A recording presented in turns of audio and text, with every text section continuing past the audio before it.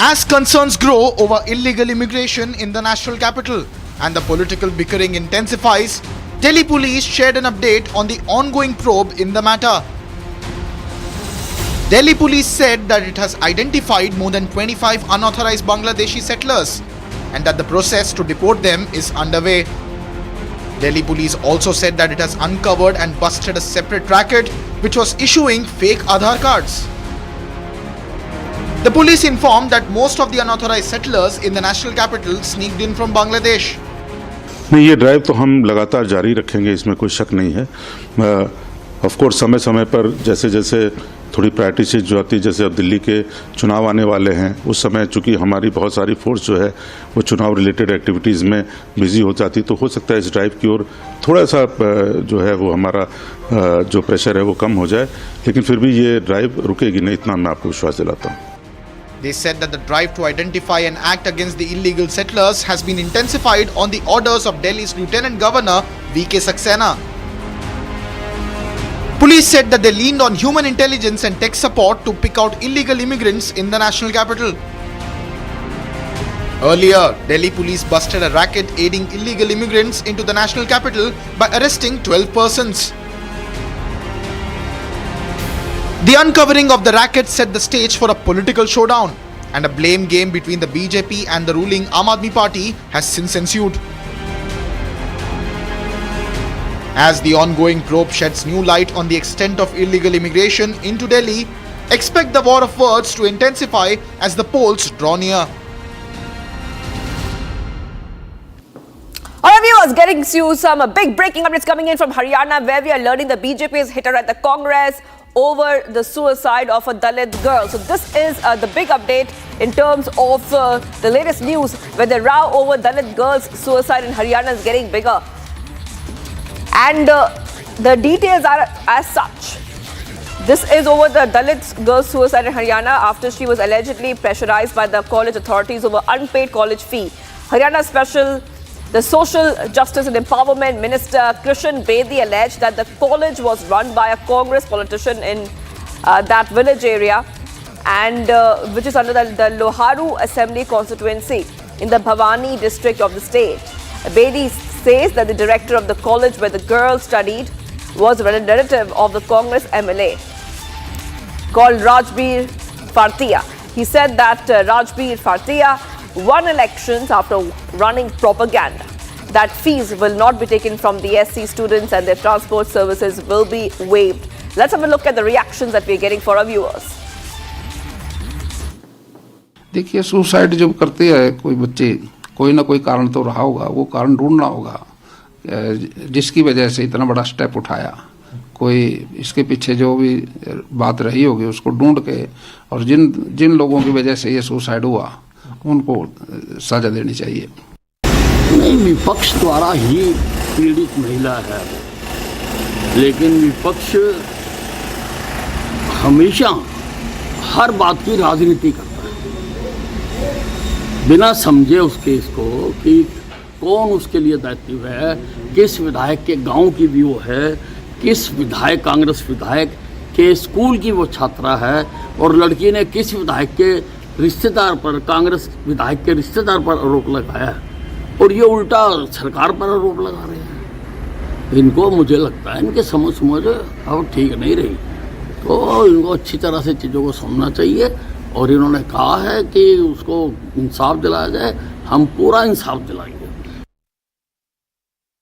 एक कांग्रेस के नेता द्वारा संचालित एक महाविद्यालय में एक दलित समाज की, बैकवर्ड समाज की बेटी, गरीब समाज की बेटी इसलिए आत्महत्या करती है कि वहां के संचालक के बेटे राहुल ने, उस संचालक की पुत्री ने और वहां की प्रिंसिपल ने उस बेटी को मानसिक और तौर पर इतना परेशान कर दिया कि राहुल के साथ वो अपने शारीरिक संबंध बनाए, क्योंकि वो उससे फीस नहीं लेते,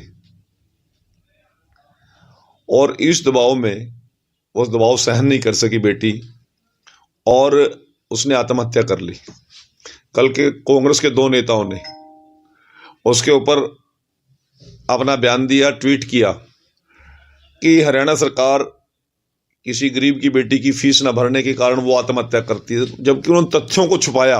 जबकि नैतिकता ये बनती थी कि वो मांग करते कि कितना भी बड़ा आदमी हो जिसके कारण उस बेटी ने आत्महत्या की है, उन लोगों को सलाखों के पीछे जाना चाहिए, ये मांग करनी चाहिए थी।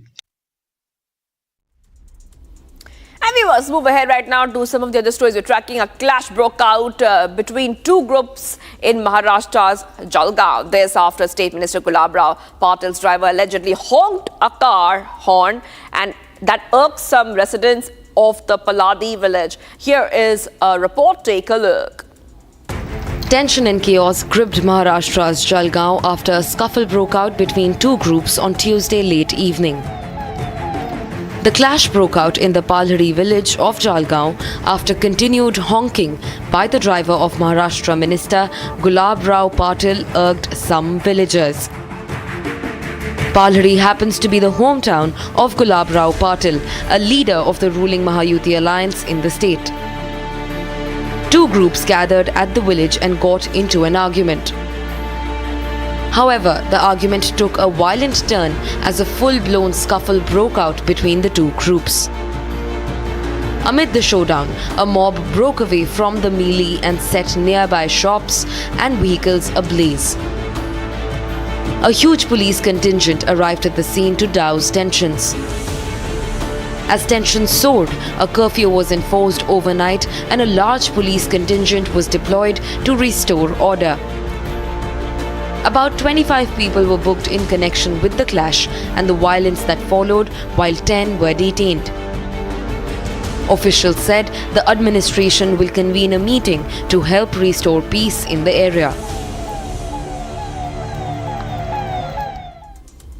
And viewers, we are seeing that Pinarayi Vijayan, the Kerala CM's comment and statement on Sanatan Dharma has now led to a huge controversy, a huge one, with a war of words erupting over it. And not just that, the Kerala CM Pinarayi Vijayan stays defiant and stands by his Sanatan Dharma remark. Here's a report highlighting all the top updates we have been tracking here.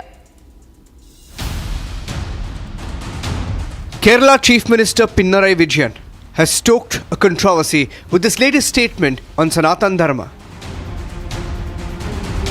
Speaking at a conference in Shivagiri at the Sri Narayana Dharma Sangam Trust, while claiming that Narayana Guru was not a mere religious figure, Pinarayi Vijayan went on to slander Sanatan Dharma by reducing its essence to Brahmanism and monarchy. Pinarayi Vijayan joining the likes of Udayanidhi Stalin, who in 2023 made objectionable statements comparing Sanatan Dharma to dengue and malaria. சனாதன எதிர்ப்பு மாநாடு என்று போடாமல் சனாதன ஒழிப்பு மாநாடு என்றும் நீங்கள் இதை போட்டிருக்கிறீர்கள், இதை அழைத்திருக்கிறீர்கள், இந்த நிகழ்ச்சிக்கு பெயரிட்டீர்கள். அதற்கு என்னுடைய வாழ்த்துக்கள். சிலவற்றை நாம் ஒழிக்கத்தான் வேண்டும், எதிர்க்க முடியாது. கொசு, டெங்கு காய்ச்சல், மலேரியா, கொரோனா இதையெல்லாம் நம்ம எதிர்க்கக்கூடாது, ஒழித்து கட்ட வேண்டும். அப்படிதான் இந்த சனாதனம். The back-to-back comments from the indie bloc is part of a pattern, is the charge made by followers of Sanatan Dharma and the BJP.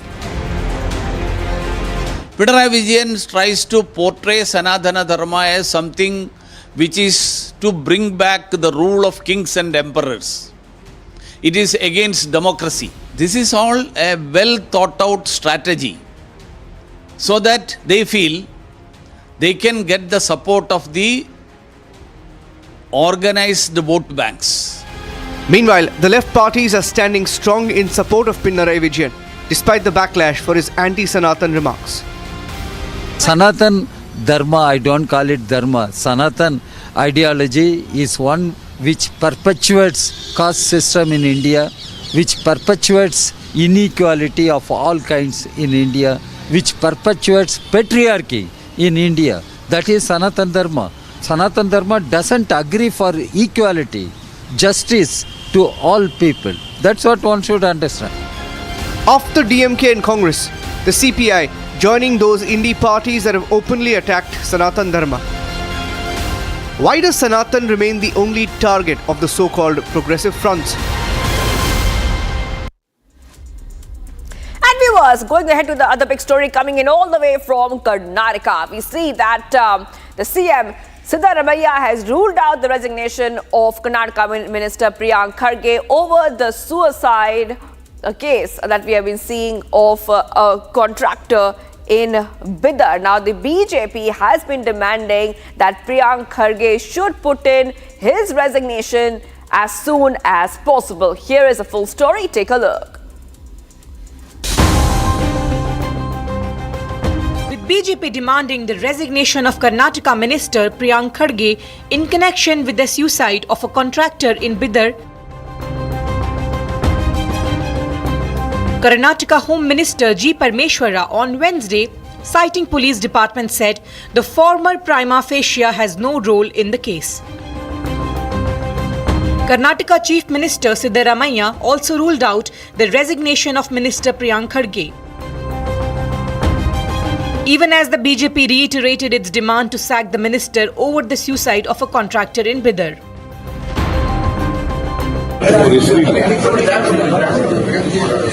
ಅವ್ರದ್ದೇನು ಪಾತ್ರ ಇಲ್ಲ, ಅವ್ರ ಮೇಲೆ ಏನು ಎವಿಡೆನ್ಸ್ ಇಲ್ಲ, ರಾಜೀನಾಮೆ ಕೊಡಬೇಕು. ಇಲ್ಲಿ ಈಶ್ವರಪ್ಪ ಇದರಲ್ಲಿ ಕೇಳಿದ್ರು ರಾಜೀನಾಮೆ. ಈಶ್ವರಪ್ಪನ ಬರೆದಿದ್ದು ಹೆಸರಿದೆಯಾ, ಹೆಡ್ನೋಟ್ನಲ್ಲಿ ಇವರ ಹೆಸರಿದೆಯಾ?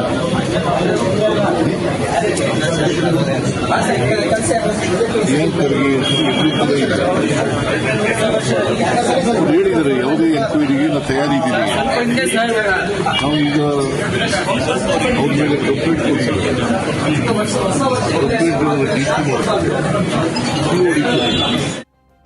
BJP is claiming that Minister Priyank Kharge's name is found at 3 places in the suicide note written by the contractor. The Saffron Party has further alleged that Congress does not have the guts to remove Priyank Kharge because the minister's father, Mallikarjun Kharge, is the Congress president. BJP also carried a poster campaign in Bengaluru against Priyank Kharge. The posters held Kharge responsible for the suicide of the contractor and pointed to other alleged cases of suicide caused by corruption under the Congress rule. So viewers, you saw that entire story that has taken place from Karnataka. We'll be tracking the story very closely as the contractor in Bidar had committed suicide, and then in the suicide note he had written that an aide of Priyank Kharge was responsible for this act that he had to take. I will be taking a short break right now, viewers, because we are getting you back-to-back updates as we go live this morning.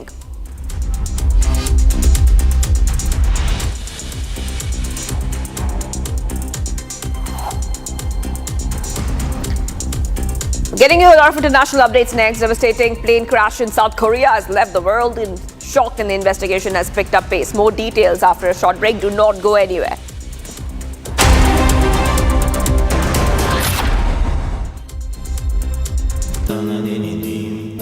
Amity has been ranked among the top universities globally for producing the most employable graduates by the Times Higher Education UK.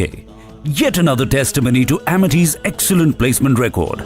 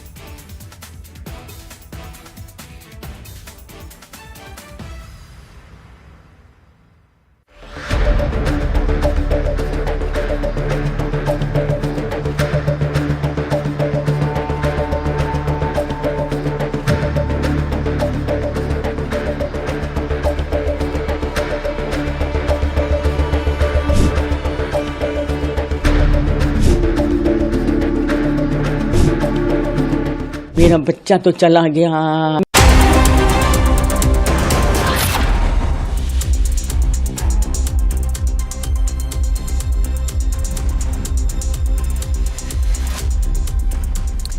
Viewers, a very good morning. We're live this morning. I'm Shivangi Shukla getting you the latest coming in. In a New Year's gift to the farmers, the center has extended the crop insurance scheme by another year. That is right.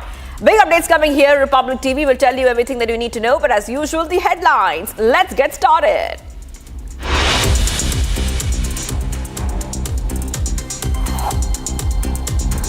"15 killed after a truck bearing ISIS flag rammed into large crowds in New Orleans. Suspect identified as Shamsuddin has been now neutralized." US President issues statement on New Orleans truck attack. Biden says suspect expressed desire to kill.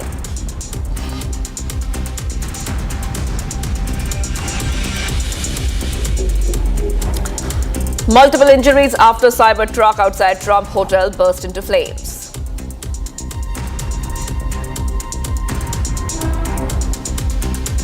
Reacting to a cyber truck fire incident outside Trump Hotel, Musk says that Tesla cyber truck fire at Trump Hotel appears to be act of terror.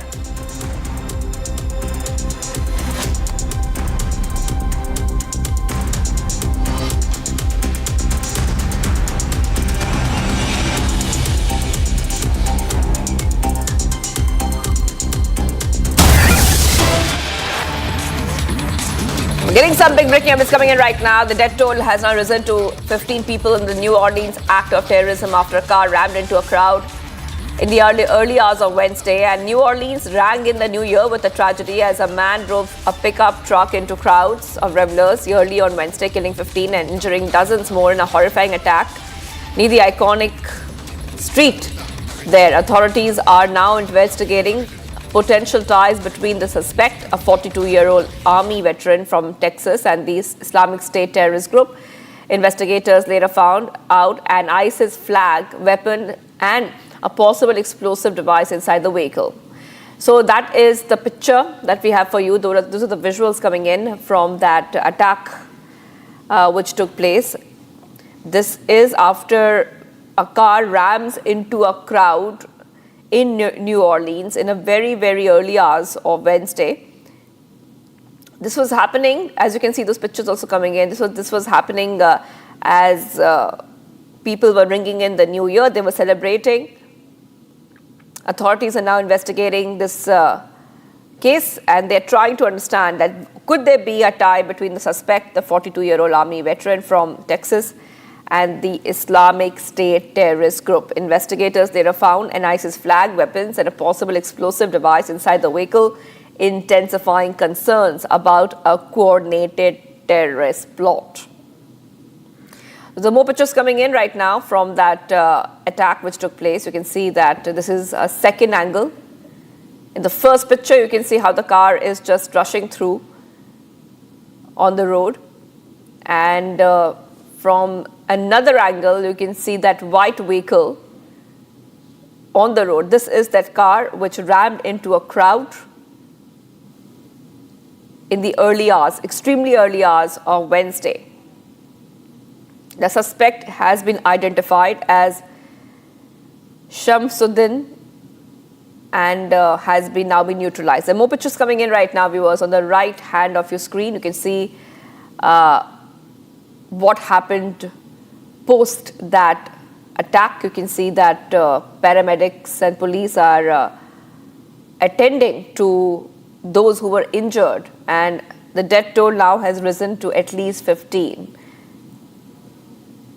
We're getting some more breaking updates coming in right now. Let's go to what the US President has said. US President Joe Biden denounces the New Orleans attack as cowardly, says probe teams found ISIS flags in the car that was rented to conduct this attack. Biden also claimed that the suspect had expressed a desire to kill on social media hours before the attack. So big update coming in right now. President Joe Biden has reacted to this attack which took place in New Orleans. and has said that an ISIS flag, I repeat, an ISIS flag was found inside that vehicle. Let's go ahead and play out that statement from the US president. To all the families of those who were killed, to all those who were injured, to all the people of New Orleans who are grieving today, I want you to know, I grieve with you. Our nation grieves with you. We're going to stand with you as you mourn and as you heal in the weeks to come. The FBI is leading the investigation to determine what happened, why it happened, whether there was any continuing threat to public safety. Here's what we know so far. The FBI has reported to me the killer was an American citizen, born in Texas. He served in the United States Army on active duty for many years. He also served in the Army Reserve until a few years ago. The FBI also reported to me that mere hours before the attack, he posted videos on social media indicating that he was inspired by ISIS, expressing a desire to kill, The ISIS flag was found in his vehicle, which he rented to conduct this attack. Possible explosives were found in the vehicle as well, and more explosives were found nearby. The situation is very fluid, and the investigation has a preliminary stage. The law enforcement and intelligence community are continuing to look for any connections, associations, or co-conspirators. We have nothing additional to report at this time. The investigation is continuing to be active, and no one should jump to conclusions.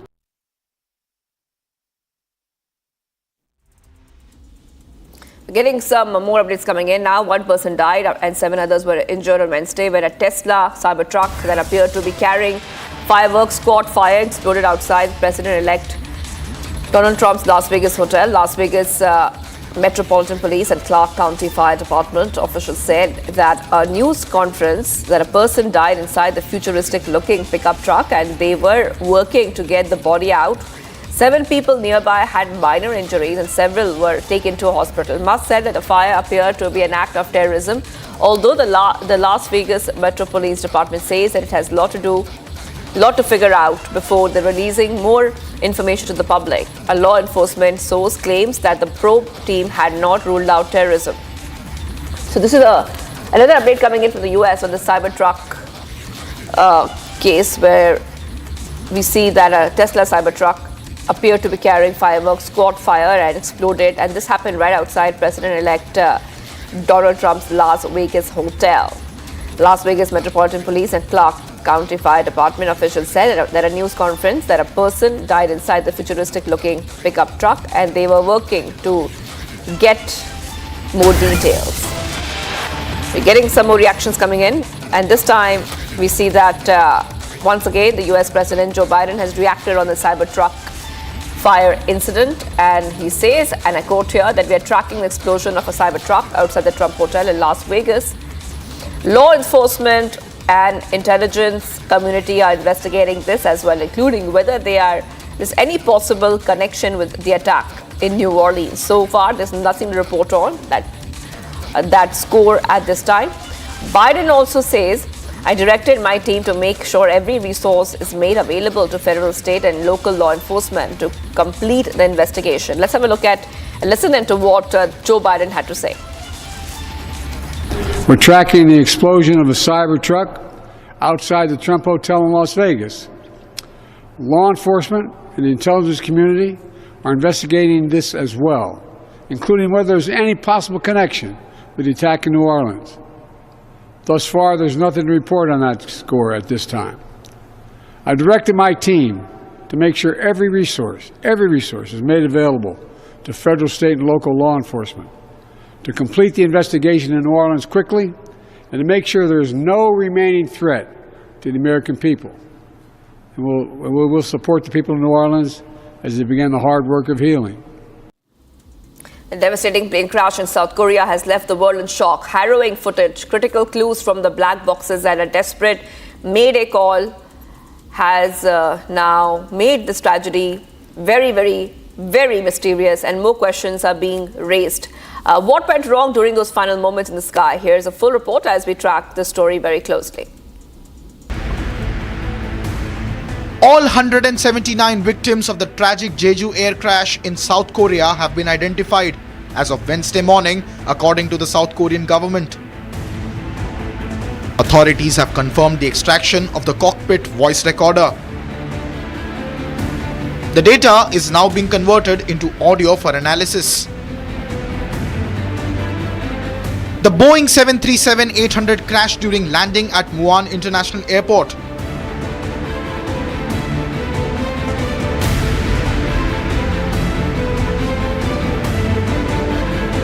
Located 290 kilometers southwest of Seoul.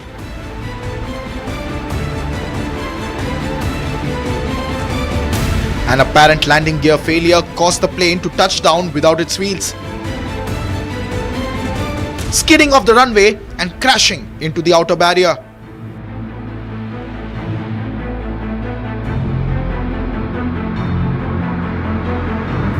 The fuselage broke apart, igniting a massive fire in what has become South Korea's deadliest aviation disaster in nearly 3 decades. The aircraft touched down without deploying its landing gear, skidded across the runway and collided with a concrete wall. Eyewitnesses described hearing a loud bang followed by multiple explosions as the plane burst into flames. 2 crew members were miraculously pulled from the wreckage. Authorities continue to investigate the exact cause of the crash, examining all possible factors, including the reported bird strike and weather conditions. The Ministry of Land, Infrastructure and Transport has assured a thorough investigation to prevent such tragedies in the future. As the nation mourns this devastating loss, families of the victims await answers and accountability.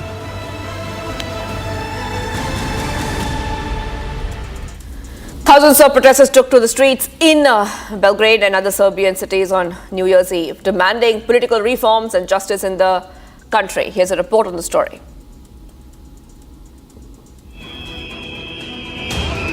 In a departure from traditional New Year's Eve celebrations, university students led massive protests across Serbia, calling for accountability and change.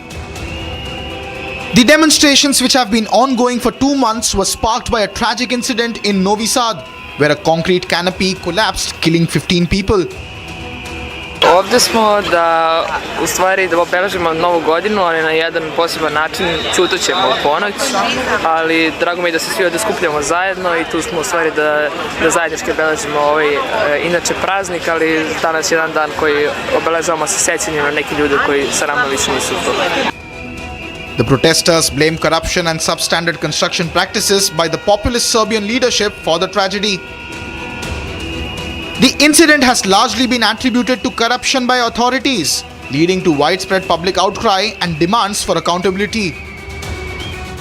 The protesters observed a poignant 15-minute of silence just before midnight, honoring the victims of Novi Sad tragedy. This protest comes on the heels of another massive rally last week, which drew tens of thousands of students to the streets of Belgrade.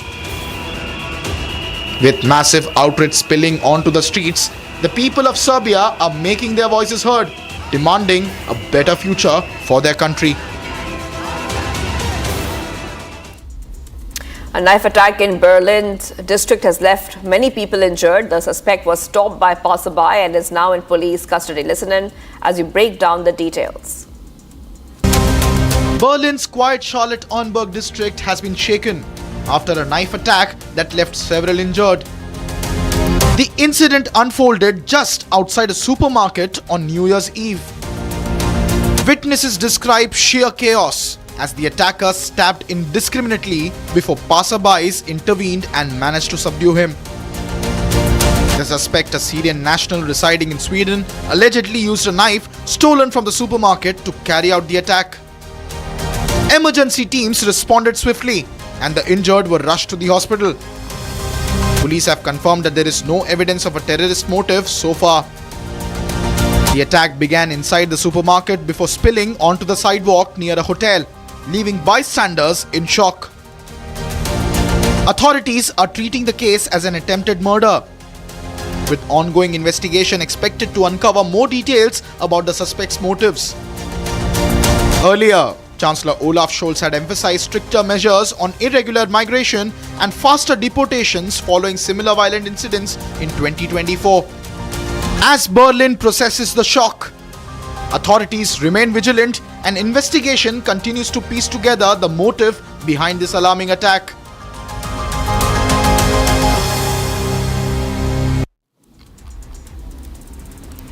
And viewers, much more coming up. Do not go anywhere as we are live this morning in the first decision of the cabinet in the new year 2025. A New Year's gift has now been given to the farmers. All this and much more is coming up. Do not go anywhere.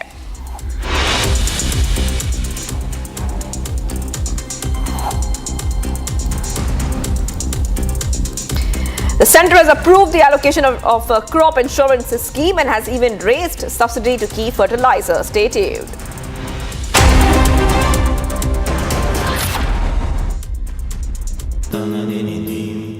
Amity has been ranked among the top universities globally for producing the most employable graduates by the Times Higher Education UK.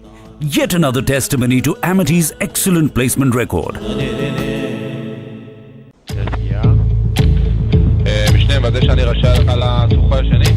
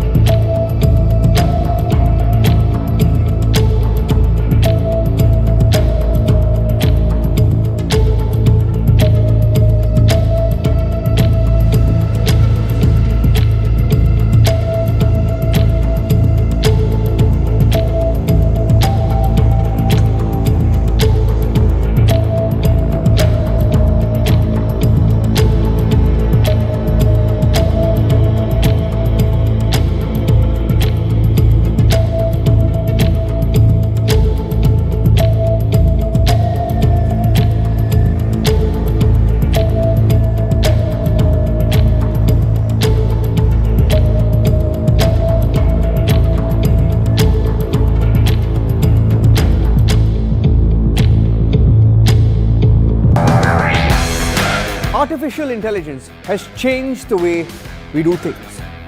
And so much more is in the offing. Republic is proud to announce a game-changing partnership with Samsung. Because with Samsung, Galaxy AI is here. From our news anchors to reporters to network staff, we will be using Samsung devices. Galaxy Z series and Galaxy S series powered by Galaxy AI every day behind the scenes to bring you the news. Faster, simpler, with more productivity, efficiency and creativity. Republic and Samsung together unfold a new world of possibilities. It's going to be an epic adventure together.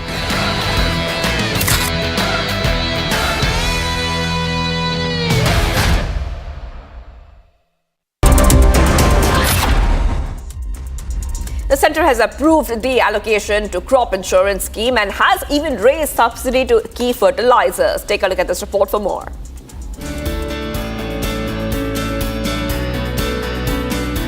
The centre's first decision in the new year is dedicated to farmers.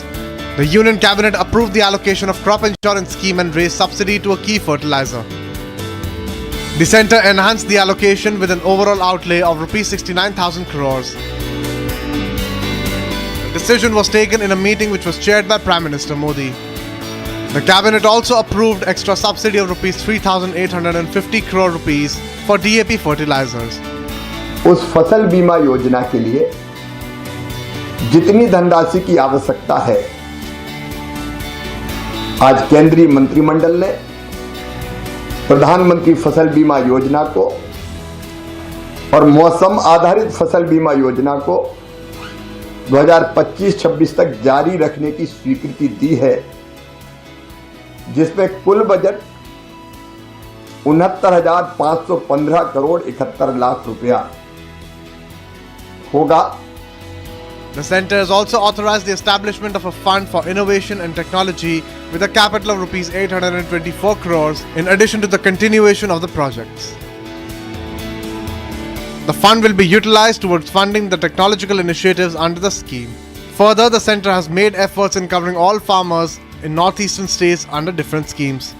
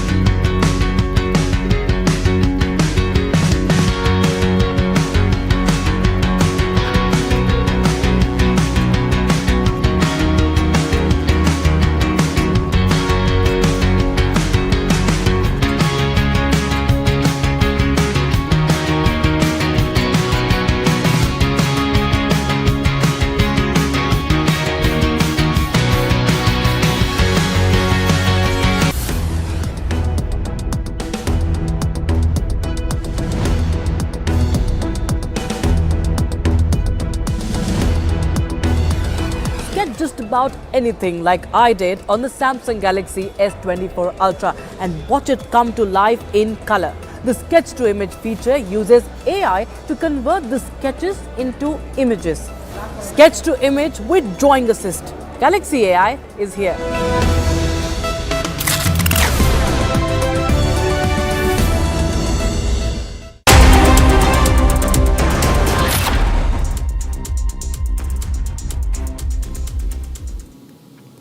If you're wondering what the weather in your city is today, here is a weather update brought to you by Samsung Galaxy S24 Ultra, powered by Galaxy AI.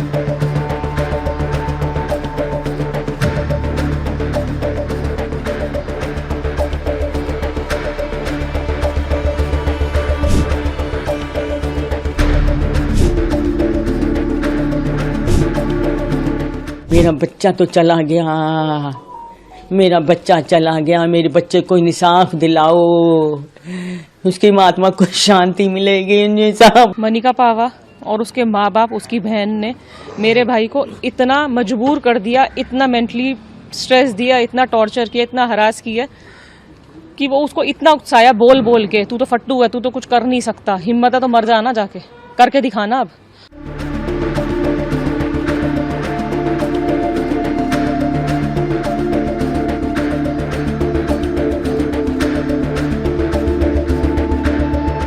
Manika पावा और उसके माँ बाप, उसकी बहन ने मेरे भाई को इतना मजबूर कर दिया, इतना मेंटली स्ट्रेस दिया, इतना टॉर्चर किया, इतना हरास किया कि वो उसको इतना उकसाया बोल बोल के, तू तो फट्टू है, तू तो कुछ कर नहीं सकता, हिम्मत है तो मर जाना, जाके करके दिखाना। अब इतना उसको उकसाया रात को 3:30 बजे फोन पे।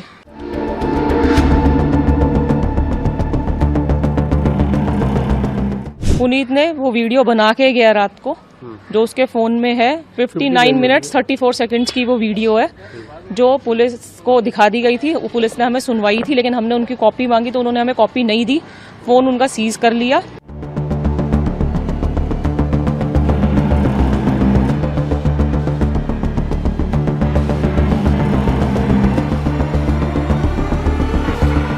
उसमें उसने सब बताया है कि उसके जो मनिका है, उसके माँ बाप हैं, किस तरीके से उसने उनको इतना टॉर्चर किया, इतना हरास करा है और इतना मेंटली प्रेशराइज करा है, बोल बोल के तेरे माँ बाप को सड़क पे फेंक देंगे, घर खाली करा लेंगे, काम पे तू शटर खोल के देख, हिम्मत है तो करके दिखा, काम भी नहीं खोलने दूंगी तेरे को।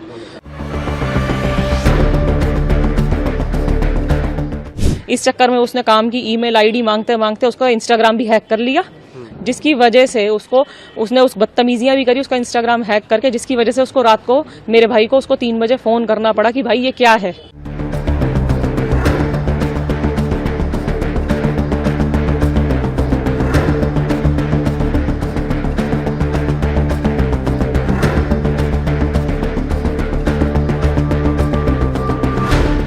बट कभी पैसों की ले देन, कभी बिजनेस, दोनों का इकट्ठा था। उसकी भी कुछ बातें होती जाती थी, कुछ परिवार की बोलता नहीं था ना, बेटा बताता नहीं था माँ को ना बाप को खुल के।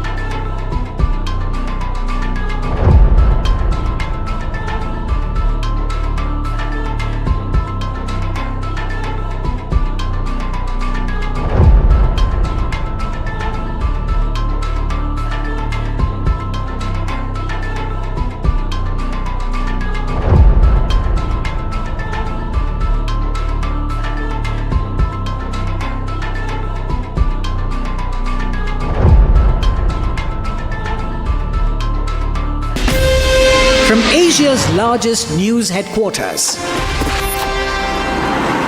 setting the agenda for Bharat.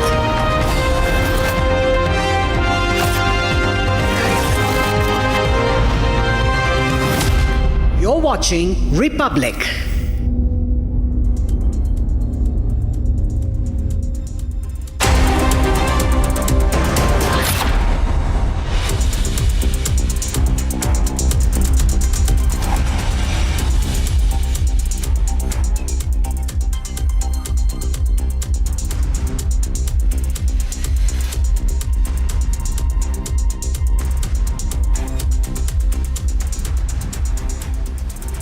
Thank you for joining us on Republic TV. Let's get you the news summarized with Note Assist using Galaxy AI on Samsung Galaxy Z Fold 6.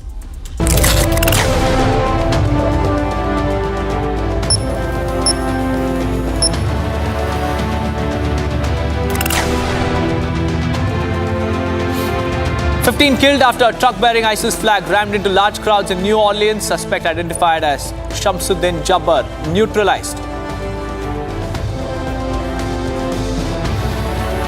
US President Joe Biden issues statement on New Orleans truck attack. Biden says suspect expressed desire to kill. Multiple injuries after Cybertruck outside Trump Hotel bursts into flames. Reacting to Cybertruck fire outside Trump Hotel, Musk says Tesla Cybertruck fire appears to be an act of terror.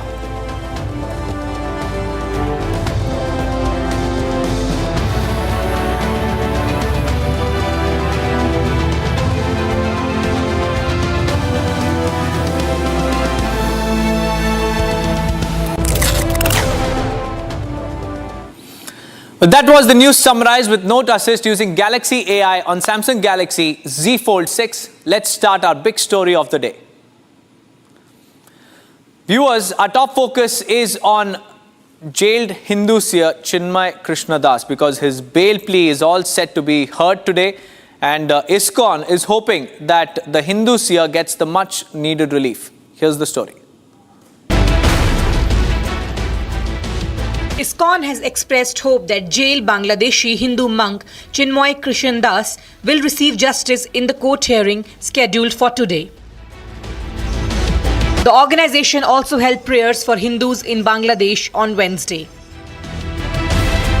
Chinmoy Krishnadas is scheduled to be produced before a Bangladesh court today. The ISKCON Kolkata has said that the interim government in Bangladesh should take appropriate legal action if there is a recurrence of threats of beating up any lawyer representing Das in the court. Bangladesh Hindus, who are in minority in Bangladesh, constitute only 8% of the total population. The Hindus have faced hundreds of attacks in 50-odd districts of Bangladesh since the fall of Sheikh Hasina's Awami League government on August 5. Chinmoy Das had earlier demanded that the interim government in Bangladesh must take strong action against the fundamentalists. He has also urged UNIS government to arrest troublemakers in the country so as to build confidence among the minorities, especially Hindus. Chinmoy Das's arrest triggered protests across the world by various Hindu and human rights organizations, drawing global attention to the persecution of Hindus in Bangladesh.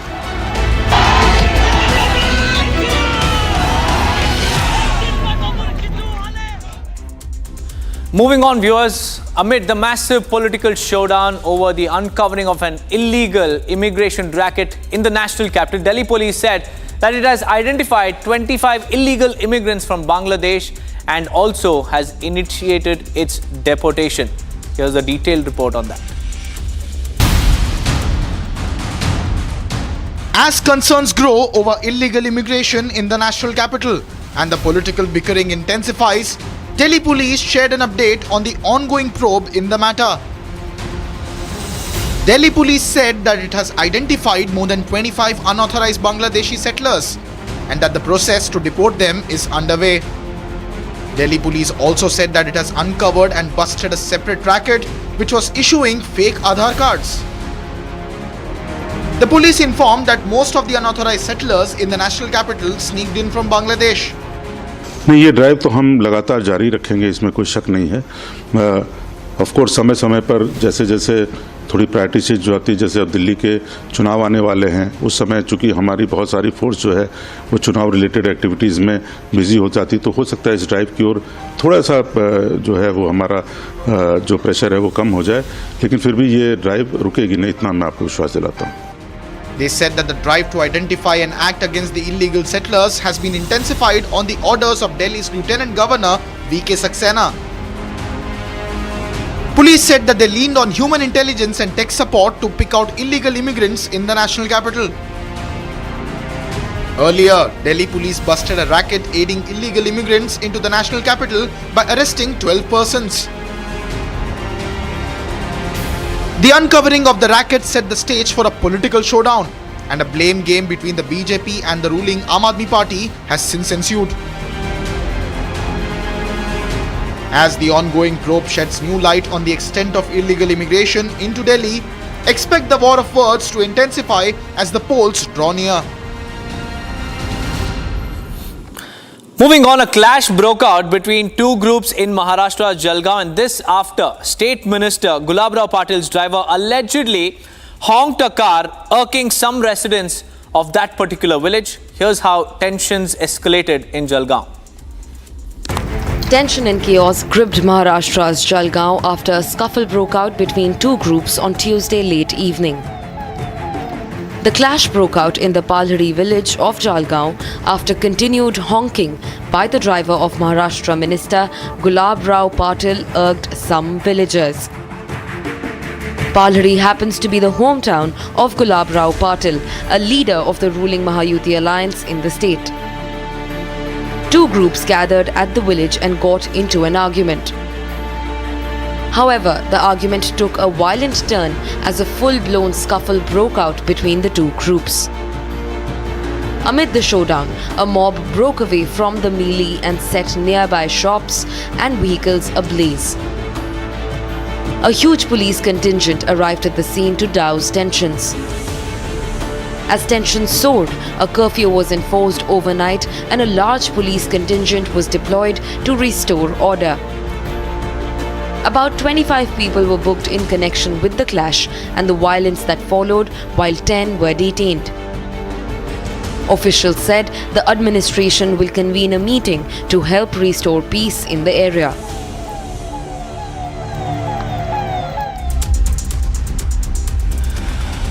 Viewers, Kerala Chief Minister Pinarayi Vijayan has courted controversy after he reduced the essence of Sanatan Dharma to Brahmanism and monarchy. After this, a massive political war of words has erupted. Listen in. Kerala Chief Minister Pinarayi Vijayan has stoked a controversy with this latest statement on Sanatan Dharma. Speaking at a conference in Shivagiri at the Sri Narayana Dharma Sangam Trust, while claiming that Narayana Guru was not a mere religious figure, Pinarayi Vijayan went on to slander Sanatan Dharma by reducing its essence to Brahmanism and monarchy. Pinarayi Vijayan joining the likes of Udayanidhi Stalin, who in 2023 made objectionable statements comparing Sanatan Dharma to dengue and malaria. சனாதன எதிர்ப்பு மாநாடு என்று போடாமல் சனாதன ஒழிப்பு மாநாடு என்றும் நீங்கள் இதை போட்டிருக்கிறீர்கள், இதை அழைத்திருக்கிறீர்கள், இந்த நிகழ்ச்சிக்கு பெயரிட்டீர்கள். அதற்கு என்னுடைய வாழ்த்துக்கள். சிலவற்றை நாம் ஒழிக்கத்தான் வேண்டும், எதிர்க்க முடியாது. கொசு, டெங்கு காய்ச்சல், மலேரியா, கொரோனா இதையெல்லாம் நம்ம எதிர்க்கக்கூடாது, ஒழித்து கட்ட வேண்டும். அப்படிதான் இந்த சனாதனம். The back-to-back comments from the indie bloc is part of a pattern, is the charge made by followers of Sanatan Dharma and the BJP. Pinarayi Vijayan tries to portray Sanatana Dharma as something which is to bring back the rule of kings and emperors. It is against democracy.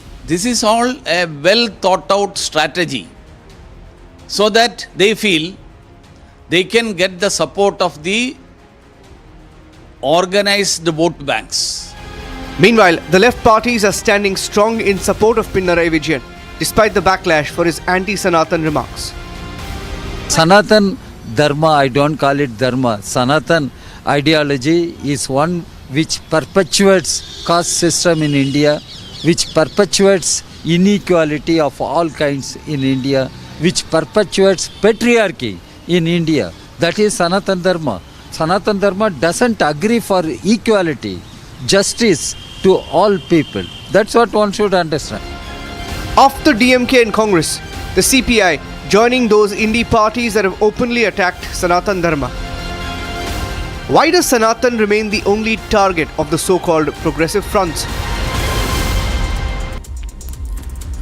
Viewers, a massive showdown has erupted in the state of Karnataka over Bidar contractor's suicide case. And now the pressure is mounting on the Karnataka Congress government because within 7 days of the incident coming to light, and despite the contractor naming Priyank Kharge's aides in the death note, the Karnataka Congress has given a clean chit to Priyank Kharge, and the Chief Minister himself has ruled out any chance of Priyank Kharge's resignation. Here's the story. With BJP demanding the resignation of Karnataka Minister Priyank Kharge in connection with the suicide of a contractor in Bidar, Karnataka Home Minister G. Parmeshwara on Wednesday, citing police department, said the former prima facie has no role in the case. Karnataka Chief Minister Siddaramaiah also ruled out the resignation of Minister Priyank Kharge. Even as the BJP reiterated its demand to sack the minister over the suicide of a contractor in Bidar.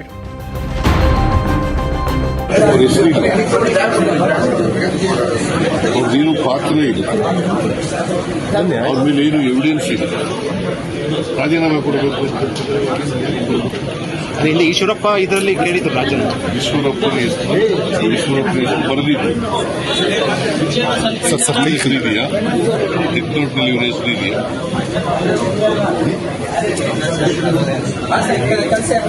Priyank Kharge ಹೆಸರು ಕೂಡ ಇಲ್ಲ. ಅವ್ರು ಹೇಳಿದ್ದಾರೆ ಯಾವುದೇ ಎನ್ಕ್ವೈರಿಗೆ ನಾವು ತಯಾರಿದ್ದೀವಿ.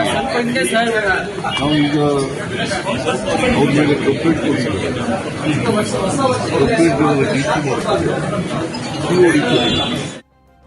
BJP is claiming that Minister Priyank Kharge's name is found at 3 places in the suicide note written by the contractor.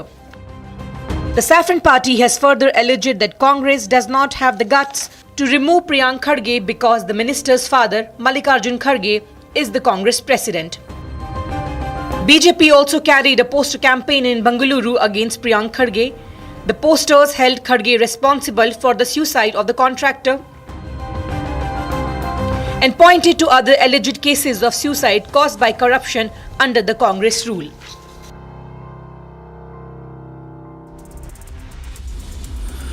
Viewers, from the all-important hearing in a Bangladesh court to the Prime Minister gifting the farmers with his New Year announcement, here are the top stories that we are tracking.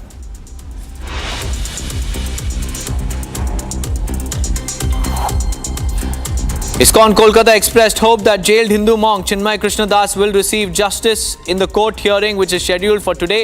ISKCON Kolkata spokesperson Radharaman Das said that the organization will hold prayers for Hindus and other religious minorities in Bangladesh. The Hindu monk will be produced before a Bangladeshi court today for his hearing. He was arrested from Dhaka International Airport in connection with a sedition case filed in Chittogram on November 25th. Radharaman Das also said that the interim government in Bangladesh should take an appropriate legal action if there is a recurrence of threats by some advocates of beating up any lawyer representing Chinmoy Das in the court. Meanwhile, Das's lawyer Rabindranath Ghosh was admitted to Kolkata's Seth Suklal Karnani Memorial Hospital after experiencing sudden pain at his son's house. His hospitalization came just a day before the hearing of the case.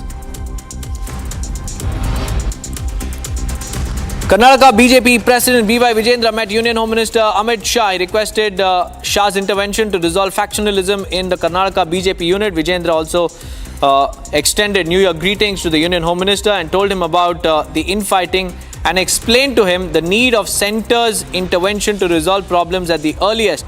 The leaders also touched upon the parallel anti-Waqf rallies that were planned by rebel leaders led by senior leader Basangowda Patil Yatnal. Vijendra also urged Shah to intervene and prevent such parallel rallies that could harm the party's interests. Following their meeting, Vijendra took to social media and shared the details of their discussion.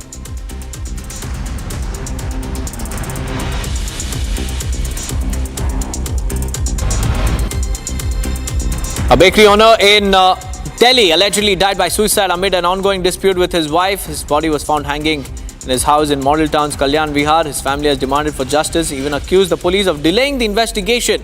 The post-mortem report is expected today, which will provide more clarity on the circumstances surrounding Puneet's death. His sister has alleged that he was mentally harassed by his wife and her parents, which led to a suicide. She even revealed that the police is refusing to share Puneet's hour-long video which he has recorded, and it contains all evidence of harassment. Police also said that his wife was the last person whom he had contacted. His family also claimed that Puneet's wife used to record conversations and send it to their relatives.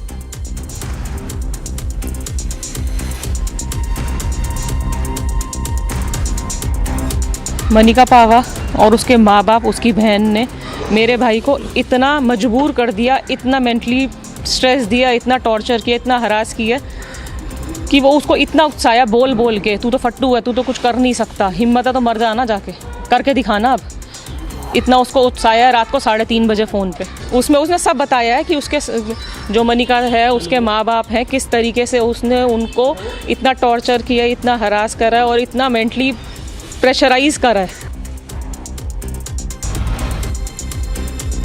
A 3-year-old who was trapped inside a borewell in Rajasthan's Kotputli for 10 days died shortly after she was pulled out of the borewell. After 5 failed attempts, the girl was rescued and was immediately shifted to a hospital for medical attention, but the authorities declared her dead during the examination. She was stuck in the 700 feet deep borewell and had fallen inside it while playing at her father's farm. The NDRF and SDRF teams were present on the spot ever since to rescue her. Oxygen was supplied to the girl through a pipe, and after initial efforts failed to pull her up, the rescue team started digging, but the tunnel they dug turned out to be in the wrong direction, and over the last few hours, neither food nor oxygen could be provided to her, and her condition worsened, thereby her succumbing to her injuries.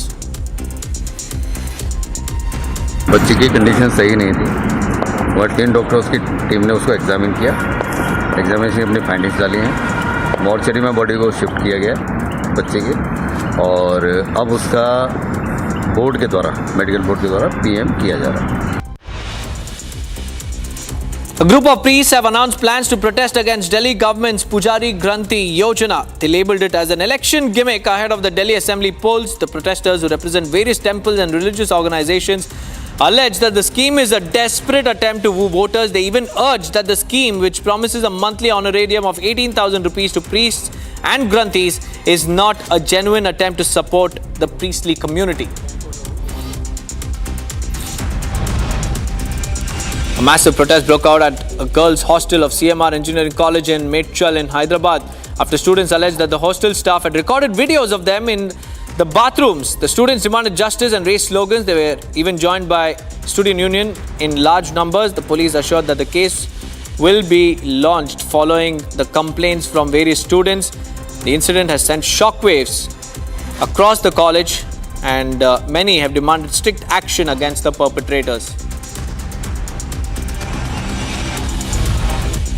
BJP leader Chalwadi Narayan Swami revealed that Karnataka Minister Priyank Kharge's name was found in the suicide note written by contractor Sachin Panchal. He has accused Karnataka Chief Minister Siddaramaiah of defending Priyank Kharge by consistently saying that Priyank's name was not mentioned on the note. Narayan Swami even said that initially everyone was doubting the 7-page suicide note written by Panchal, but now the FSL report has also confirmed that the letter was indeed written by the civil contractor who took his life. Congress leader Sandeep Dixit lashed out at AAP Supremo Arvind Kejriwal for writing a letter to RSS chief Mohan Bhagwat. He said that on one side, AAP calls RSS ideology anti-national, while on the other side, AAP national convener is writing letters to his opponent.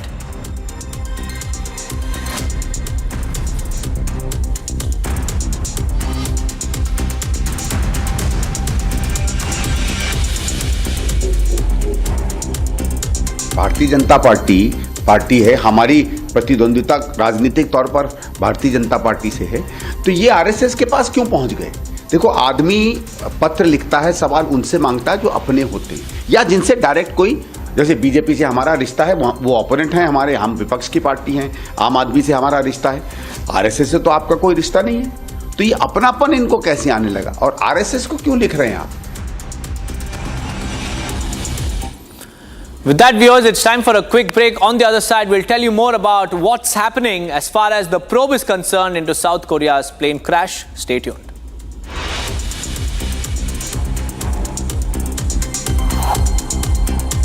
Probe has begun into the South Korea plane crash. Details are unraveling on the reasons that led to the crash. We'll get you all the latest details after a short break. Do stay with us.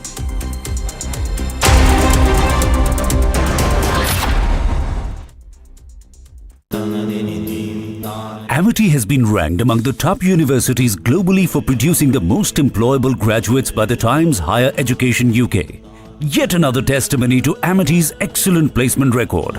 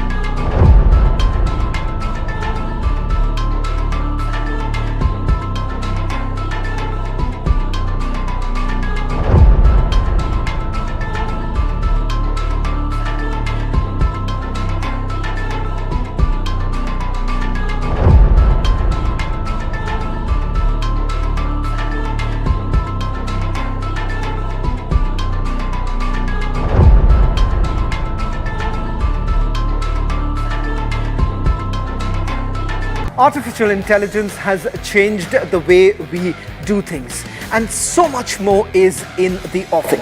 Republic is proud to announce a game-changing partnership with Samsung.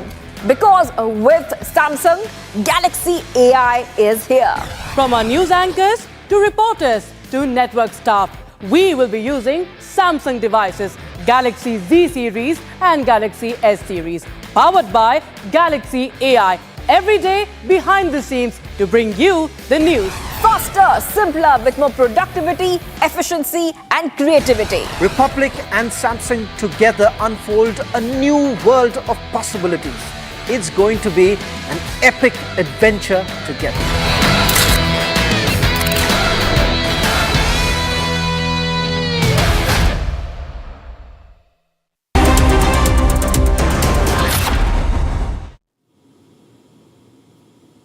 If you're wondering what the weather in your city is today, here's the weather update brought to you by Samsung Galaxy S24 Ultra, powered by Galaxy AI.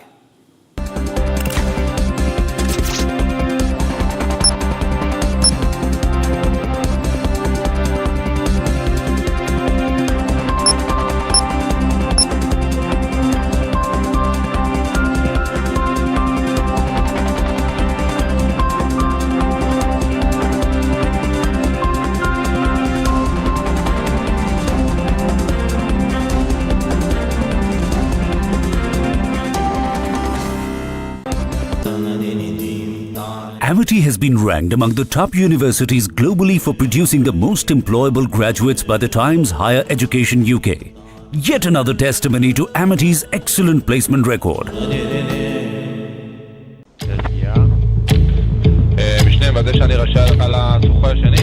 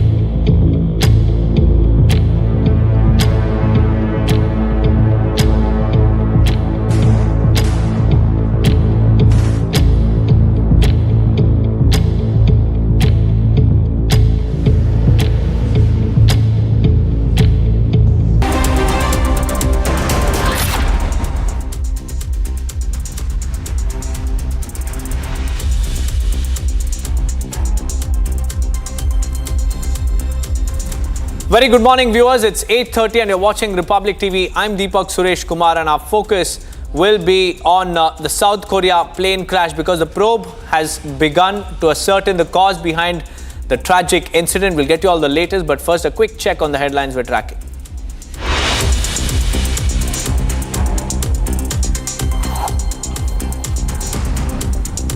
"15 killed after a truck bearing ISIS flag rammed into a large crowd in New Orleans. Suspect identified as Shamsuddin Jabbar. He has been neutralized." US President issues statement on New Orleans truck attack. Biden says suspect expressed desire to kill. Multiple injuries after a cyber truck outside Trump Hotel burst into flames. Reacting to Cybertruck fire incident outside Trump Hotel, Musk says Tesla Cybertruck fire appears to be an act of terror.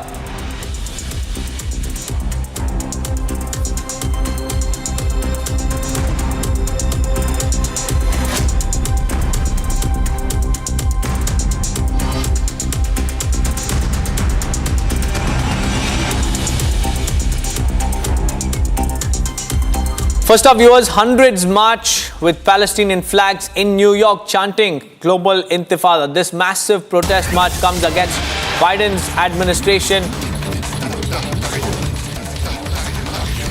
in its protest against the war in Gaza. There you can see hundreds take to the streets marching with Global Intifada slogans.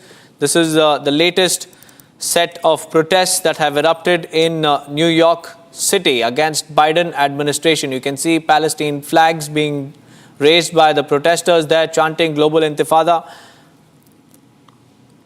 And this is the protest condemning Israel's war against Hamas in Gaza.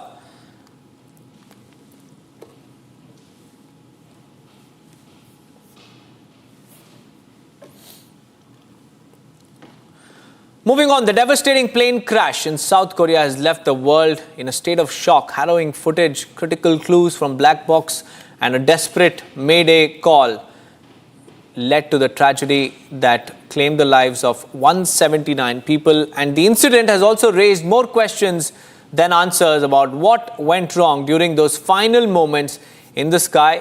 Here's a full report on that.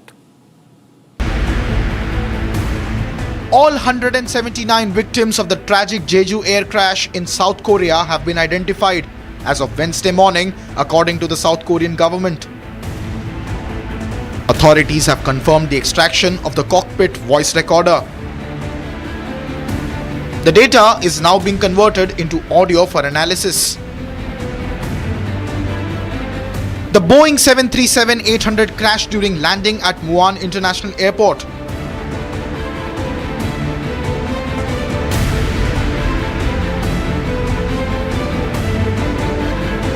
Located 290 kilometers southwest of Seoul.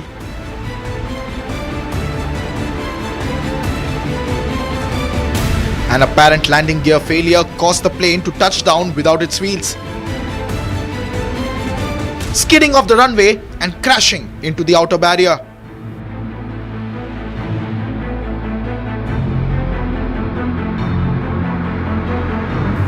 The fuselage broke apart, igniting a massive fire in what has become South Korea's deadliest aviation disaster in nearly 3 decades. The aircraft touched down without deploying its landing gear, skidded across the runway and collided with a concrete wall. Eyewitnesses described hearing a loud bang followed by multiple explosions as the plane burst into flames. 2 crew members were miraculously pulled from the wreckage. Authorities continue to investigate the exact cause of the crash, examining all possible factors, including the reported bird strike and weather conditions. The Ministry of Land, Infrastructure and Transport has assured a thorough investigation to prevent such tragedies in the future. As the nation mourns this devastating loss, families of the victims await answers and accountability.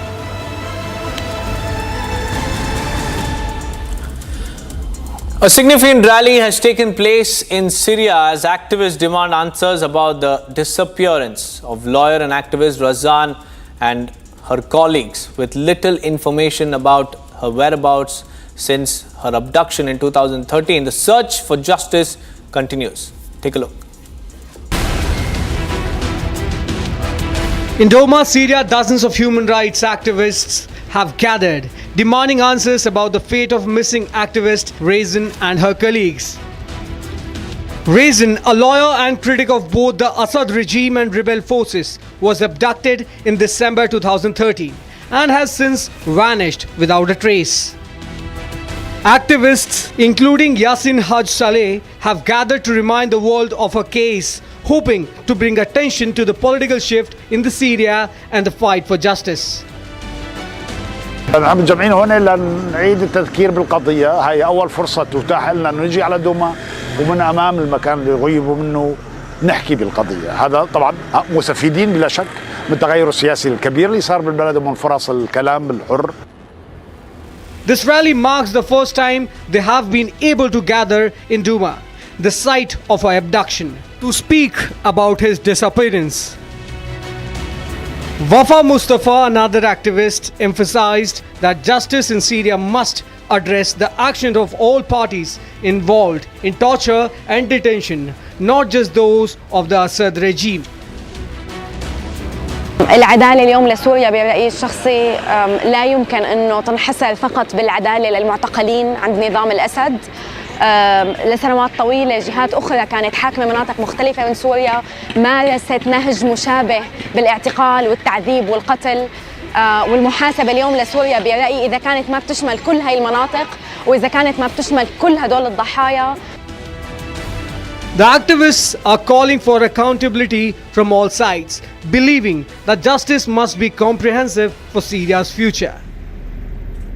Razan, along with her colleagues, was taken by the Army of Islam, which has denied any involvement in the abduction.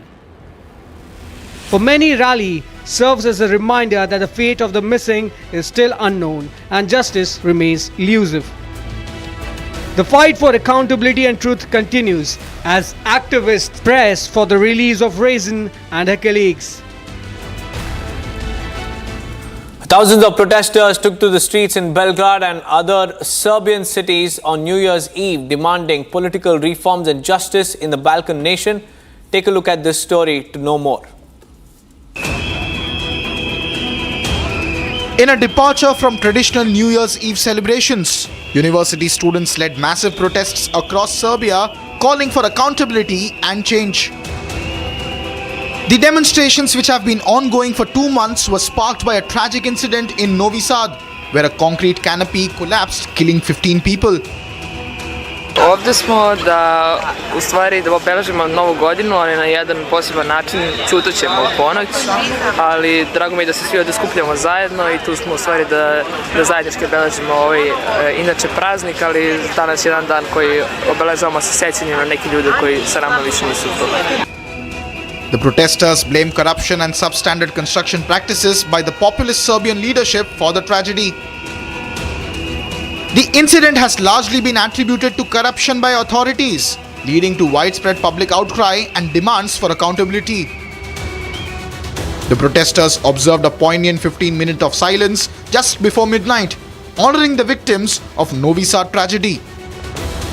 This protest comes on the heels of another massive rally last week, which drew tens of thousands of students to the streets of Belgrade. With massive outrage spilling onto the streets, the people of Serbia are making their voices heard, demanding a better future for their country. A knife attack in Berlin districts has left several people injured. This suspect was stopped by passers-by and is now in police custody. Here's what exactly happened in that particular district of Berlin when the knife attack took place. Berlin's quiet Charlotte-Ornberg district has been shaken after a knife attack that left several injured.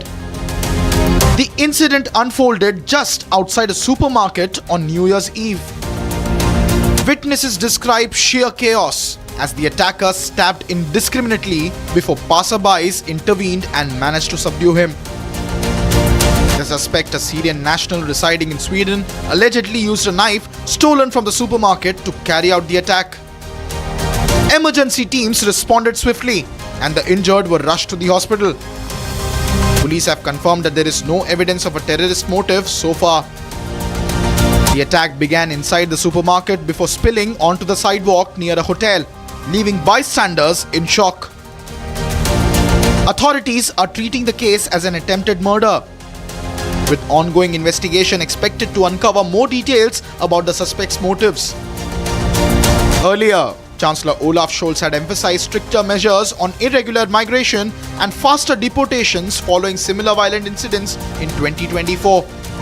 As Berlin processes the shock, authorities remain vigilant and investigation continues to piece together the motive behind this alarming attack.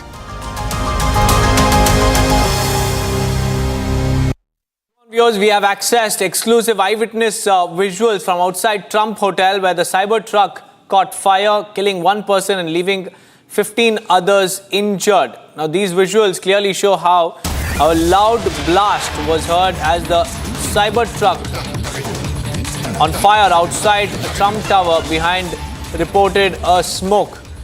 An eyewitness shared the footage of the incident. The driver has been killed. 7 others have been injured after cyber truck exploded.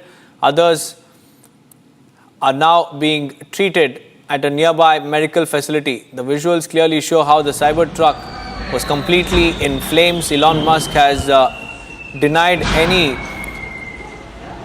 glitch in the truck. He said that there were explosives, mortars in the cyber truck, which he claims could be an act of terror. Now, Biden administration and the police authorities are checking for links between the New Orleans attack as well as this one in Las Vegas outside Trump Hotel. But these are the visuals of the cyber truck on fire. In fact, we have accessed several other clippings as well, recorded by eyewitnesses at the time of this particular incident. This is the thick plumes of smoke billowing from outside Trump Hotel where the cyber truck was completely engulfed in flames.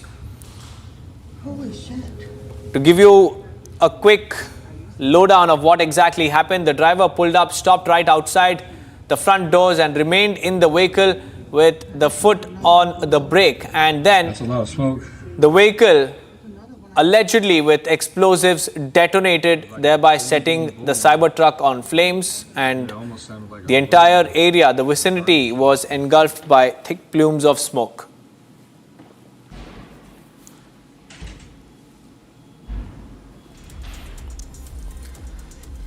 Shifting our focus, a gunman killed at least 10 people, including 2 children in southern Montenegro. Prime Minister of Montenegro has announced a 3-day national mourning over the shooting incident. Take a look.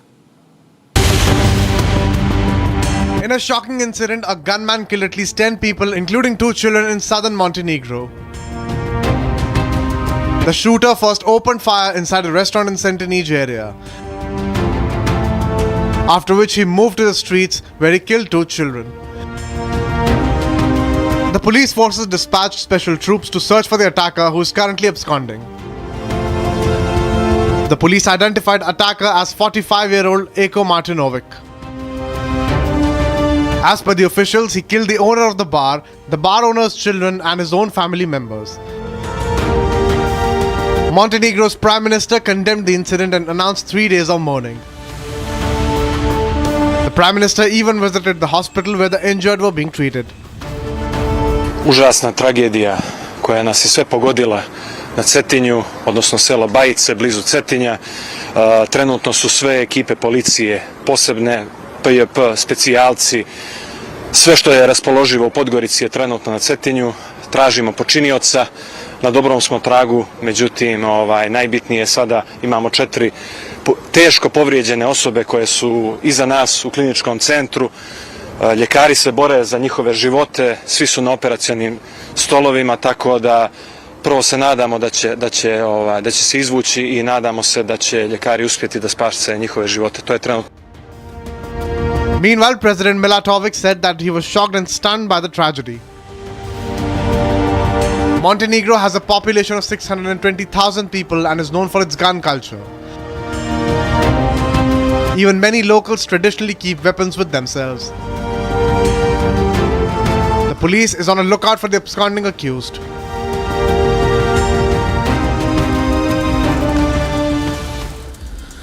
From the suspected terror attack in New Orleans to the latest coming in from Israel and Iran, here are the top international stories that we're tracking.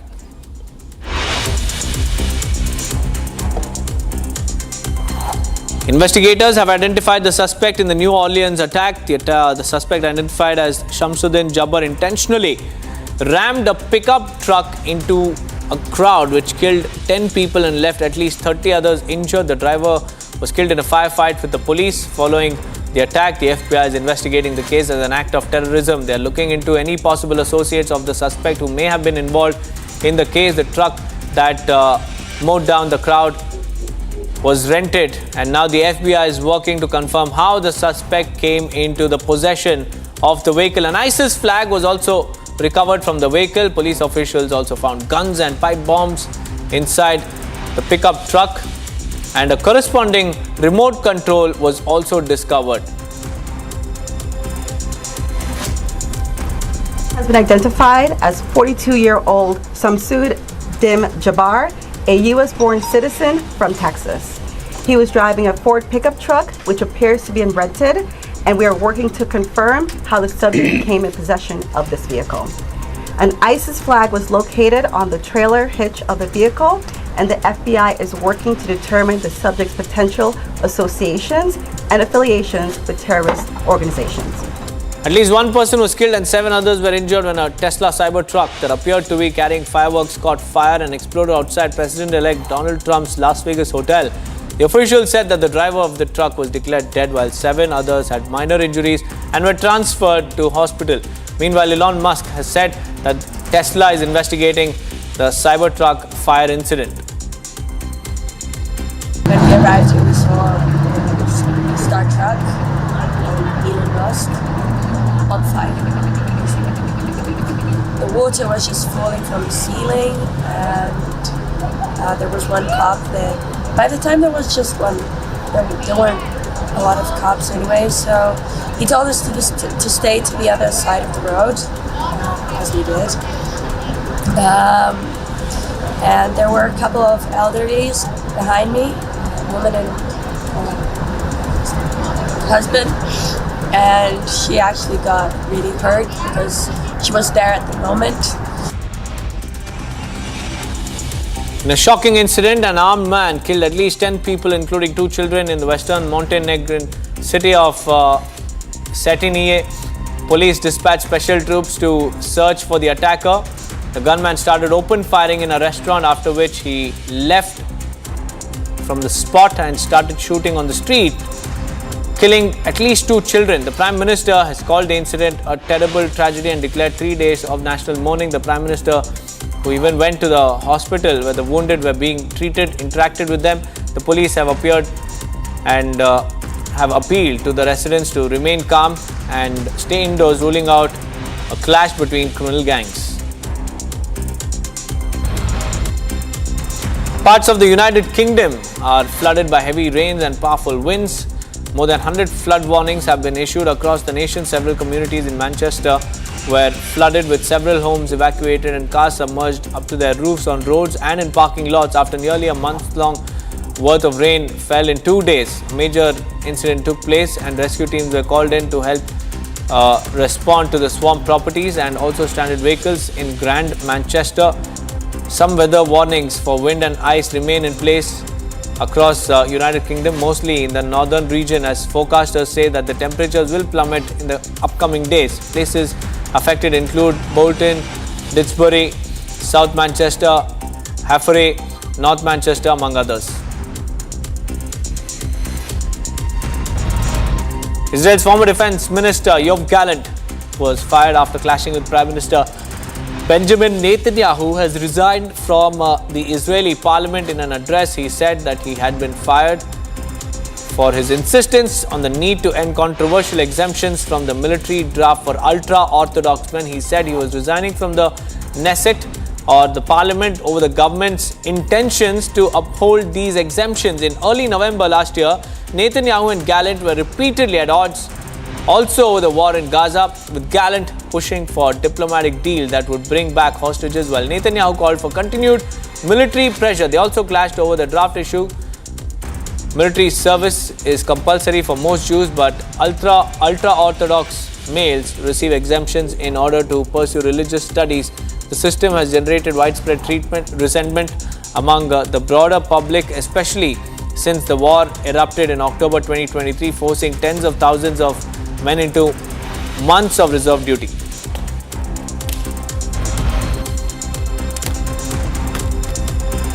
Romania and Bulgaria scrapped land border controls to become full members of the European Union's Schengen free travel area. They joined an expanded bloc of 27 nations whose residents can now travel without passport checks. Both Bulgaria and Romania held ceremonies to mark their full membership, which includes years of negotiations by the Eastern European countries to join the ID check-free travel zone. The two Balkan nations joined the EU in 2007 but were not integrated into the borderless zone until March, when border checks were lifted from maritime and air travel. Both the governments believe that full membership will reduce wait times at borders and significantly boost economic activity.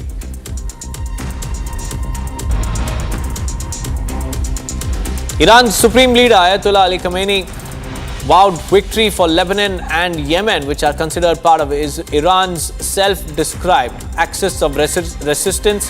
He said that Yemen and Lebanon both are symbols of resistance and that they will win. He also reiterated that the Syrian people will eventually purge the US and Israel from their nations. Iran was the #1 regional supporter of Assad, who was recently ousted by rebel forces in a lightning offensive last month. With the fall of Assad, Iran has lost control of a corridor of land that stretched through Iraq and Syria all the way to the Mediterranean.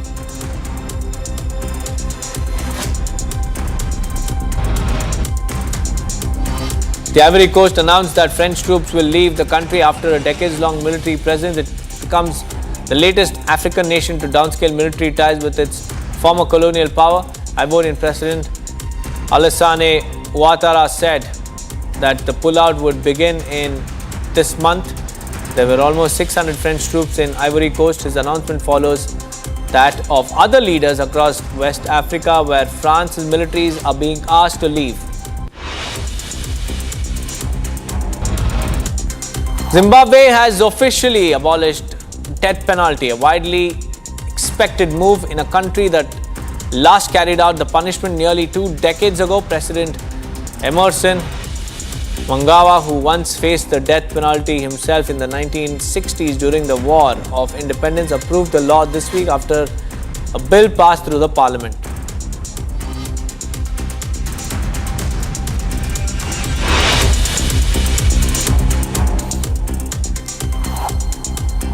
With that, viewers, it's time for a quick break. But on the other side, we'll tell you more about Prime Minister's New Year gift for farmers. Stay tuned.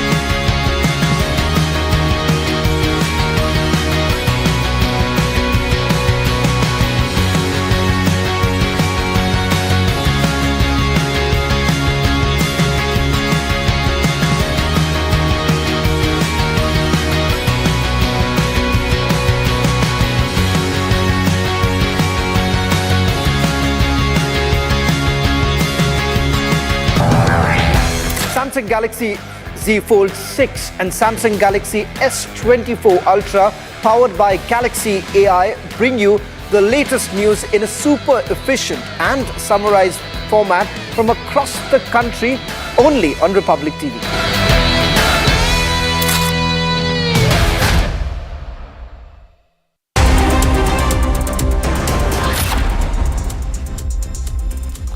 Welcome back, viewers. The centre has approved the allocation to crop insurance scheme and has even raised subsidy to key fertilizers, and this move will benefit almost 4 crore farmers across the country. Here's the detailed report on Prime Minister's New Year gift for the Kisan.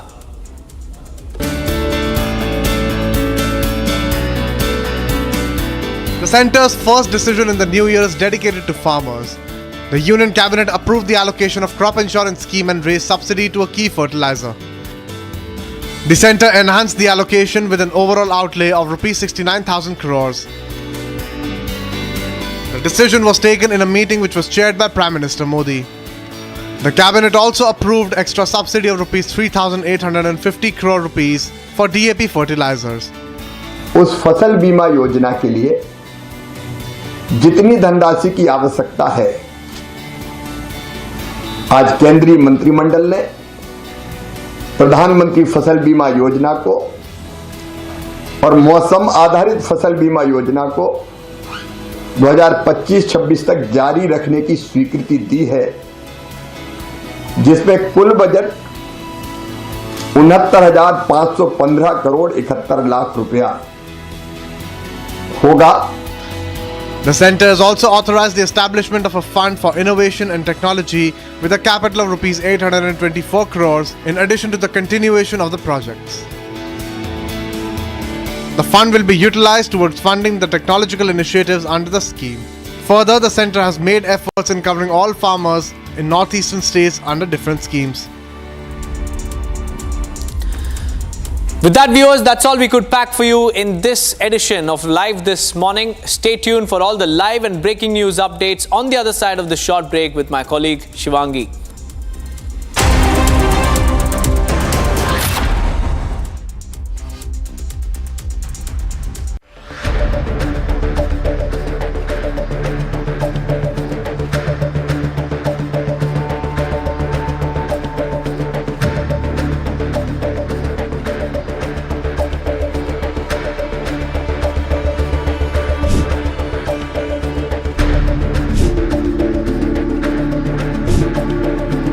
मेरा बच्चा तो चला गया, मेरा बच्चा चला गया, मेरे बच्चे को इंसाफ दिलाओ, उसकी आत्मा को शांति मिलेगी इंसाफ. मनिका पावा और उसके माँ बाप, उसकी बहन ने मेरे भाई को इतना मजबूर कर दिया, इतना मेंटली स्ट्रेस दिया, इतना टॉर्चर किया, इतना हरास किया कि वो उसको इतना उकसाया बोल बोल के, तू तो फट्टू है, तू तो कुछ कर नहीं सकता, हिम्मत है तो मर जाना, जाके करके दिखाना. अब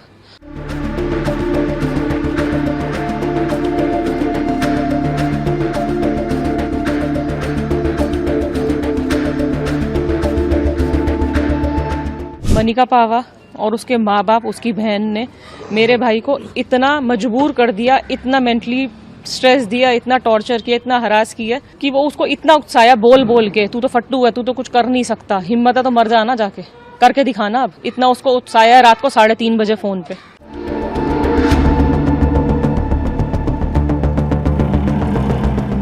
पुनीत ने वो वीडियो बना के गया रात को, जो उसके फ़ोन में है. 59 मिनट्स 34 सेकंड्स की वो वीडियो है, जो पुलिस को दिखा दी गई थी. पुलिस ने हमें सुनवाई थी, लेकिन हमने उनकी कॉपी मांगी तो उन्होंने हमें कॉपी नहीं दी. फ़ोन उनका सीज कर लिया.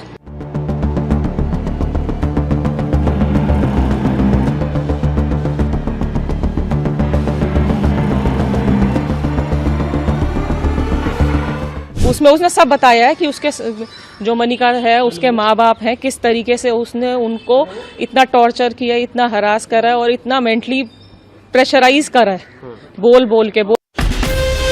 From Asia's largest news headquarters, setting the agenda for Bharat.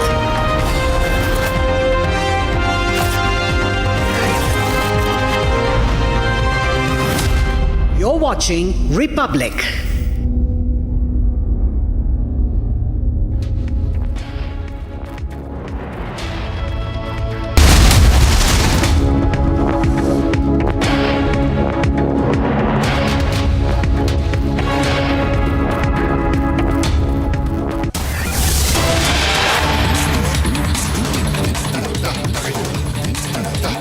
Getting you back to work updates coming in right now, viewers, and those are pictures coming in of the Cybertruck fire.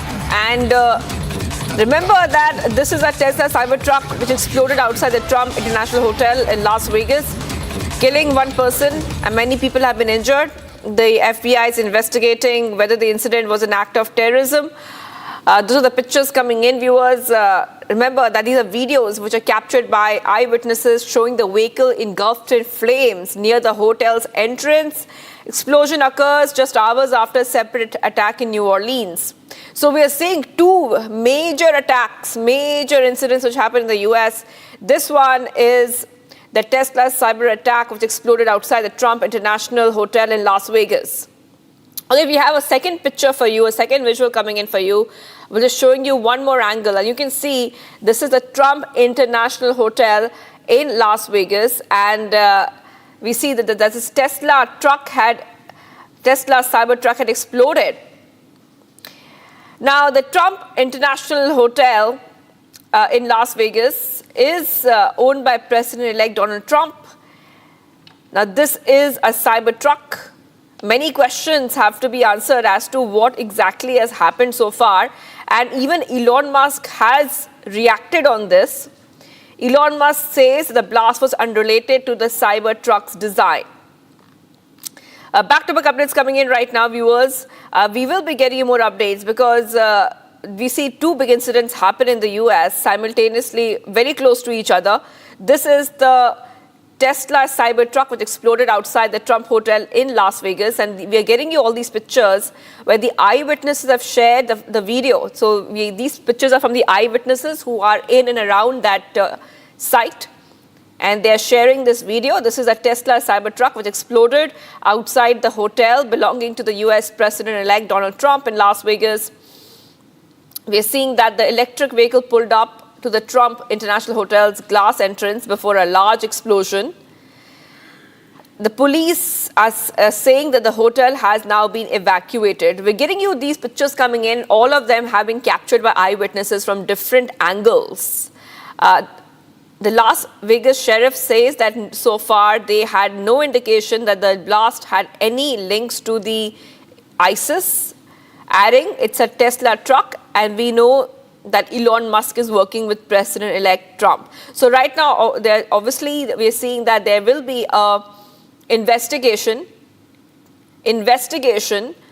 which will be done as to what exactly happened, what caused this. But Elon Musk has, like I told you, has reacted. The Tesla chief Elon Musk says that the explosion was caused by very large fireworks or a bomb carried in the bed of the rented Cybertruck. In a post on X, adding that this was unrelated to the vehicle itself. Earlier, he said that the whole Tesla senior team was investigating the blast. So back-to-back updates coming in right now on Republic TV, viewers. Now you can see that a loud blast was heard as Cybertruck was on fire outside Trump Tower behind. And you can see that a lot of smoke has been reported. Eyewitnesses shared the footage of the incident. The driver has been killed. 7 others are injured after the Cybertruck explodes outside the Trump Tower in Las Vegas. The driver pulled up, stopped right outside the front doors and remained in the vehicle with their foot on the brake and then detonated those explosives. Also, we told you that Elon Musk has alleged a possible link between the Cybertruck explosion and the New Orleans attack. Tesla CEO Elon Musk has alleged that a connection between the explosion of a Cybertruck outside the Trump International Hotel in Las Vegas and a similar attack in New Orleans, as both vehicles were rented from the same car rental site.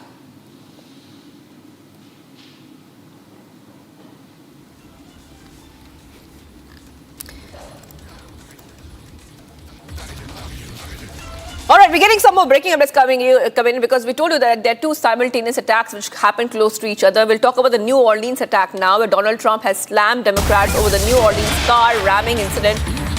And he has also made a statement saying, when I said that the criminals are coming in are far worse than the criminals we have in our country.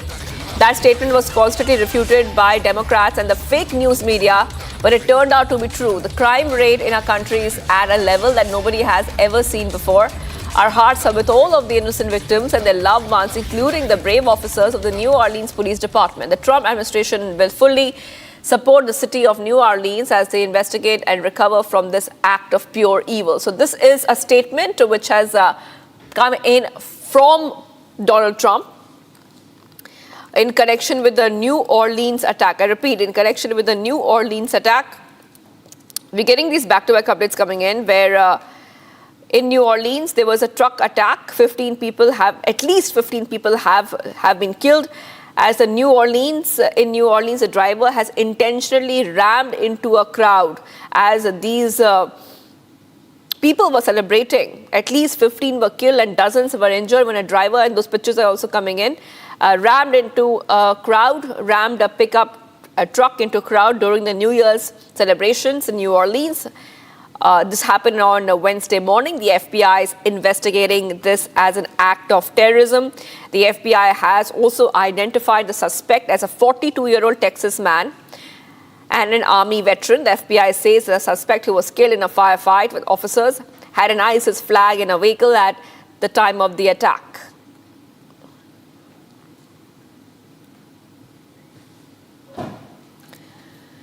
Let's move ahead right now, viewers. Jailed Bangladeshi Hindu monk Chinmoy Das is scheduled to be produced before a Bangladesh court today. He was arrested from Hazrat Shah Jalal International Airport area of Dhaka in connection with a sedition case filed in Chattogram on November 25th. Watch this report for more.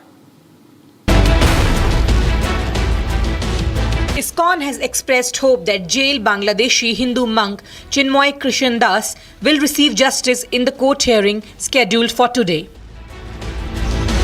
The organization also held prayers for Hindus in Bangladesh on Wednesday. Chinmoy Das is scheduled to be produced before a Bangladesh court today. The ISKCON Kolkata has said that the interim government in Bangladesh should take appropriate legal action if there is a recurrence of threats of beating up any lawyer representing Das in the court. Bangladesh Hindus, who are in minority in Bangladesh, constitute only 8% of the total population. The Hindus have faced hundreds of attacks in 50-odd districts of Bangladesh since the fall of Sheikh Hasina's Awami League government on August 5. Chinmoy Das had earlier demanded that the interim government in Bangladesh must take strong action against the fundamentalists. He has also urged Yunus government to arrest troublemakers in the country so as to build confidence among the minorities, especially Hindus. Chinmoy Das's arrest triggered protests across the world by various Hindu and human rights organizations, drawing global attention to the persecution of Hindus in Bangladesh.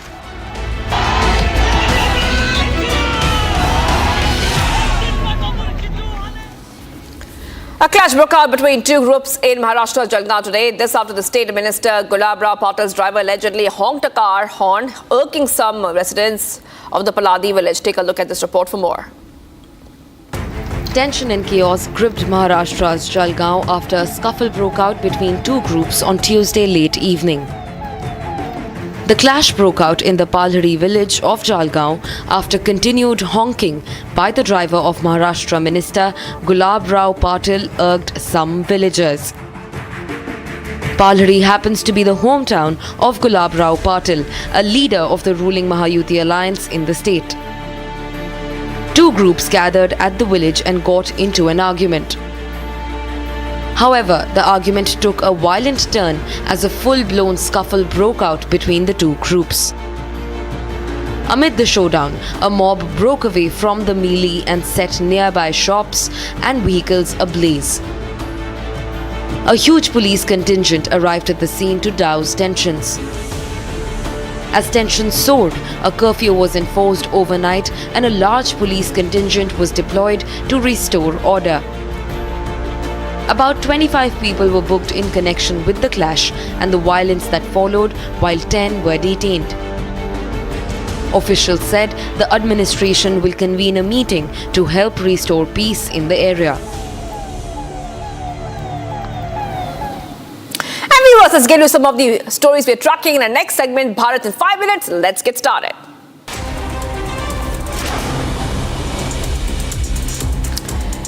Prime Minister Narendra Modi has expressed grief over the demise of the eminent botanist and Padma Shri awardee K.S. Manilal on Wednesday. Manilal died following the age-related ailments at the age of 86 in Thrissur, Kerala. PM Modi's government honoured the renowned botanist with Padma Shri in 2020 for his contribution to the field of science.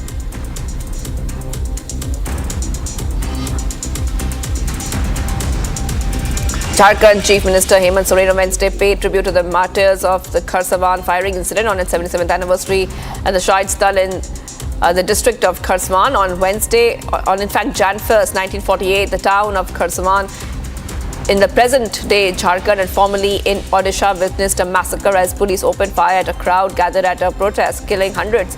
Talking to reporters, Soren recalled that the struggle and sacrifices of the people realized the dream of a separate Jharkhand state, which came into being in 2000.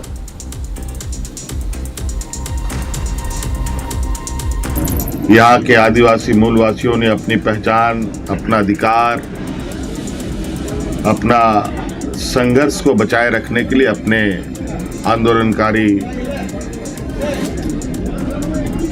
लोगों के सम्मान में ऐसे स्मारकों का हम लोगों ने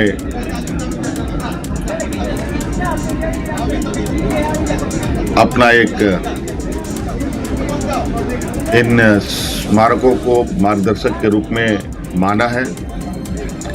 आज हम लोग हर साल की बात इस साल भी बड़े पैमाने पर यहाँ एकत्रित हो रहे हैं और होते रहे हैं और आगे भी और मजबूती के साथ अपने इन शहीदों के प्रति अपनी सम्मान मजबूती करते हुए आगे बढ़ेंगे। People paid homage to the victims of the 2023 Dhangri terrorist attack in Rajouri district of Jammu and Kashmir while their families reiterated their demand for justice. 7 people were killed and 13 injured when terrorists opened indiscriminate fire in the Dhangri village on Jan 1st last year. They also left behind an improvised explosive which went off the next morning. A condolence meeting was organized at a Dhangri Chowk. Special prayers were held for those who were killed in the attack and people paid tribute to them.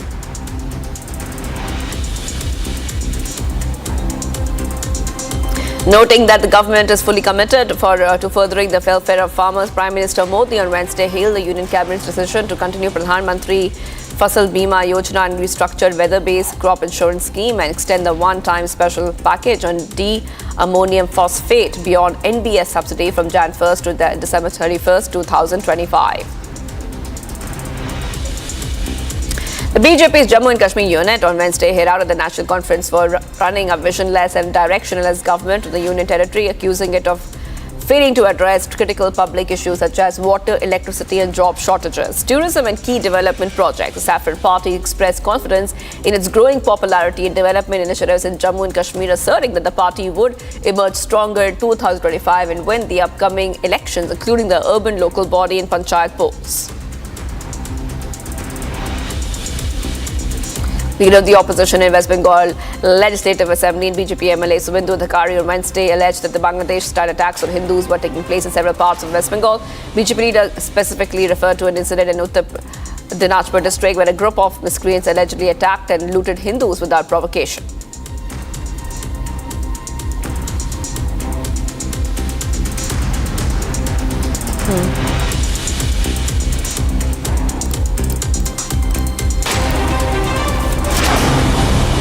We're getting some breaking news coming in from Himachal Pradesh, where leaders forego electricity subsidy amid rising financial pressure on power department. Himachal CM Sukhwinder Singh Sukhu gives up electricity subsidy, and amid the financial crisis, CM Sukhu urged the wealthy people of the state to voluntarily give up the electricity subsidy.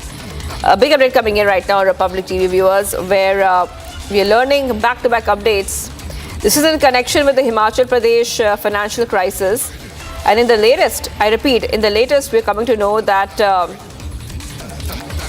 big updates where leaders have foregone the electricity subsidy amid rising financial pressure on the power department. I just want to go ahead and play out those reactions we're coming in, because the Himachal CM Sukhu has also given up the power subsidy on 5 connections and has urged others to emulate.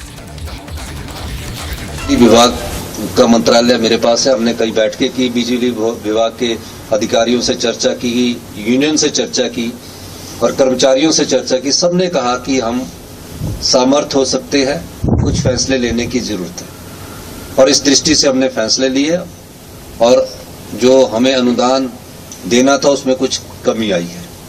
लेकिन हम सोचते हैं कि जो समृद्धशाली लोग हैं और जो धनवान लोग हैं, जो अमीर लोग हैं, उनको किसी प्रकार का अनुदान नहीं मिलना चाहिए।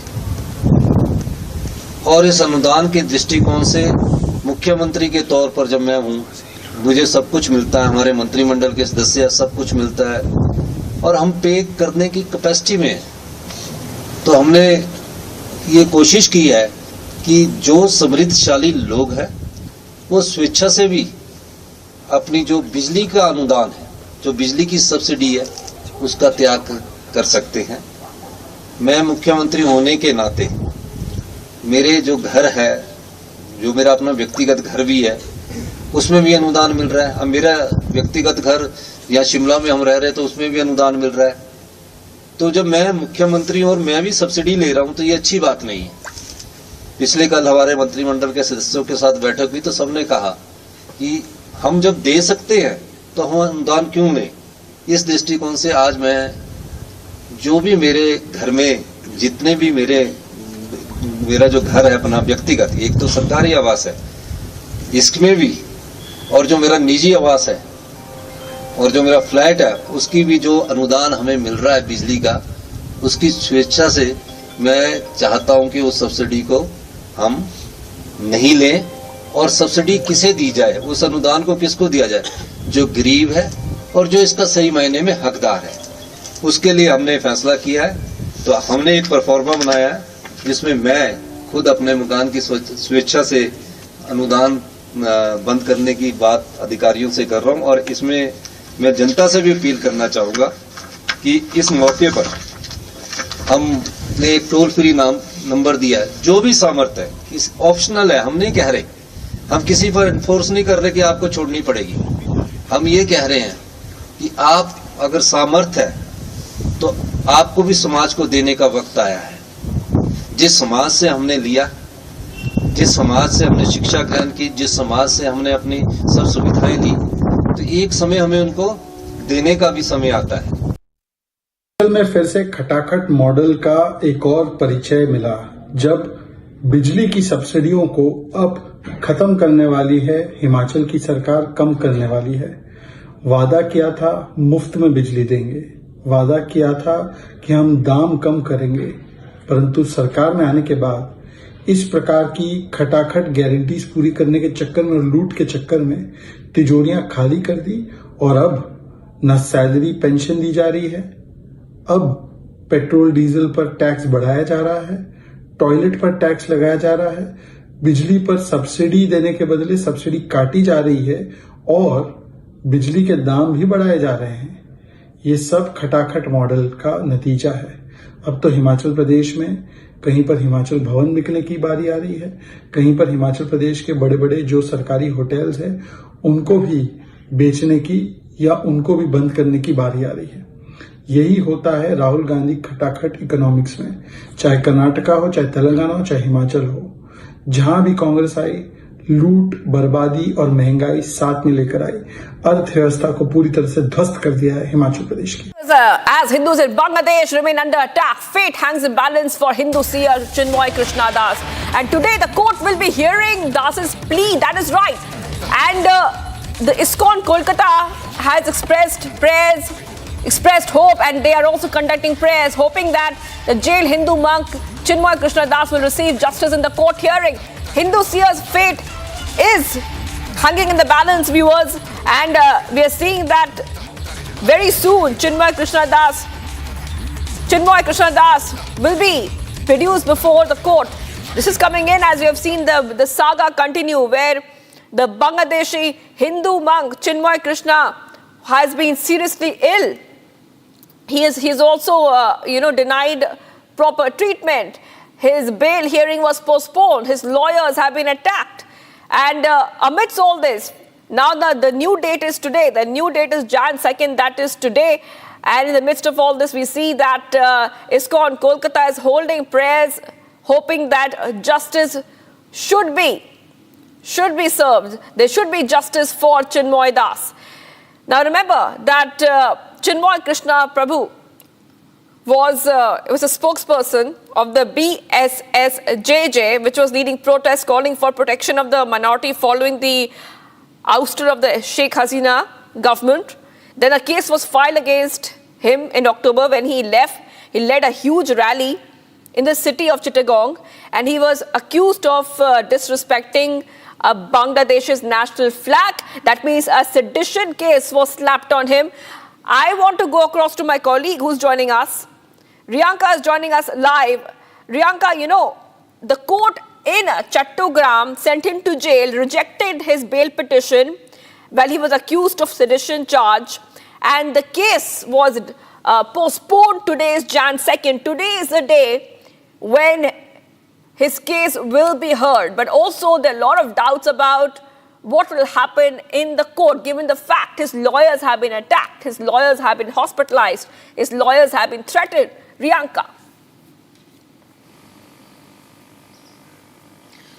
As you rightly mentioned, in the last two hearings regarding the bail for Chinmoy Das Prabhu, who has been jailed in Bangladesh in a case related to sedition, his lawyers were earlier not allowed to represent him. They were instead attacked and targeted. They were even hospitalized. So, clearly Chinmoy Das Prabhu could not, be granted justice as that was expected by the ISKCON fraternity in the entire nation. In fact, what we had from the ISKCON Kolkata was that they are very hopeful that today his lawyers will be able to represent him in the court where the hearing is scheduled to happen in Chattogram. And there have been several other reactions that came in. ISKCON Kolkata spokesperson Radharam Das had in fact said that they were conducting pujas and prayers for the safety of the minorities as well as for justice for Chinmoy Das Prabhu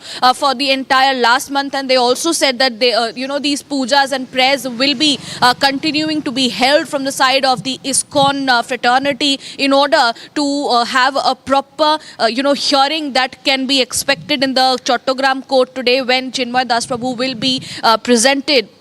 Also, there were several, apprehensions whether or not his lawyers today will be able to represent him, because, as I rightly mentioned earlier, there were attacks on his lawyers. They were not allowed to enter the court and represent him, which is why the bail could not be given on time. There was no proper expression or his side of story that was presented. So, yes, there is a lot of expectation today from the side of ISKCON fraternity, especially ISKCON Kolkata, that has expressed that they are looking in for a proper hearing and justice for Chinmoy Das Prabhu. All right, thank you for joining us, Riyanka, with all those details. We will be counting down to that hearing that is due. This is Chinmoy Das's hearing, the Hindu monk. Will he get justice? Will he get bail? Well, we will be tracking that story. But we're getting some more breaking updates coming in, viewers. Let's go to the big breaking. I repeat, big breaking news coming in from Haryana, where a BJP has hit out at the Congress over a Dalit girl's suicide in Haryana after she was allegedly pressurized by the college authorities over unpaid college fee. That is right. Haryana Social Justice and Empowerment Minister Krishna Bedi alleged that the college was run by a Congress politician in the area. This is the area in Bhiwani district of the state. That is right, in the Bhiwani district of the state. And Bedi stated that the director of the college where the girl studied was a relative of the Congress MLA. He said that the Congress MLA won elections after running propaganda that fees will not be taken from SC students and their transport services will be waived. Let's have a look at the reactions coming in. देखिए, suicide जब करते हैं कोई बच्चे, कोई ना कोई कारण तो रहा होगा, वो कारण ढूंढना होगा जिसकी वजह से इतना बड़ा स्टेप उठाया। कोई इसके पीछे जो भी बात रही होगी उसको ढूंढ के, और जिन लोगों की वजह से ये सुसाइड हुआ उनको सजा देनी चाहिए।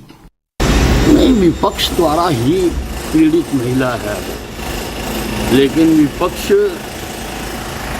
हमेशा हर बात की राजनीति करता है बिना समझे उस केस को कि कौन उसके लिए दायित्व है, किस विधायक के गांव की भी वो है, किस विधायक कांग्रेस विधायक के स्कूल की वो छात्रा है, और लड़की ने किस विधायक के रिश्तेदार पर, कांग्रेस विधायक के रिश्तेदार पर आरोप लगाया है, और ये उल्टा सरकार पर आरोप लगा रहे हैं। इनको मुझे लगता है इनके समझ अब ठीक नहीं रही, तो इनको अच्छी तरह से चीज़ों को समझना चाहिए, और इन्होंने कहा है कि उसको इंसाफ दिलाया जाए, हम पूरा इंसाफ दिलाएंगे।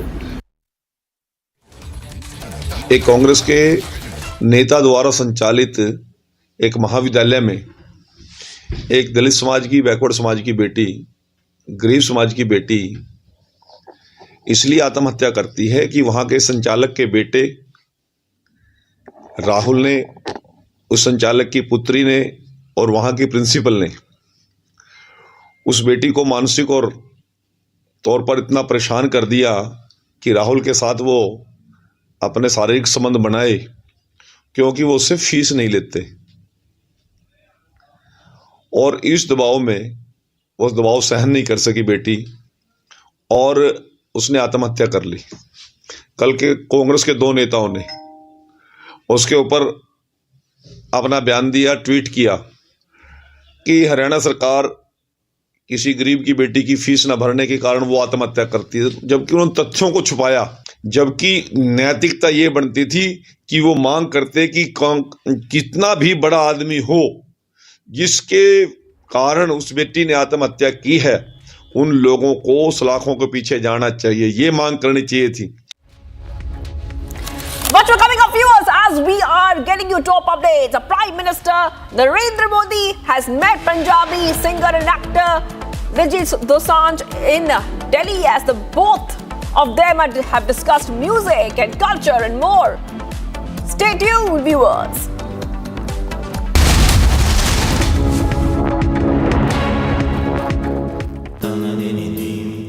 Amity has been ranked among the top universities globally for producing the most employable graduates by the Times Higher Education UK. Yet another testimony to Amity's excellent placement record.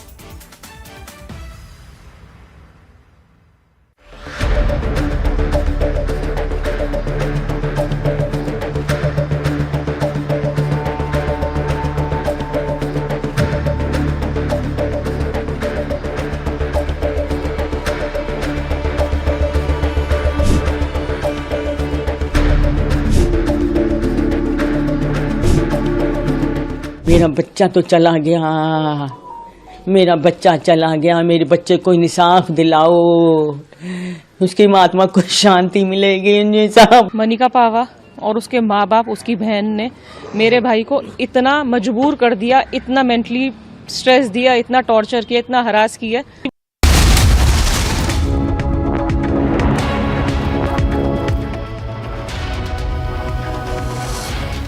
Thank you for joining us on Republic TV. Let's get you the news summarized with Note Assist using Galaxy AI on Samsung Galaxy Z Fold 6.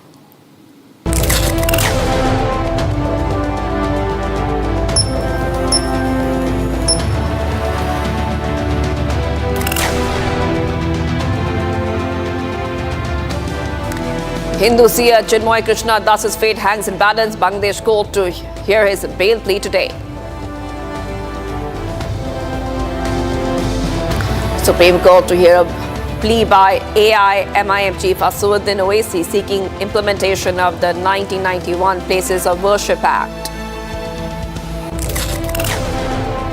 15 killed after a truck bearing ISIS flag rammed into large crowds in New Orleans. Suspect identified as Shamsuddin Jabbar has now been neutralized.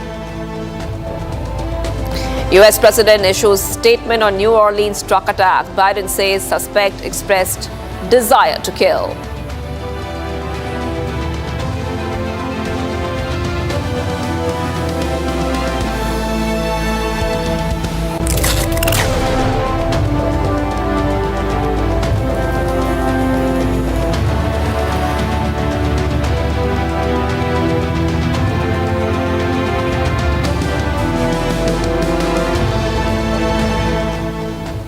That was News Summarized with Note Assist using Galaxy AI on Samsung Galaxy Z Fold 6. Let's get started with the big story of the day.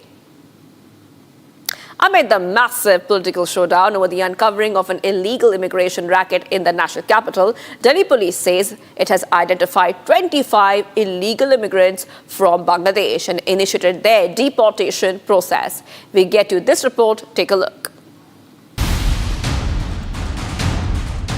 As concerns grow over illegal immigration in the national capital and the political bickering intensifies, Delhi police shared an update on the ongoing probe in the matter. Delhi police said that it has identified more than 25 unauthorized Bangladeshi settlers and that the process to deport them is underway. Delhi police also said that it has uncovered and busted a separate racket which was issuing fake Aadhaar cards. The police informed that most of the unauthorized settlers in the national capital sneaked in from Bangladesh. नहीं, ये drive तो हम लगातार जारी रखेंगे, इसमें कोई शक नहीं है। ऑफ कोर्स समय समय पर जैसे जैसे थोड़ी प्रायोरिटी चेंज जो आती है, जैसे अब दिल्ली के चुनाव आने वाले हैं, उस समय चूंकि हमारी बहुत सारी फोर्स जो है वो चुनाव रिलेटेड एक्टिविटीज़ में बिजी हो जाती, तो हो सकता है इस ड्राइव की ओर थोड़ा सा जो है वो हमारा जो प्रेशर है वो कम हो जाए, लेकिन फिर भी ये ड्राइव रुकेगी नहीं, इतना मैं आपको विश्वास दिलाता हूँ। They said that the drive to identify and act against the illegal settlers has been intensified on the orders of Delhi's Lieutenant Governor V.K. Saxena. Police said that they leaned on human intelligence and tech support to pick out illegal immigrants in the national capital. Earlier, Delhi police busted a racket aiding illegal immigrants into the national capital by arresting 12 persons. The uncovering of the racket set the stage for a political showdown, and a blame game between the BJP and the ruling Aam Aadmi Party has since ensued.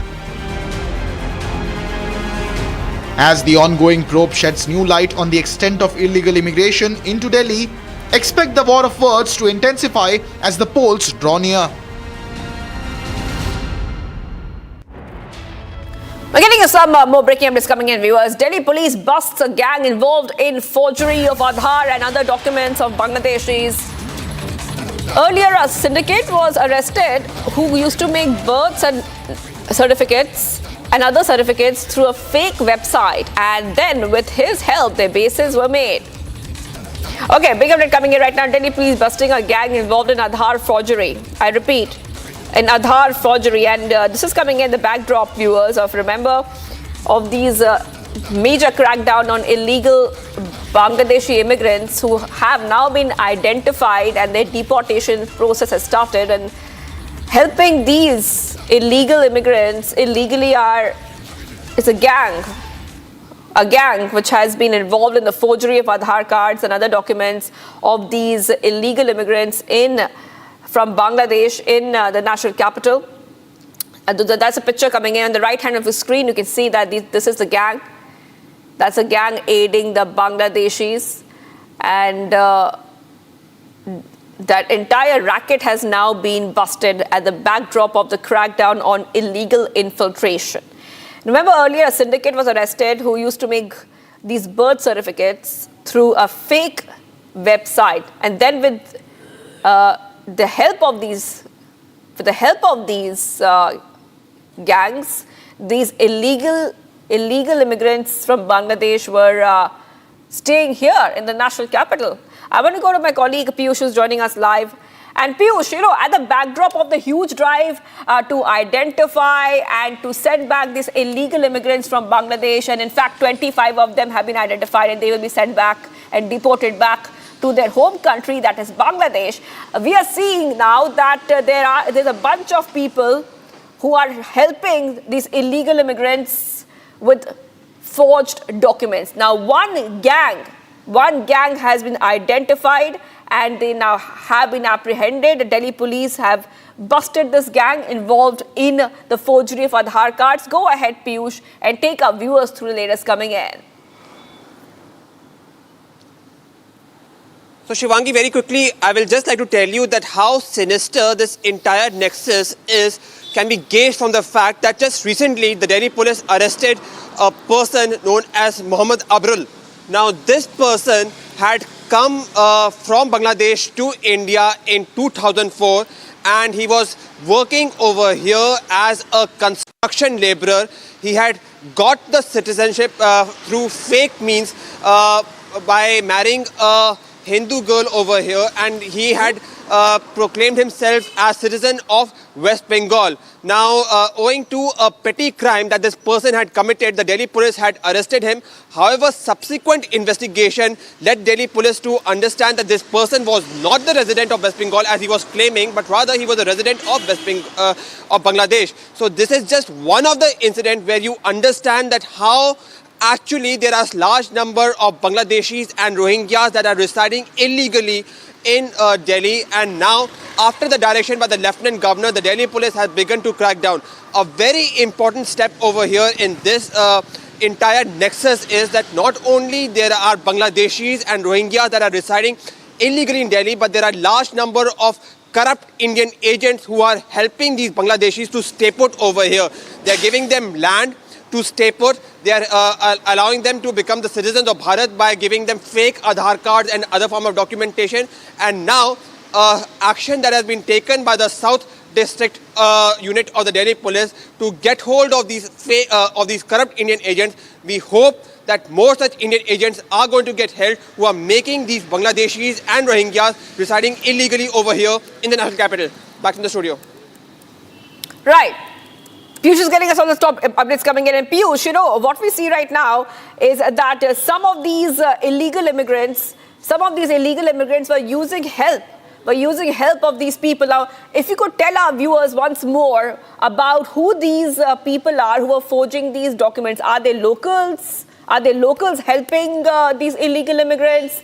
And how long have they been involved in this kind of practice? Because obviously that these illegal immigrants have had help to forge these documents. Piyush.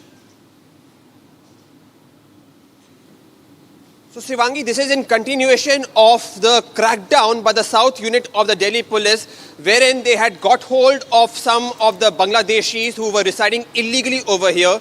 They had come from the northeastern states, and over there also they were helped by the Indian agents who used them to come into India through jungle routes. And then when they had come over here in India, in Bharat, using the rail routes, they were made to go to several other metros, including Delhi. Over here in Delhi also, there were several of the Indian agents who first made them reside over here by giving them land, and then also made them claim as citizens of Bharat by giving them fake identity through forged documentation. The Delhi Police South Unit now has got hold of the Indian agents who made them claim as a resident of Bharat through fake documentation. More of these details are going to come forward when the Delhi Police is going to give an official press conference at around 12:30. But yes, this is a sinister nexus, and more worryingly, this is a wide nexus which is not only prevalent in Delhi, but it seems that they are prevalent all over the country, and now it becomes very important for law enforcement officials all around the country to unravel this nexus, which is indeed a major concerning point for the national security of the country. Back to the studio. That is right, Piyush. Thank you for joining us there. And Delhi police is identifying these illegal immigrants and those that are helping them with forged documents. The crackdown continues on illegal immigrants who are staying without any legal documents. We have to move ahead right now because we're getting some big breaking update coming in. 40 years after the Bhopal gas tragedy, the shifting of some 377 tons of waste, hazardous waste.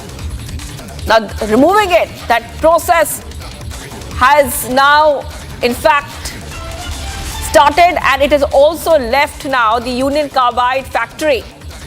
This is what we're learning of right now, viewers. The toxic waste is being shifted in 12 sealed container trucks to the Pithampur industrial area. This is around 250 kilometers away from Bhopal. 12 container trucks carrying the waste set off on a non-stop journey around 9 p.m. A green corridor has been created for the vehicles which are expected to reach Pithampur industrial area in 7 hours. This is what we are learning of right now. Back-to-back updates coming in. 100 people worked in 30-minute shifts since Sunday to pack and load the waste in trucks. They underwent health checkups and were given rest every 30 minutes.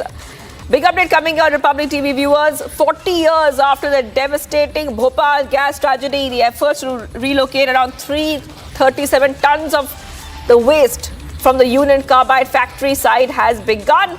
Very big update. Significant move towards addressing the long-standing environmental concerns. I want to go across to my colleague Satya Vijay. Satya Vijay, yes, go ahead, Satya Vijay. Now, this toxic waste is on its way 250 kilometers away from Bhopal, Satya Vijay. When will this entire operation end? जी हमको देखिए, मध्य प्रदेश में राजधानी भोपाल में 40 साल पहले जो gas कांड त्रासदी हुई थी, जिसमें हजारों लोगों की मौत हुई थी, तब से ही यूनियन कार्बाइड फैक्ट्री में जो जहरीला कचरा है, जो टॉक्सिक है, वो वहां पर मौजूद था और इसको हटाने के लिए समय समय पर मांग होती रही थी। और इसके बाद हाल ही में हाई कोर्ट के निर्देश के बाद ये जो यूनियन कार्बाइड का जहरीला कचरा है, इसको डिस्पोज करने के लिए पीथमपुर इंडस्ट्रियल एरिया में भेजा गया है। चूंकि करीब 40 साल से ये कचरा भोपाल की यूनियन कार्बाइड फैक्ट्री में मौजूद था, इसीलिए पहले से पूरी सावधानी से जानकारों की मौजूदगी में एयर टाइट बैग में पैक किया गया। 12 कंटेनरों में इस यूनियन कार्बाइड के कचरे को लोड किया गया और 250 किलोमीटर दूर यानी कि पीथमपुर ले जाने के लिए एक ग्रीन कॉरिडोर बनाया गया, जिसके जरिए ये पीथमपुर पहुंचा है। अब वहां पर पूरा जो पॉल्यूशन बोर्ड के चेयरमैन होते हैं, जो जानकार होते हैं, उनकी मौजूदगी में यूनियन कार्बाइड का जो जहरीला कचरा है, इसे डिस्पोज किया जाएगा। हालांकि इससे पहले ही पीथमपुर के लोग जो है वो डरे हुए हैं और वो इसका विरोध कर रहे हैं। उनका कहना है कि उनकी जान के साथ एक खिलवाड़ हो सकता है, क्योंकि आपको बता दें कि जब यूनियन कार्बाइड फैक्ट्री में गैस लीक हुई थी, गैस कांड त्रासदी हुई थी, तो इस जहरीली गैस की वजह से हजारों लोगों की जान गई थी। और इसके बाद अब पीथमपुर के लोगों को डर है कि कहीं जब इसे डिस्पोज किया जाएगा तो उन्हें सांस लेने में दिक्कत ना हो। ये एक पहलू है, लेकिन हाईकोर्ट ने चूंकि निर्देशित किया है, इसीलिए जो मध्य प्रदेश का प्रशासन है वो पूरी सावधानी से उन्होंने यूनियन कार्बाइड के कचरे को, जो जहरीली रसायन है, उन्हें 12 ट्रकों में लोड करके ग्रीन कॉरिडोर बनाते हुए पीथमपुर भेजने का काम किया है। कल देर रात इसे ग्रीन कॉरिडोर बनाकर पीथमपुर रवाना किया गया और अब वहां पर आगे की कार्रवाई होगी। इसे डिस्पोज करने की कार्रवाई पीथमपुर में एक फैक्ट्री में की जाएगी। That is right. Thank you, Satya Vijay, for joining us there.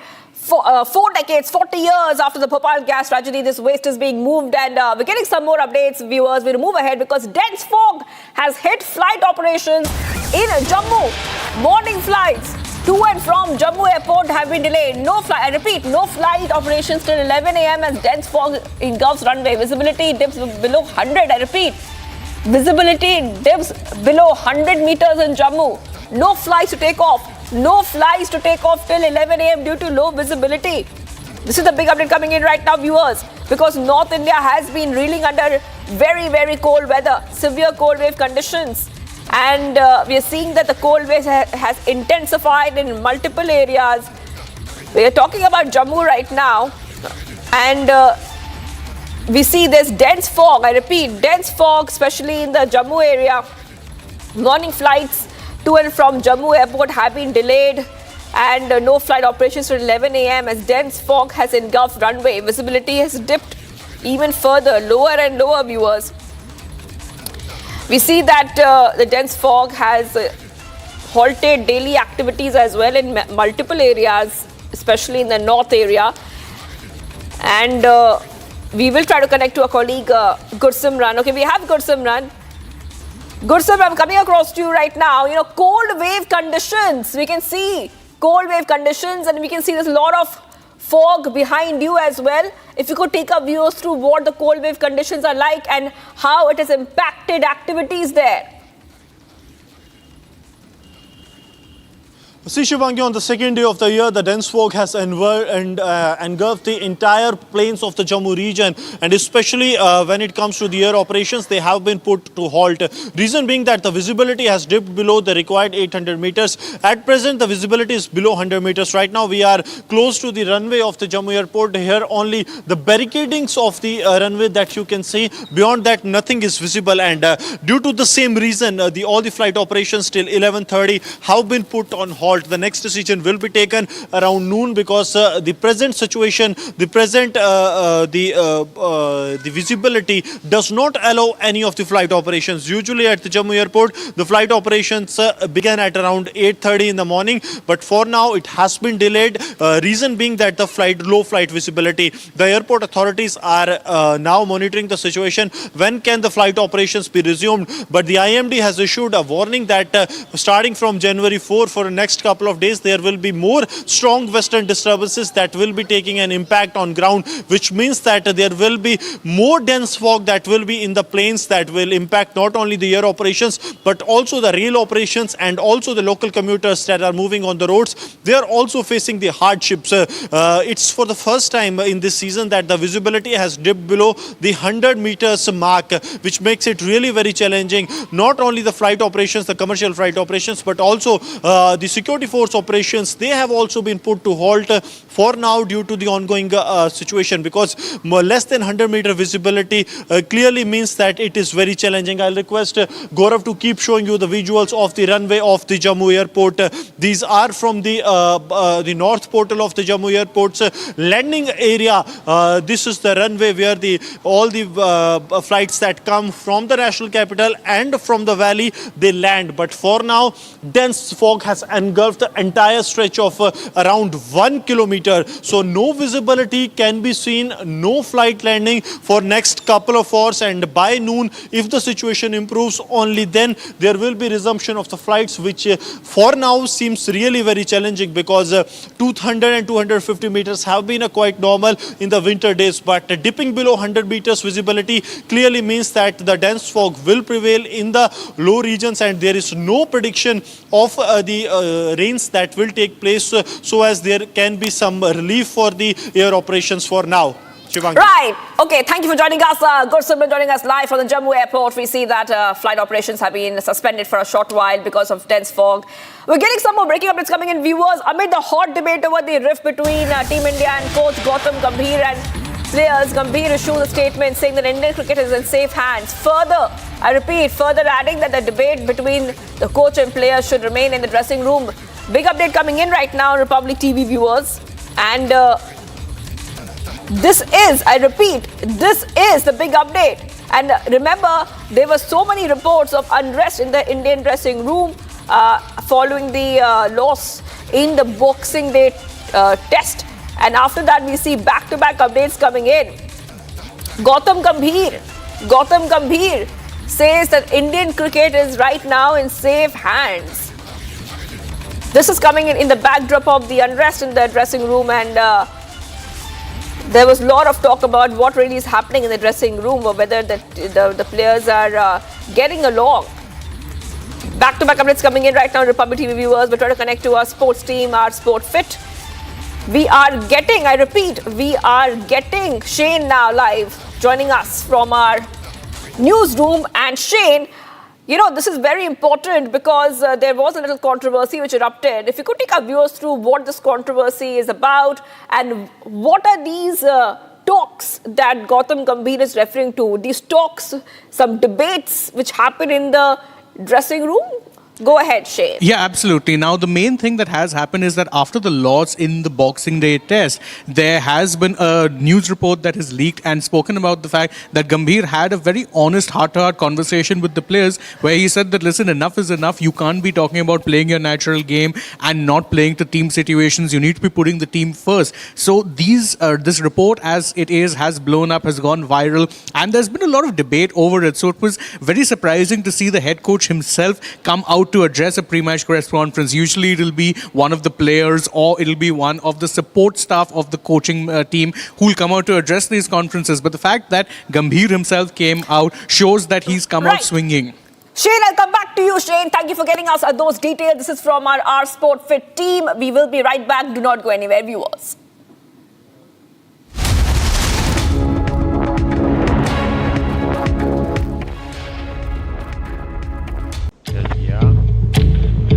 משנה, בזה שאני רשאי לך על הסוכה השני?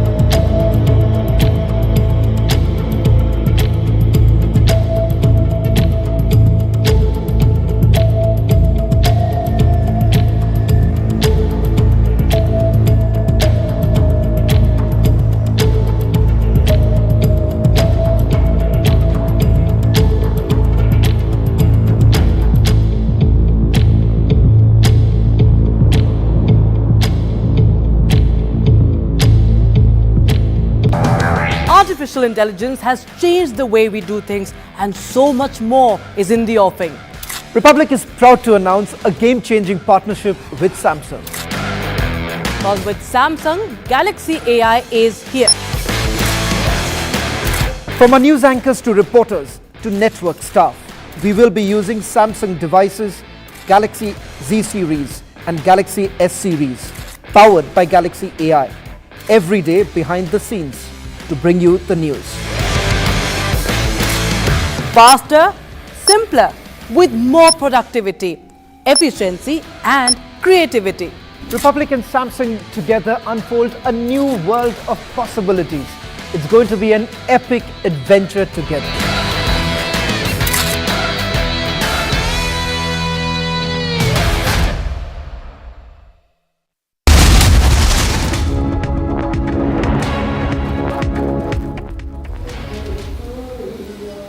If you're wondering what the weather in your city is today, here is the weather update brought to you by Samsung Galaxy S24 Ultra, powered by Galaxy AI.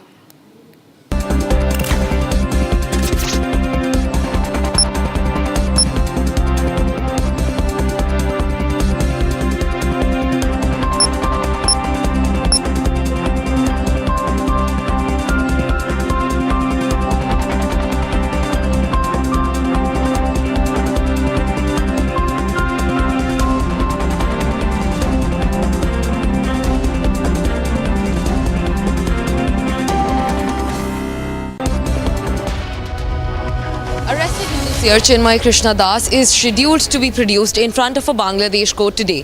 Track this and a lot more with me at 10 a.m. only on Republic TV. Stay tuned.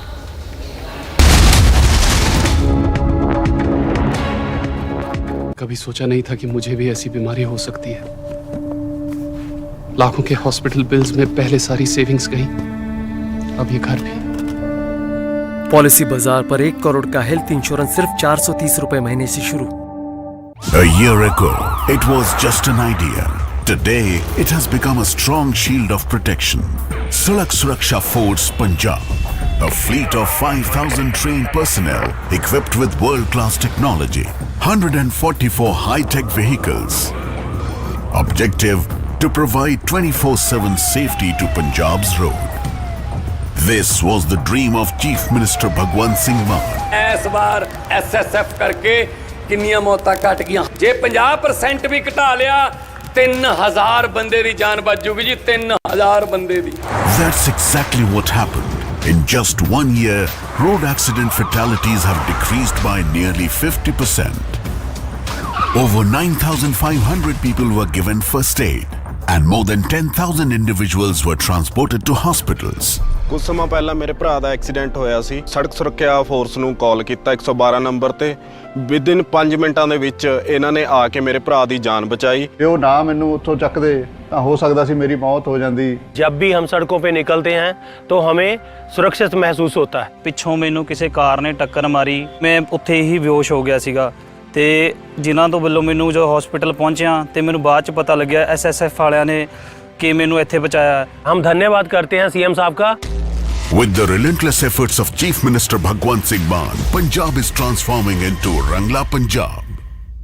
Tip चाहिए, पैसा लगाना है तो century ply club prime पे लगाओ।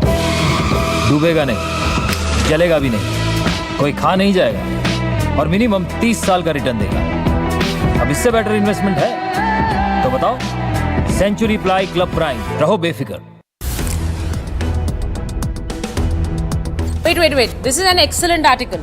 Let me just summarize it and take it at the end of my bulletin.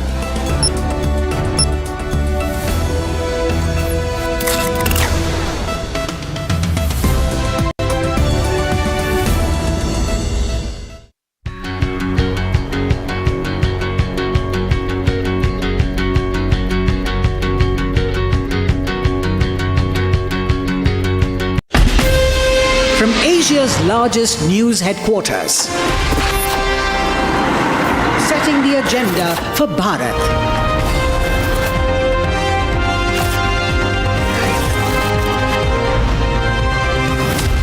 You're watching Republic.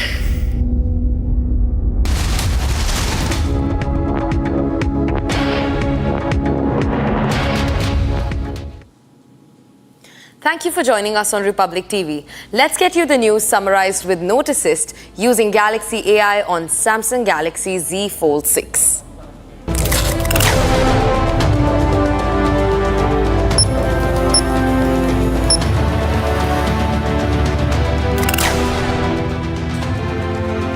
Hindu seer Chinmoy Krishna Das's fate hangs in balance. Bangladesh court to hear his bail plea today. 40 years after Bhopal gas tragedy, disposal of 377 tons of toxic waste from the Union Carbide factory begins. Tesla Cybertruck catches fire and explodes outside Trump Tower in Las Vegas. Elon Musk alleges terror link to case.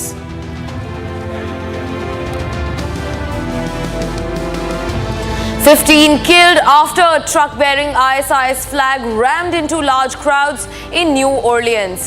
Suspect identified as Shamsuddin Jabbar neutralized."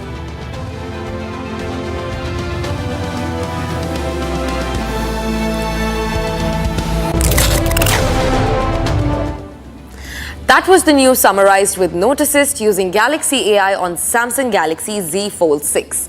Let's start our big story of the day. Viewers, in a big breaking news, Pranto Talukdar, a Hindu boy from Chittagong, has been forced out of his home by locals who falsely accused him of making derogatory remarks about the Jamaat group on Facebook. This comes as atrocities against Hindus continue under the Unrest regime in Bangladesh. He has been found by the police. He's injured and has been taken to the hospital for treatment. We also have a CCTV footage, viewers, that you can see on your screens right now, where a Hindu boy was in Chittagong. Pranto Talukdar was falsely accused of making derogatory remarks about the Jamaat group on Facebook and was then forced out of his house by the Bangladeshi Muslim crowd, like you can see on your screens. This comes as the atrocities surrounding Hindus in Bangladesh continues to mount day after day with no respite from the side of the Unrest regime. We're also being joined by Kishle from the Bangla newsroom to get us more on this story. Kishle, tell me more about this. A Hindu boy was forced on alleged charges of disrespecting the Jamaat or making derogatory remarks against the Jamaat group on Facebook. And this comes on the same day as the Hindu seer Chinmoy Das is set to be presented in front of a Bangladesh court for his hearing. Kishle. Well, exactly. It has become a fashion now in Bangladesh to abduct Hindus and to torture them and to give explanation that it was because of a Facebook post or some social media post. Now, yesterday night, a Hindu boy named Pranto Talukdar, he was abducted from his house. Miscreants, Jamati supporters came to his house, went inside, barged in, dragged him out of his house and took him to an unknown location, tied him up with a pole and then beat him up, and he is badly injured. Later on, he was from that particular location. Police found him and then took him to the hospital. Right now, he has been admitted to Chattogram Medical College and Hospital. His condition is quite serious. He has been beaten up mercilessly. Now, police is saying that we have lodged a charge and we are investigating the matter.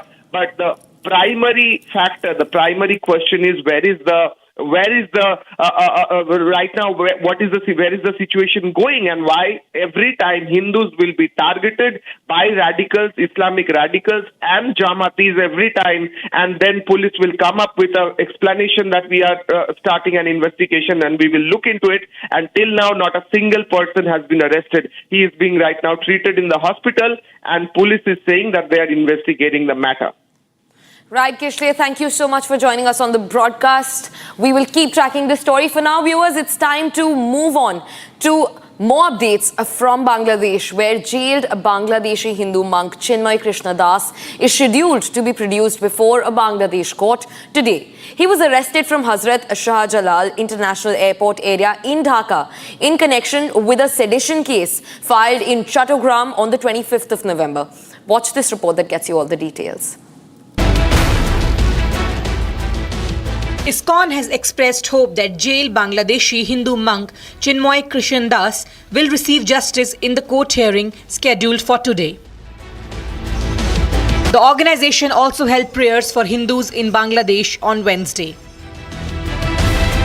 Chinmoy Krishna Das is scheduled to be produced before a Bangladesh court today. The ISKCON Kolkata has said that the interim government in Bangladesh should take appropriate legal action if there is a recurrence of threats of beating up any lawyer representing Das in the court. Bangladesh Hindus, who are in minority in Bangladesh, constitute only 8% of the total population. The Hindus have faced hundreds of attacks in 50-odd districts of Bangladesh since the fall of Sheikh Hasina's Awami League government on August 5. Chinmoy Das had earlier demanded that the interim government in Bangladesh must take strong action against the fundamentalists.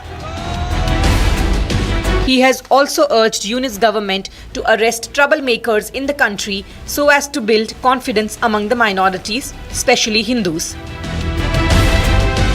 Chinmoy Das's arrest triggered protests across the world by various Hindu and human rights organizations, drawing global attention to the persecution of Hindus in Bangladesh.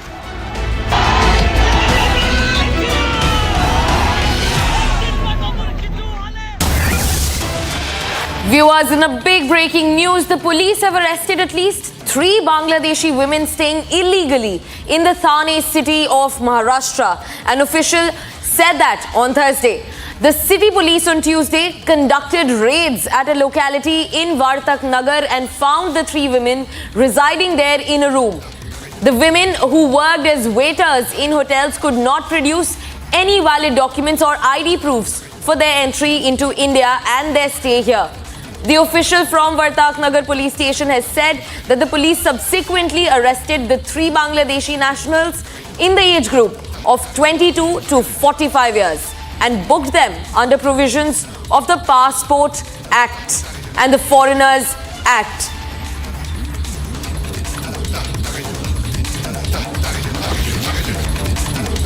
Viewers, at least 3 Bangladeshi women have been nabbed for living illegally in Maharashtra's Thane. In the aftermath of the Anna University sexual assault case, Tamil Nadu BJP President K. Annamalai has escalated his attack on the DMK. In a latest statement, he has claimed that sexual crimes against women are continuously increasing in Tamil Nadu and that the DMK is often trying to delay and cover up the crime rather than taking immediate action. He also alleged that in the Anna University case, the DMK government is trying to completely hide the truth. Now, viewers, remember, this comes as the BJP also alleged that the assaulter was found to have links with the ruling DMK government. Followed by the news were these chaotic protests that had erupted from the side of student unions and even the BJP and the opposition asking for justice for the victim. And in the latest, after the aftermath of the Anna University sexual assault case, Tamil Nadu's BJP president K. Annamalai has escalated his attack on the DMK once more. In a latest statement, he has claimed that sexual crimes against women are continuously increasing in Tamil Nadu, posing questions over the DMK's hold on the safety and security of women in the state. We're being joined by my colleague Deepak, live from the newsroom, to get us more on the story. Deepak, another scathing attack from the side of BJP. K. Annamalai has said that the DMK is trying to delay and even cover up the crime rather than taking immediate action. Tell us more about this. Right, Gesu, just a couple of days back, we showed you how DMK councillor, casted aspersions on the victim of a sexual assault case. And now Annamalai's attack was on expected lines. He has made some sharp statements against the DMK in Tamil Nadu. Let me read out the social media post that Annamalai has put out. He says that sexual crimes against women are continuously increasing in Tamil Nadu since the perpetrators are DMK members. The DMK side is often trying to delay and cover up the crime rather than taking immediate action. In the Anna University student sexual assault case, the DMK government is trying to completely hide the truth about the person who spoke on the mobile phone with the arrested DMK executive. Going a step further, the DMK government is humiliating the victim in public and in the assembly, leaking personal details about the student and indirectly threatening and degrading her to a point where no one is afraid to file a complaint against the culprits. Now, this statement highlights how the police had leaked the FIR online with the name of the victim also, not undisclosed. They had disclosed the name of the victim, and that's why Madras High Court had also pulled up the Tamil Nadu police for disclosing the identity. They asked the police there why is that the victim's identity was revealed because of this particular case. They said that this could raise a lot of security concerns for her, and this was not something that the police must have done. And furthermore, in his tweet, Annamalai has said that condemning these anti-women activities of the DMK government and urging action to be taken to uncover the full truth and take action in the case of the victim, the BJP, on behalf of the women's team, I request that sisters participate in large numbers in the Justice Rally. So tomorrow the BJP has also planned a Justice Rally, that is the 3rd of January, and he has asked all women to participate in this march and express solidarity for the victim and also confront the DMK government as to why they're not acting against this particular suspect who has been taken into custody, and he also has links with the Stalin government. Right, Deepak, solid updates right there. Thanks very much for joining us on the broadcast. Viewers, just a quick recap. BJP's Tamil Nadu chief K. Annamalai has hit out at the ruling DMK once again over the sexual assault case at the Anna University.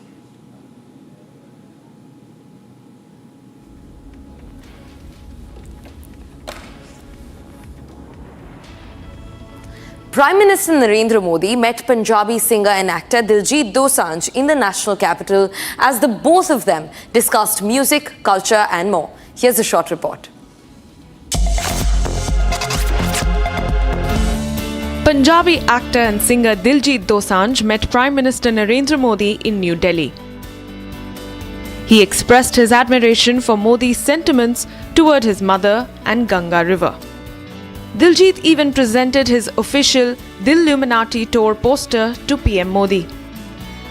This meeting came after he concluded his India tour with his last stop in Ludhiana on New Year's Eve. He took to social media to share a glimpse of his meeting with Prime Minister Modi and called it a fantastic start to the year 2025. Prime Minister Modi reciprocated Diljit's sentiments on social media platform X, calling it a great interaction. Prime Minister Modi even appreciated his ability to blend talent with tradition. Prime Minister Modi also said that it feels good when a boy from a village makes India's name proud. They discussed on a range of topics from vastness of India and its vibrancy to music and benefits of yoga.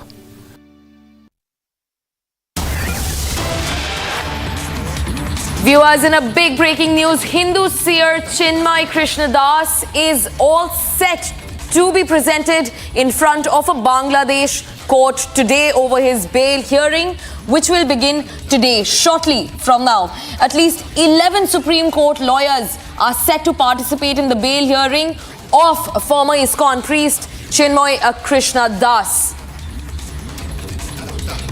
The contingent of lawyers will be led by Advocate Apurva Kumar Bhattacharjee, and the legal team will defend the Hindu seer in a sedition case resulting from allegations of disrespecting Bangladesh's national flag. Viewers, a big breakthrough in the atrocities that are ongoing on Hindus in Bangladesh.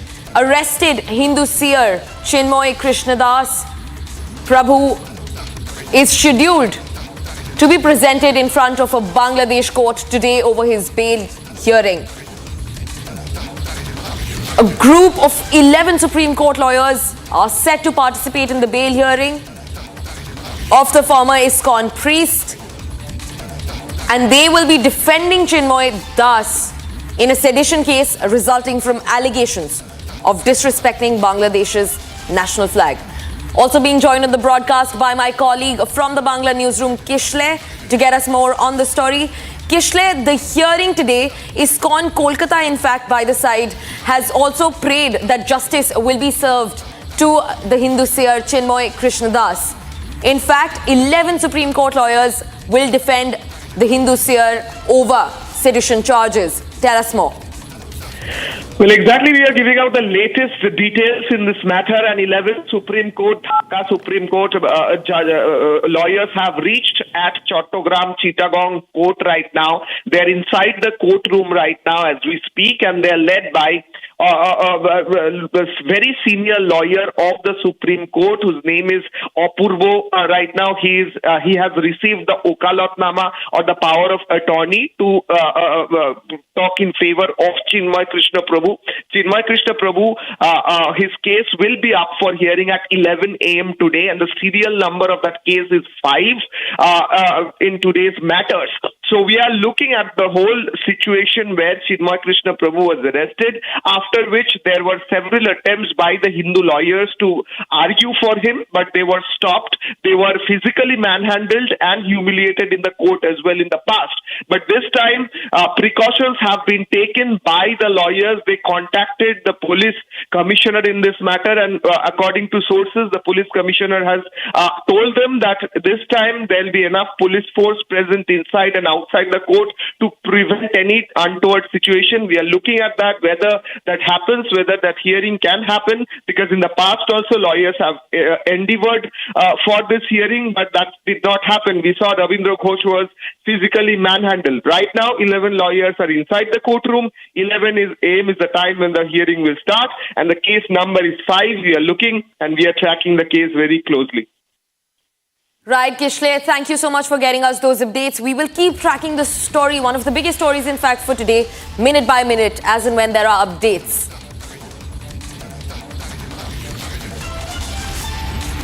Viewers, just to give you a quick recap of the situation, jailed Hindu seer Chinmoy Krishnadas is all set to be produced before a Bangladesh court over his bail hearing and will be defended by 11 Supreme Court lawyers over the charges of sedition which have been placed against him in Bangladesh. Viewers.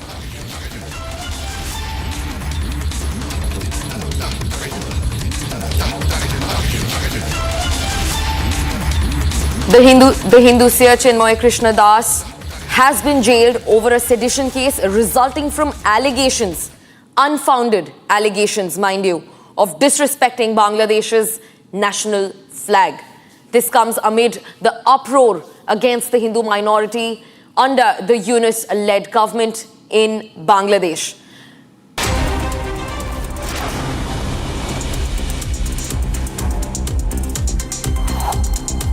Prime Minister Narendra Modi met singer-actor Diljit Dosanjh and lauded him as a combination of talent and tradition during the memorable meeting. The two discussed music, culture and India's vibrancy, including yoga.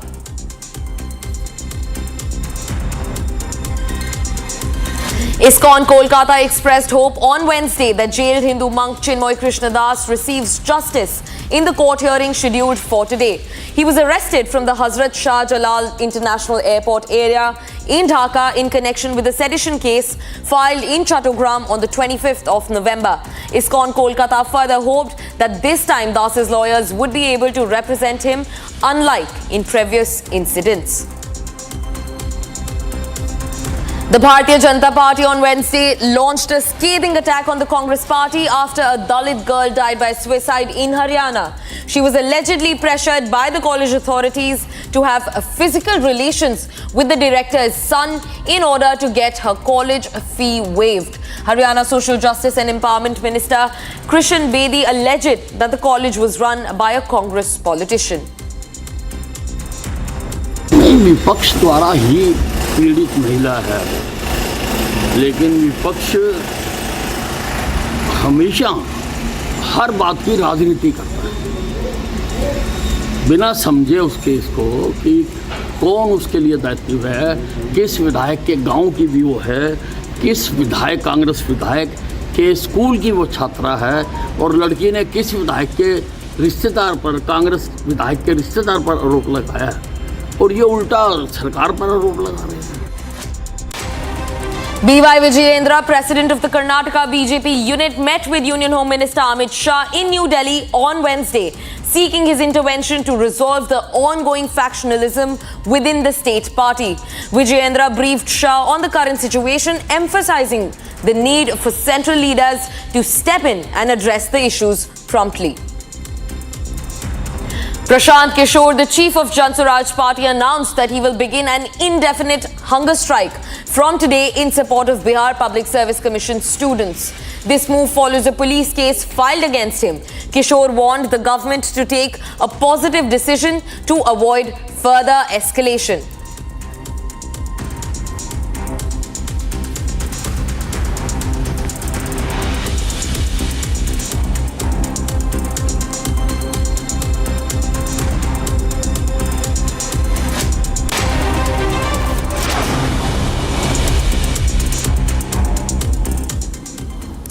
Tesla Cybertruck catches fire and explodes outside a Trump Tower in Las Vegas.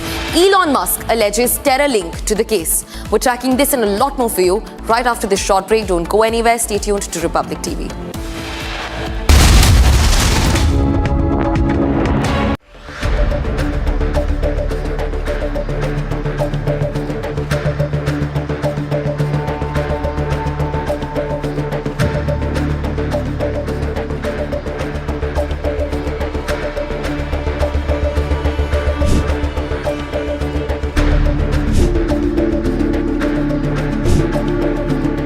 मेरा बच्चा तो चला गया, मेरा बच्चा चला गया, मेरे बच्चे को इंसाफ दिलाओ, उसकी आत्मा को शांति मिलेगी साहब। मनिका पावा और उसके माँ बाप, उसकी बहन ने मेरे भाई को इतना मजबूर कर दिया, इतना मेंटली स्ट्रेस दिया, इतना टॉर्चर किया, इतना हरास किया कि वो उसको इतना उकसाया बोल बोल के, तू तो फट्टू है, तू तो कुछ कर नहीं सकता, हिम्मत है तो मर जाना, जाके करके दिखाना। अब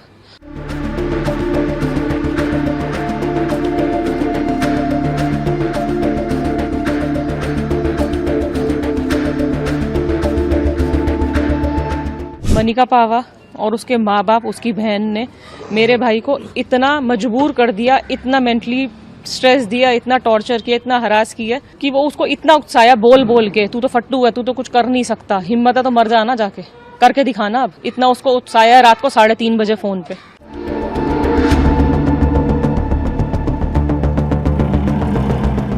पुनीत ने वो वीडियो बना के गया रात को, जो उसके फोन में है। 59 मिनट्स 34 सेकंड्स की वो वीडियो है, जो पुलिस को दिखा दी गई थी। पुलिस ने हमें सुनवाई थी, लेकिन हमने उनकी कॉपी मांगी तो उन्होंने हमें कॉपी नहीं दी, फोन उनका सीज कर लिया।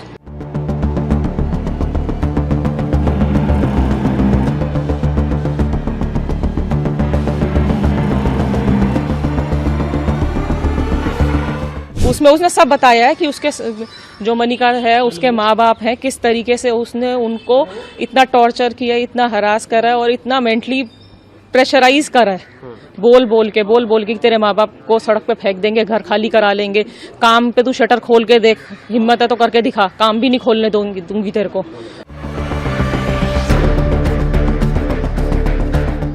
इस चक्कर में उसने काम की ईमेल आईडी मांगते मांगते उसका इंस्टाग्राम भी हैक कर लिया, जिसकी वजह से उसने उस बदतमीजियां भी करी, उसका इंस्टाग्राम हैक करके, जिसकी वजह से Artificial intelligence has changed the way we do things, and so much more is in the offing. Republic is proud to announce a game-changing partnership with Samsung, because with Samsung, Galaxy AI is here. From our news anchors to reporters to network staff, we will be using Samsung devices, Galaxy Z series and Galaxy S series, powered by Galaxy AI, every day behind the scenes to bring you the news. Faster, simpler, with more productivity, efficiency and creativity. Republic and Samsung together unfold a new world of possibilities. It's going to be an epic adventure together.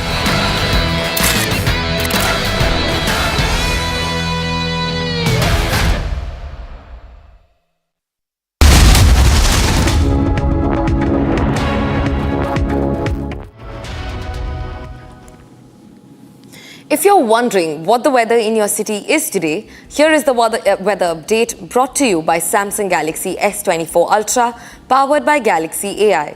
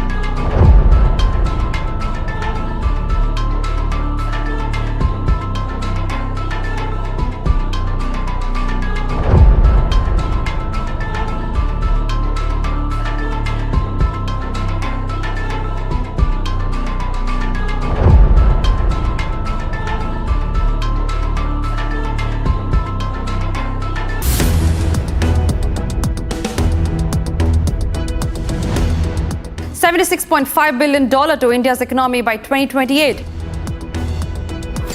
Get your notes in just a few taps, even as you multitask. Note Assist, powered by Galaxy AI, transcribes recordings and organizes them into notes, producing super useful summaries. So record and summarize with Note Assist. Galaxy AI is here.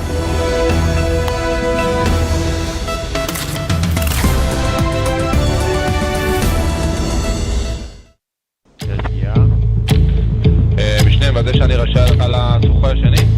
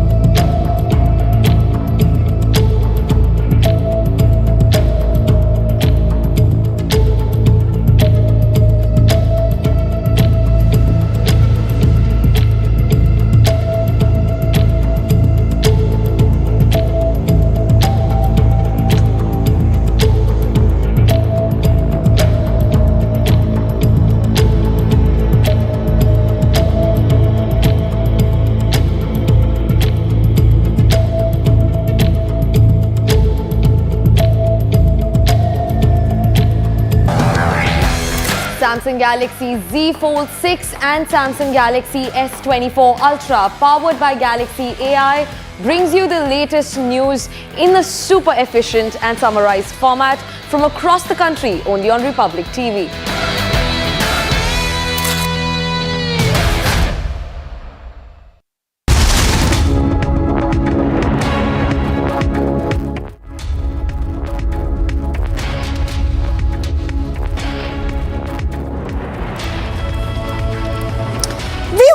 A very good morning. We're live and breaking. I'm Shivangi Shukla, getting you the latest coming in. We're counting down to that big hearing where Chinmoy Krishna Das's hearing will be today. We're coming to know that many lawyers will be representing him. This is the big story that we're getting for you in the backdrop of the atrocities against the minorities in Bangladesh. But as usual, the headlines. Let's get started.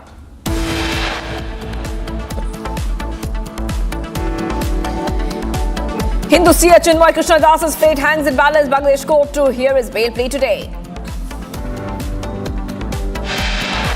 Supreme Court to hear a plea by AIMIM Chief Asuddin Owaisi seeking implementation of the 1991 Places of Worship Act. After a Java contractor dead, BJP claims suicide note has Karnataka Minister Priyank Kharge's name. Tesla Cybertruck catches fire and explodes outside the Trump Tower in Las Vegas. Elon Musk alleges terror linked to case. 15 killed after a truck bearing ISIS flag rammed into a large crowd in New Orleans. Suspect identified as Shamsuddin Jabbar.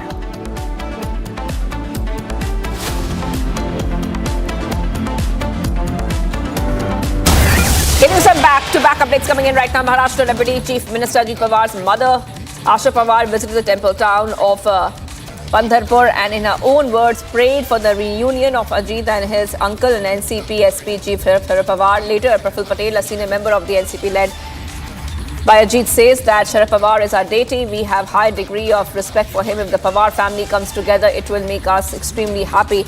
This is what we see right now, viewers, where we're getting back-to-back, I repeat, back-to-back updates coming in on the story. This is coming right at the backdrop, I repeat, right at the backdrop of a call for reunion. We see that the Maharashtra Deputy Chief Minister Ajit Pawar's mother, Asha Pawar, had visited a temple town and in her own words, prayed for the reunion of Ajit and his uncle NCP SPG Sharad Pawar.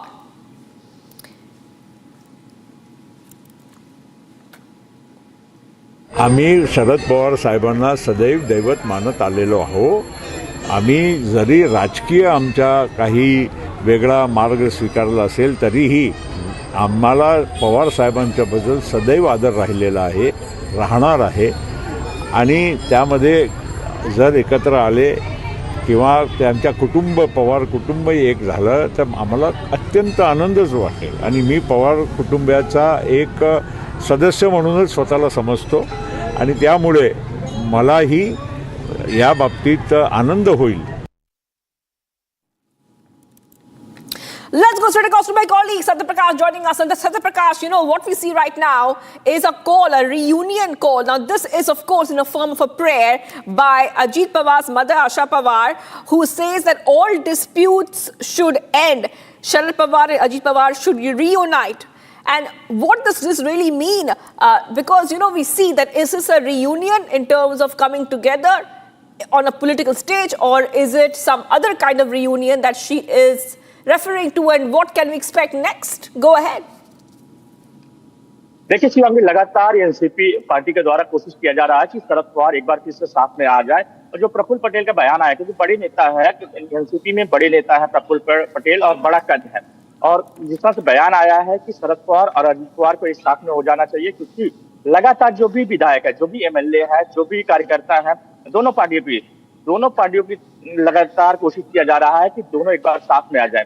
अभी थोड़ी देर पहले ही अजित पवार मां का बयान आया, उन्होंने कहा कि मंदिर में आई हूं और मैं चाहती हूं कि शरद पवार और अजित पवार एक बार फिर से साथ में आ जाए, दोनों पार्टियां एक बार फिर से साथ में आ जाए. तो कहीं न कहीं लगातार कोशिश है कि शरद पवार और अजित पवार जो दोनों अलग अलग हो गए हैं, एक बार फिर से साथ में आए. और लगातार कोशिश किया जा रहा है, अजित पवार की तरफ लगातार कोशिश भी किया जा रहा है, चाहे जितने भी एमएलए हो, सभी MLA. Yes, I want to go across to my colleague also joining us on the phone line. Alicia is joining us on the phone line. Yes, Alicia, go ahead. You know that this is coming in as there is, of course, a big question mark on this prayer and what this really means. It's a big statement also coming in from Praful Patel. Go ahead. Well, Shivangi, this is not the first time where Praful Patel or Ajit Pawar making a statement. Even before the election, it was Ajit Pawar who clearly mentioned that we are going to see blessing of Sharad Pawar. And now Praful Patel, who is a senior member of the NCP led by Ajit Pawar, have clearly stated that Sharad Pawar is a deity and we have a degree of respect for him. If the Pawar family comes together, it will be an extremely happy. So I consider myself as a member of the Pawar family. He also mentioned that the Maharashtra poll is done and dusted, and now both the faction, the NCP faction, should reunion. So this is a clear indication that has been coming in from Ajit Pawar faction. And as I mentioned that even earlier, it was Ajit Pawar, Praful Patel, when asked on the Sharad Pawar, clearly mentioned that they should reunion, and it is Sharad Pawar because of where the NCP has led forward for such a had went ahead in the elections. In the every election they had fought together, the every elections, and now it is Praful Patel who made it very much clear that now the two parties should reunion. It is they should come together because it is Sharad Pawar who has been a very senior leader in the NCP, not in the NCP but in the Maharashtra, and Praful Patel has said that they have a degree of respect for him and they will be very happy if Sharad Pawar and their faction will join together and reunion with Ajit Pawar. Right, thank you for joining us there, Anisha, with all those big updates. I will be coming back to you because we're getting some more breakings. Let's move ahead to the national capital now because we're getting more breaking updates coming in. Here, we will be talking right now about what is happening in terms of the poster war, which is continuing in Delhi. Ahead of the assembly polls, BJP has now released a new poster featuring Arvind Kejriwal and have alleged that him of indulging in corruption. Okay, so big update coming in right now. The political atmosphere is getting quite heated up with that new poster which has been released by the BJP. And remember that first the poster was a Chunavi Hindu. Now it's Farzi voters say Ishq hai. This is the latest poster which is out right now, viewers. Getting you back-to-back updates coming in right now, Republic TV. And we are seeing that this is just after the BJP's previous poster calling Kejriwal a Chunavi Hindu. Now the poster war is getting quite heated up. The poster war had began on Christmas. And after that, we see back-to-back updates coming in on Republic TV. We will be, of course, getting you more updates, but both BJP and Aam Aadmi Party are indulging and engaging in a poster war ahead of the Delhi elections. I want to go across to my colleague who's joining us, Riyanka. Riyanka, you know, while we see that the BJP is putting up these posters, Chunavi Hindu, now Farzi voters say Ishq hai, Aam Aadmi Party has also gone ahead and hit out at the BJP. Let's go ahead and tell our viewers about what these war of words, or should I say war of posters, is all about ahead of the Delhi Assembly polls. Riyanka. Oh, well, absolutely. Ahead of the election in the national capital, we can see that it is going to be a tough flare-up that is continuing with the BJP and the Aam Aadmi Party. And recently, it's a poster war that continues to corner the Delhi government from the side of the BJP, as the party has released new poster that features Arvind Kejriwal, the former Chief Minister of Delhi, and they have also alleged him of corruption, something that the BJP has been highlighting on. In fact, they have also said that this is Kejriwal's new game in Delhi. He is trying to save power by rigging votes. In fact, the house owners are also unaware, and the fraudster, as the BJP alleges to be Kejriwal, had created hundreds of votes on his home address, and that too of a particular community. So we are seeing that the war on votes is also now linked to the poster war that is being continuing in the national capital, and Kejriwal extremely being cornered. The Delhi government's failure has been highlighted by the BJP, as well as several other issues, the welfare schemes, and also the votes of adding and deleting of votes. The war is continuing, and now this poster war, we are yet to see a response from the side of the Aam Aadmi Party regarding the same. All right, thank you for joining us there with all those details. I will be coming back to you soon, Riyanka, because the poster war is getting quite intense ahead of the Delhi Assembly polls. But we have to move ahead right now to some of the other stories we're tracking. Even as Siddaramaiah continues to defend Priyank Kharge in the contractor suicide case, a leader of opposition in the council has trained guns at Siddaramaiah, saying that the chief minister is trying to save his chair by giving a clean chit to Priyank Kharge. Because we see that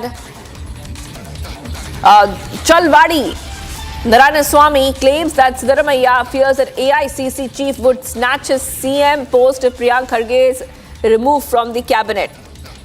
Okay, this is what we see right now, viewers. Back-to-back updates coming in on Republic TV. Now, this is in connection with Priyank Kharge, because remember that in that bidder contractor suicide case, we saw that the blame was put on Priyank Kharge's aide. And ever since that, the BJP has been gunning for Priyank Kharge, as they have said that he should now resign. CF Siddaramaiah is defending Priyank Kharge in the contractor suicide case. The leader of opposition in the council has trained guns at Siddaramaiah again, saying that the chief minister is trying to save his chair by giving a clean chit to Priyank Kharge. We're getting you these back-to-back updates coming in. And because Chalwadi Narayanaswamy claims that Siddaramaiah fears that AICC chief would snatch his CM post if Priyank Kharge is removed from the cabinet. Back-to-back updates coming in right now on Republic TV, viewers. The bidder contractor case has led to a huge war of words, accusations. Especially this is what's happening, viewers, as we keep getting you more updates. And it has also taken a political turn with a lot of requests, a lot of demands being made by the BJP that Priyank Kharge should resign. Now, the Karnataka Chief Minister has ruled out the resignation of Minister Priyank Kharge. We're getting you some reactions coming in as well. Let's go ahead and play it out. ಇಲ್ಲ ಅನ್ನೋದು ನಮಗೆ ಗೊತ್ತಿದೆ. ಯಾಕೆ ಅಂತಂದ್ರೆ ಆ ಸಚಿವರ ತಂದೆಯವರು AICC ಅಧ್ಯಕ್ಷರು. ನೀವು ಇದಕ್ಕೆ ಕೈ ಹಾಕಿದ್ರೆ ಅವರು ನಿಮ್ಮ ಬುಡಕ್ಕೆ ಕೈ ಹಾಕ್ತಾರೆ ಅನ್ನೋ ಭಯ ಇದೆ ನಿಮಗೆ. ನಿಮ್ಮ ಸ್ಥಾನ ಹೋಗ್ಬಿಡ್ತದೆ ಅನ್ನೋದು. ನೀವು ಕುರ್ಚಿಗೆ ಅಂಟ್ಕೊಂಡ್ಕೊಳ್ತಿರೋರು, ನಿಮ್ಮ ಕುರ್ಚಿಯ ಭಯ ನಿಮ್ಮನ್ನು ಕಾಡ್ತಾ ಇದೆ, ಅದರಿಂದ ಇದು ಹೇಳ್ತಾ ಇದ್ದೀರಿ. ಒಂದು ಸಮಯ ನಿಮಗೆ ಭಯ ಇಲ್ಲ ಅಂದ್ರೆ, ನಿಮಗೆ ತಾಕತ್ತಿದ್ರೆ ಇನ್ನೇನು ನಿಮಗೆ ಬೇಕು? ಇಷ್ಟೊತ್ತಿಗೆ ನೀವು ಅವರ All right, getting you some back-to-back updates coming in right now, Republic TV viewers, and what we see is that this case has become quite intense in terms of the resignation demand that we have been seeing time and again from the BJP. In fact, CF Siddaramaiah has backed Priyank Kharge, saying there's no evidence or involvement of the Minister Priyank Kharge in the death of the contractor Raju by suicide, and has ruled out his resignation from the cabinet, and has said that the BJP, the opposition's demand for the resignation of Priyank Kharge was politically motivated. And as we keep getting more updates, we can also tell you that in the big update coming in, we are coming to know that the leader of opposition in the council has trained guns at Siddaramaiah, saying the chief minister is trying to save his chair by giving a clean chair to Priyank Kharge. Because Chalwadi Narayan Swamy claims that Siddaramaiah fears that the AICC chief would snatch his CM post if Priyank Kharge is removed from the cabinet. Back-to-back updates coming in right now on Republic TV viewers as we keep getting you more updates. Remember, this all started when this contractor had died by suicide, and after that we saw that in the suicide note he alleged that the former councillor and others were responsible for his death. And the councillor is a close aide of Priyank Kharge. So ever since we saw this news really break, we have seen the BJP training guns at the Karnataka government. In fact, the BJP state president has also said that some ministers of the Congress government have been given general power of attorney to their right-hand men and close aides. Okay, let's move ahead right now, viewers, to some of the other stories we are tracking on Republic TV. We get to what is happening in the next segment, Bharat in 5 minutes. Prime Minister Modi has expressed grief over the demise of the eminent botanist and Padma Shri awardee K.S. Manilal. On Wednesday, Manilal died following age-related ailments at the age of 86 in Thrissur, Kerala. PM Modi government honoured the renowned botanist with Padma Shri in 2020 for his contributions in the field of science. Jharkhand Chief Minister Hemant Soren on Wednesday paid tribute to the martyrs of the Kharsavan firing incident on its 77th anniversary at the Shahid Sthal.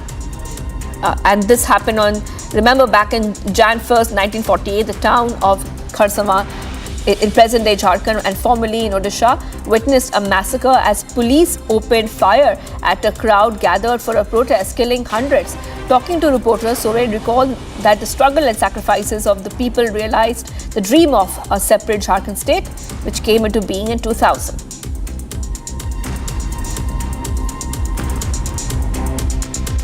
आज हम लोग हर साल की बात है, इस साल भी बड़े पैमाने पर यहाँ एकत्रित हो रहे हैं और होते रहे हैं, और आगे भी और मजबूती के साथ अपने इन शहीदों के प्रति अपनी सम्मान मजबूती करते हुए आगे बढ़ेंगे. People paid homage to the victims of the 2023 terrorist attack in Rajouri district of Jammu and Kashmir, while the families reiterated their demand for justice. 7 people were killed and 13 injured when terrorists opened indiscriminate fire in Dhangri village on Jan 1st last year. They also left behind an improvised explosive which went off the next morning. A condolence meeting was organized at the Dhangri Chowk. Special prayers were also held for those who were killed in the attack, and the people paid tributes.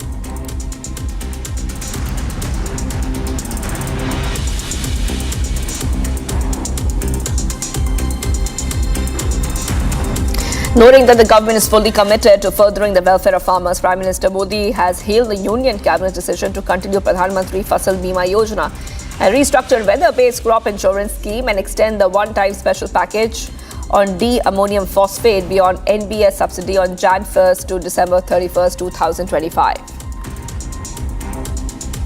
2016 में और अब फसल बीमा योजना की इकाई गांव या ग्राम पंचायत बनाई गई। मतलब गांव में भी फसल का नुकसान होगा तो भरपाई बीमा कंपनी करेगी। स्थानीय आपदा को उसमें शामिल किया गया। मतलब एक किसान का भी नुकसान होगा तो उसको नुकसान की भरपाई की जाएगी। ऐसे अनेकों परिवर्तन उस समय किए गए। BJP's Jammu and Kashmir unit on Wednesday held out at the National Conference for running a visionless and directionless government in the Union Territory, accusing it of failing to address critical public issues such as water, electricity and job shortages, tourism and key development projects. The Saffron Party expressed confidence in its growing popularity and development initiatives in Jammu and Kashmir, asserting that the party would emerge stronger in 2025 and win the upcoming elections, including the urban, local body and panchayat polls. Leader of opposition in West Bengal Legislative Assembly and BJP MLA Subandhu Adhikari on Wednesday alleged that the Bangladesh-style attacks on Hindus were taking place in several parts of West Bengal. The BJP leader specifically referred to an incident in Uttar Dinajpur district where a group of miscreants allegedly attacked and looted Hindus without provocation.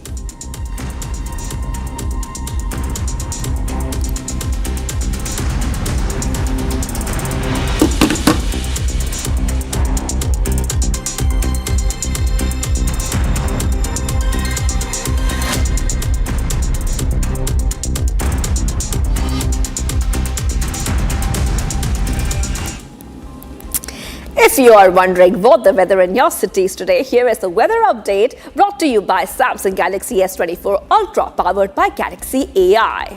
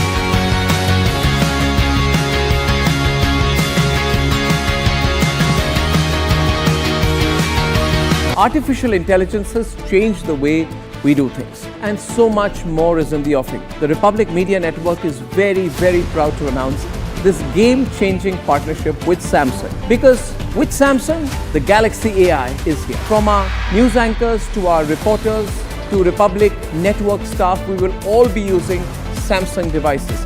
We are excited about the new Galaxy Z series and the Galaxy S series, both powered by Galaxy AI. And we will be using these phones on screen and behind the scenes daily to bring you the news first. My experience in using the Samsung devices shows that it makes us deliver the news much faster It helps us deliver the news quicker and simpler, with more productivity, efficiency and creativity. Republic and Samsung together will unfold a new world of possibilities. It's going to be an epic adventure together. The Galaxy AI is here.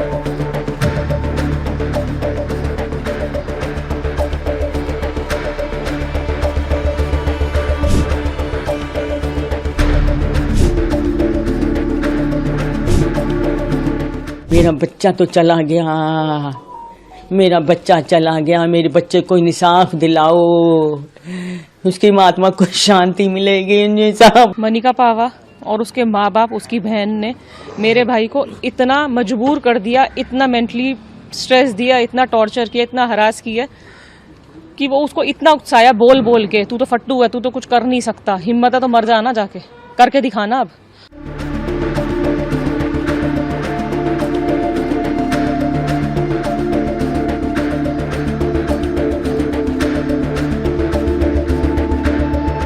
Manika पावा और उसके माँ बाप, उसकी बहन ने मेरे भाई को इतना मजबूर कर दिया, इतना मेंटली स्ट्रेस दिया, इतना टॉर्चर किया, इतना हरास किया कि वो उसको इतना उकसाया बोल बोल के, तू तो फट्टू है, तू तो कुछ कर नहीं सकता, हिम्मत है तो मर जाना, जाके करके दिखाना। अब इतना उसको उकसाया रात को 3:30 बजे फोन पे।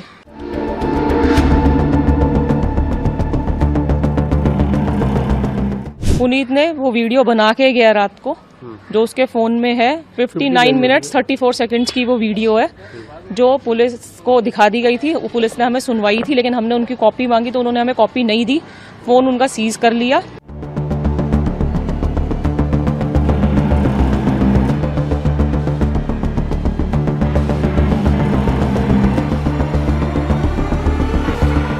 उसमें उसने सब बताया है कि उसके जो मनिका है, उसके माँ बाप हैं, किस तरीके से उसने उनको इतना टॉर्चर किया, इतना हरास करा है और इतना मेंटली प्रेशराइज करा है, बोल बोल के कि तेरे माँ बाप को सड़क पे फेंक देंगे, घर खाली करा लेंगे, काम पे तू शटर खोल के देख, हिम्मत है तो करके दिखा, काम भी नहीं खोलने दूंगी तेरे को।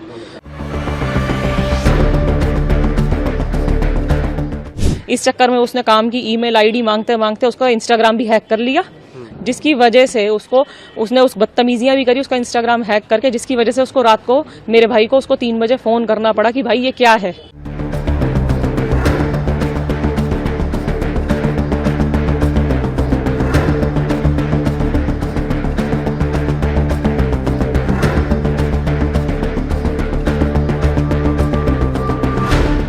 बट कभी पैसों की ले देन, कभी बिजनेस, दोनों का इकट्ठा था। उसकी भी कुछ बातें होती जाती थी, कुछ परिवार की बोलता नहीं था ना, बेटा बेटा बताता नहीं था माँ को ना बाप को खुल के।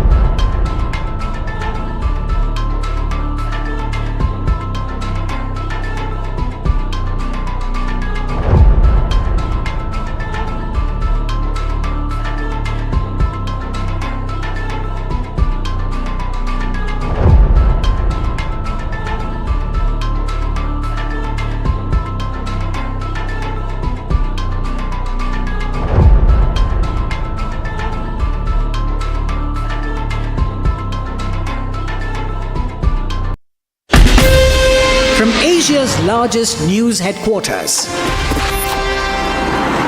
Setting the agenda for Bharat.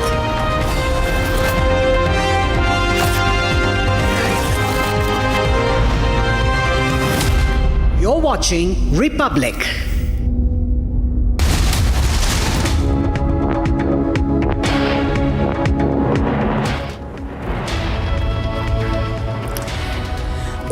We're live with breaking. I'm Shivangi Shukla getting you the latest coming in. And the big story is that we see that the Hindu monk Chinmoy Das's hearing has begun. That is right. 11 lawyers will be representing him. This is a very big story given the fact the kind of atrocities that the Hindu minority in Bangladesh have faced. We'll get to everything you need to know. But as usual, the headlines. Let's get started.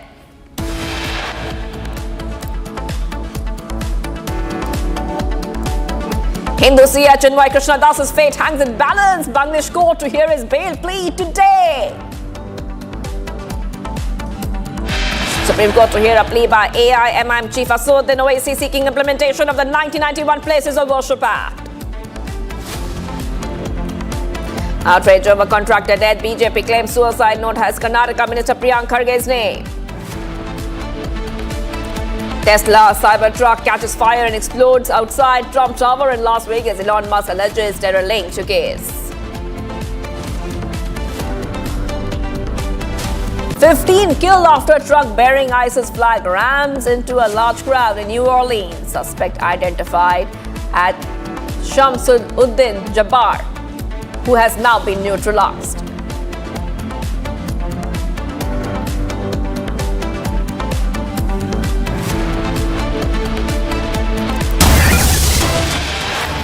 Getting you some big breaking updates coming in from Jammu and Kashmir. The BJP has made a big claim on National Conference government. The Saffron Party says National Conference is set to face a split from within. BJP spokesperson Sunil Sethi says no senior leader of the NC is standing with CM Omar Abdullah. BJP making a very big claim. I repeat, BJP is making a very big claim.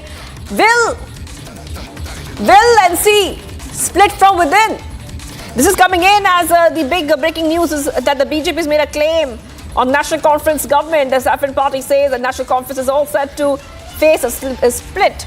A BJP spokesperson Sunil Sethi has said that no senior leader, I repeat, no senior leader is standing with the CM Omar Abdullah. We'll try to get you more updates coming in right now. We'll try to get you more updates right now on the story, but this is what we are seeing right now. Is the NC facing a crisis? Well, that is what we see right now, where Sunil Sethi, chief spokesperson, Jammu and Kashmir BJP, has, during a press conference, revealed some details, and we have that statement as well. So let's go ahead and play it out.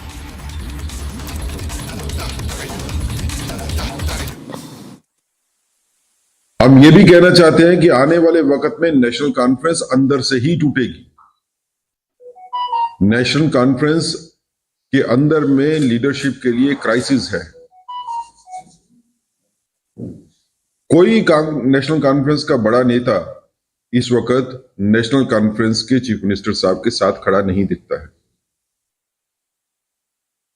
और national conference ने जिस तरह के promises लोगों के साथ किए, उनको फुलफिल करने के लिए इनके पास कोई रोड मैप नहीं है, कोई ब्लूप्रिंट नहीं। फाइनेंशियल प्रावधान किए बगैर प्रॉमिसेस जो किए जाते हैं, उनका क्या हाल होता है वो हमने दिल्ली में भी देखा और पंजाब में भी देखा। नेशनल कॉन्फ्रेंस और कांग्रेस के बीच में जिस तरह से लड़ाई चल रही है, वो भी आपको जाहिर है। तो इसलिए आने वाला वक्त ये साबित करेगा जो हम कह रहे हैं। All right, let's go straight across to Gursurman joining us live. Gursurman, if you could take a view to the latest coming in, because we see that the NC government is visionless, directionless, and according to the latest statement from the BJP, is there going to be a split within the NC, because they are saying that senior leaders within the NC are not standing with the chief minister? Yes, the statement has come from the BJP, and that too at a time when the CM Umar Abdullah is going to hold a press conference on the 2.5 months of his government, that the government that has taken oath on the mid-October and has completed 2.5 months time, when he is going to count the achievements of the government. The BJP has taken a dig and has claimed that the National Conference is going to split within the party. This can also be seen in context to what the National Conference MP from the Central Kashmir, the Srinagar Aga Rahula, has been doing. He has been wide open against the National Conference government, especially over the issue of the reservation. We saw how he came out in open and held a protest outside the residence of Chief Minister Umar Abdullah. And now this claim coming from the Bharatiya Janata Party, in which they are claiming that the NC is going to split within because no senior leader of the party is standing with the Umar Abdullah. So that is something that has to be seen, because the BJP has made the claim that in the days to come, the National Conference will split from within, and the senior leaders of the party, those who are not happy, they will be the one who will be taking the charge. They have also said that all is not well between the National Conference and the Congress party. That is wide open, because with regards to the negotiations on the cabinet expansion, nothing has been done, though it was expected in the last month of 2024. But since the month has passed by, the year has passed by, but nothing has happened on ground. So it has to be seen how much weightage this statement from the Bharatiya Janata Party holds on ground. But one thing is very clear, that there is infighting. The way Aga Rahula has been vocal against the Chief Minister and the government of the National Conference over the row of the reservation, though a 6-month time has been sought by the Chief Minister Umar Abdullah, stating that it will be resolved within the 6 months. But what happens now has to be seen, because the BJP for the first time in last 2.5 months has come out in open and claimed that the National Conference government will face split from within, as no senior leader of the party is happy with the Umar Abdullah and are not standing by him. Yes. And, apart from that, the BJP has also said that the Chief Minister has made U-turns on his promises. They say that everything which was promised was only done on paper, not in reality. So these are big allegations coming in, because the BJP has stepped up its attack, saying that the claims, the promises, all that was promised during the elections was only lip service, and nothing has turned into reality. Gursimran. See, yes, that stands true. Reason being that the promises that were made by the Umar Abdullah, the National Conference indeed, and now the Chief Minister Umar Abdullah has said that they have deferred. First is the 200 free units that were promised to the people of Jammu and Kashmir. But now Umar Abdullah went on to say that it has been postponed to the month of March. It will be done in the month of March, which clearly shows that the government is trying to delay the goalpost. They are trying to shift the goalpost. But today, an important press conference is being held by the Chief Minister Umar Abdullah, in which it is expected that the Umar will speak up. But right ahead of that Chief Minister's press conference, the way the BJP has taken a dig, stating that the claims have only been made on the papers without looking into the financial aspects, and this government will land into trouble like the Delhi government that has made ample of promises, but when it came to fulfilling them, they will put the onus on the central government from blocking the fronts, or one reason or the other reason. So it has to be seen how things pan out, because first, one of the key promises that the Umar Abdullah government made, that was 200 free units. The goalpost has been shifted to the end of the March, though the government has taken the oath in the mid of the October month. Right. Thank you for joining us, Gursimran, with all those details. I'll be coming back to you as we track that story. We have to move ahead right now, viewers, because we're getting some more breaking updates coming in. And this is, I repeat, this is that crucial hearing where, we're getting some more breaking updates coming in, where Chinmoy Das's hearing has ended already, and the court will issue an order very soon. Very big update coming in right now on Republic TV. There's a big update. I repeat, big update coming in, where the hearing has now ended. These are pictures coming in first on Republic TV. And this is a picture coming in right from outside the court. That is right from outside the court. The hearing is now ended, viewers. And let's take you through the background.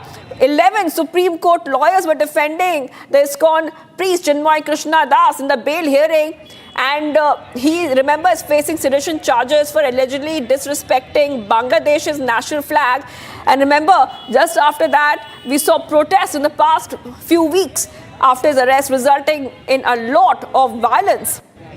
Even the Ministry of External Affairs has expressed concern over the escalating situation. And I want to go across to my colleague from a Republic Bangla newsroom, Hirita. Hirita, you know, we just got the update that the hearing has now ended. Hearing is now ended. That means the order will be out sooner. If you could take our viewers through what we can expect next, what do we know happened inside the court?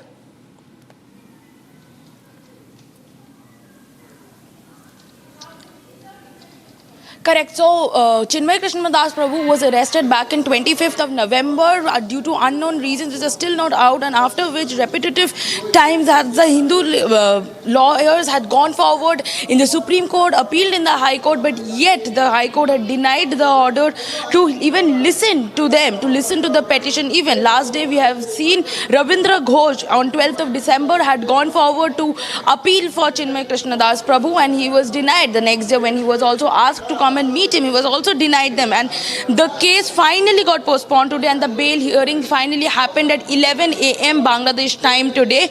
And as we get to understand that 11 lawyers from Dhaka had travelled to Chattogram today, where the hearing had happened in the Daira Judge Court under Janab Saiful Islam. Under his court was the hearing heard today. We are understanding now that the hearing has ended and the judgment will be provided soon. The power of attorney was taken in the name of Apurva Bhattacharya, who was one of the lawyers today who has flew from Dhaka to Chattogram. So there were 11 lawyers, along with one local lawyer of Chattogram was also present. So as the judgment proceeds, we are hopeful, everybody is hopeful that something good will be heard or something good will come in the name of Chinmoy Das Prabhu, probably because the entire world at the moment is concerned about Prabhuji's health. N number of times, even 2 days back, there was news that came forward that Chinmoy Das Prabhu is falling ill in the court. A Vaishnava who is asked to cook for himself, a Vaishnava who is doing everything. Even his assistants were not allowed to take his food. We have reported this earlier. So he was falling sick continuously. So probably today's bail hearing, the judgment that will come soon in some times will be something hopeful, and we are also looking forward to you. Back to the We're getting studio. some big updates coming in, Hidita. We're getting a big update. According to the information that we have got, the bail plea has been rejected. I repeat, the bail plea has been rejected. We'll put that out for our viewers in a short while from now. But, you know, we are waiting for the order to come in. And remember that this entire case was even postponed by many weeks, Hidita. Even though we came to know that Chinmoy Das was not well, he was unwell, he was hospitalized, his health was failing. And once again, Chinmoy Das's bail plea has been rejected by the court. Big breaking update coming in right now on Republic TV. And if I can get Hidita back. Hidita, let's go back to you. Once more, the bail plea rejected by the court. Yes, Hidita, go ahead. 25th of November, that the Metropolitan Dhaka police had arrested Chinmoy Das Prabhu without even providing a police warrant, and today is the 2nd of January of 2025. So you understand it's already been more than a month that he has been arrested. He has been kept inside the jail where nobody is being allowed to meet him. A Vaishnava who is being arrested without any warrant, without providing any logic behind his arrest, and the bail plea has been rejected again in the Chattogram court today. And that is the biggest breaking that we are understanding after regular attacks on Hindus which are going in Bangladesh, and the government is completely deaf and dumb about this incident. They are continuously rejecting the attacks which are going on Hindus. And today also morning we have seen that a boy was allegedly picked up from his home and taken and was arrested by the Bangladesh police because of a Facebook post made by him. So it is a repetitive attack going on in Bangladesh on Hindus, and the bail plea which has been rejected of Chinmoy Das Prabhu again today marks the biggest attack on Hindu which is continuously going on in Bangladesh at the moment. Back to you. Right, Hidita is getting us those updates coming in, and we keep showing those pictures which are right outside the court. Chinmoy Das's hearing has ended, and Okay, we are getting joined by Mayuk also. Let's go to Mayuk. Mayuk, very, very big update coming in. And after we saw that the bail hearing was literally scheduled 1 month, postponed by 1 month, and his lawyers were attacked, his lawyers were hospitalized, his lawyers were threatened and even Chinmoy Das was unwell all this while. Once again, we see after the hearing, the bail plea has been rejected. Mayuk. Well, quite disappointing for the Hindu monks and community members.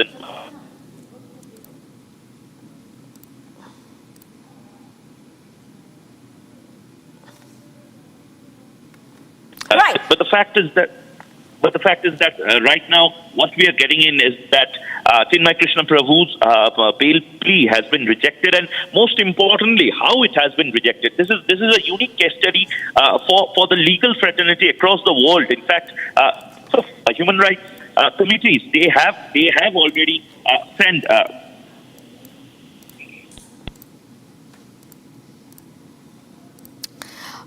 Yes, Mayuk, I'll come back to you. Mayuk, I'll come back to you in just a moment.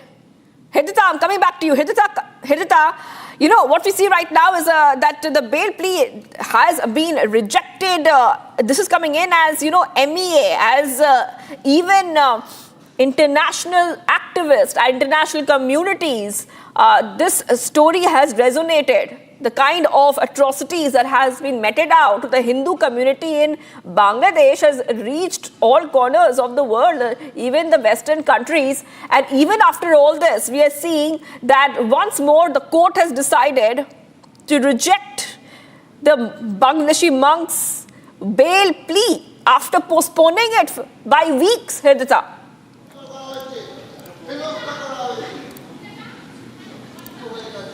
Correct. This is not the first time that his bail plea got rejected, but several number of times was his bail plea was postponed a lot of times, and we get to understand that from 25th of November to 2nd of January is a quite long time. It's more than a month of time that the Bangladesh court, the Yunus government, has kept quiet about this Hindu monk's arrest, which was done due to unreasoned logics.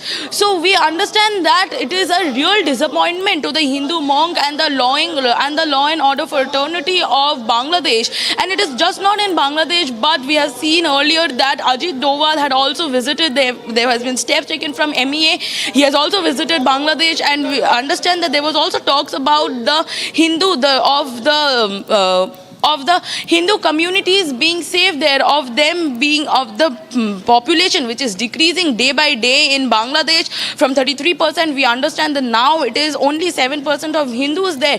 So the community is really need to be saved. So we had seen earlier Ajit Doval had travelled back to Bangladesh in December, and there had been talks, and Bangladesh, the Yunus government, has been criticized for the arrest of Hindu monks all over the world. International steps, human rights authorities has actually taken calls. They have actually expressed their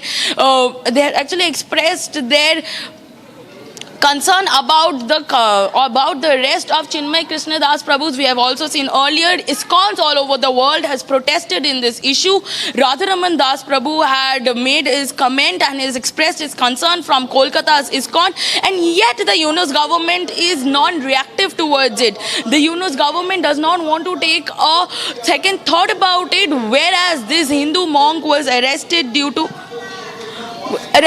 for unknown reasons, and the bail plea again got rejected today. So it is the biggest disappointment that is coming forward now. Back to you. Right, getting in this back updates coming in. That means no bail, I repeat, no bail for Chinmoy Prabhu. Remember, this is coming in as the Hindu monk bail plea has been rejected in the sedition case. His arrest has sparked so much of outrage among Hindu groups, among activists, human rights activists, who have been alleging that he is targeted for his efforts to highlight the rising attacks on Hindu minorities in Bangladesh. And a short while back, we saw that around 11 Supreme Court lawyers were participating in the bail hearing of Chinmoy Das. We're also coming to know, viewers, that while we have been leading up to this hearing, we also saw how the Hindus continue to be targeted, how the lawyers of Chinmoy Das were targeted, threatened, beaten up even. Chinmoy Prabhu Das's health has been worsening in the past few weeks, but still we see that The bail plea has been rejected. Chinmoy Das was arrested on November 25th. Since then, he has been held in custody. There have been mounting calls for his release. Supporters and many are saying he's being falsely implicated in a fabricated, I repeat, in a fabricated and a made-up sedition case with the sole purpose of this being silencing his voice against atrocities on Hindus. Like we told you, viewers, the past few weeks as we have been leading up to this bail plea hearing, which, by the way, has now been rejected, a lot of lawyers of his have argued that his health is getting worse due to the continuous detention. And he has been suffering from diabetes, from other breathing issues, which are getting worse because of his detention in jail. It's raising concerns among his followers and human rights organizations about the well-being of Chinmoy Das. Back-to-back updates coming in right now on Republic TV. We have seen that support has been pouring in from all quarters, not just from India, from ISKCON as well, from all over the world. Concerns are being shown by world leaders as well. ISKCON Kolkata has come out in strong support of Chinmoy Krishna Das. We are seeing that we see the MEA keeping a very close eye on the story. And this is the big update coming in right now, where in the latest coming in, the Hindu monk Chinmoy Prabhu bail's plea has been rejected by the Bangladesh court. Let's go back to Ridhita joining us. Ridhita, as we keep getting our viewers more updates, we have to talk a little bit more about the kind of support that Chinmoy Krishna Das has been getting, not just from the Hindu community in Bangladesh or even other quarters, but more coming in from, internationally. A lot of people, a lot of protests and a lot of marches have been happening, Hidita, in foreign countries supporting Chinmoy Das. Correct. We have seen a worldwide protest in support of Chinmoy Das Prabhu, where we have seen Germany protest, the Hindu community in Germany, the Hindu community in US, UK, Japan. South Korea has come out in the fields, has come out on the roads and protested for the release of Chinmoy Krishna Das Prabhu. And to understand that after Chinmoy Krishna Das Prabhu has been arrested for unknown reasons, and the court, there was other lawyers, Hindu lawyers, who had come forward in presenting his plea, and there was case again registered against them as well. Last day on 12th of December, when we saw Ravindra Ghosh had visited the court to present his plea, he was also attacked. His car was also attacked outside the Chattogram court, and the next day he was said, fine, you can come and visit Chinmoy Krishna Das Prabhu in the jail and see how is he doing.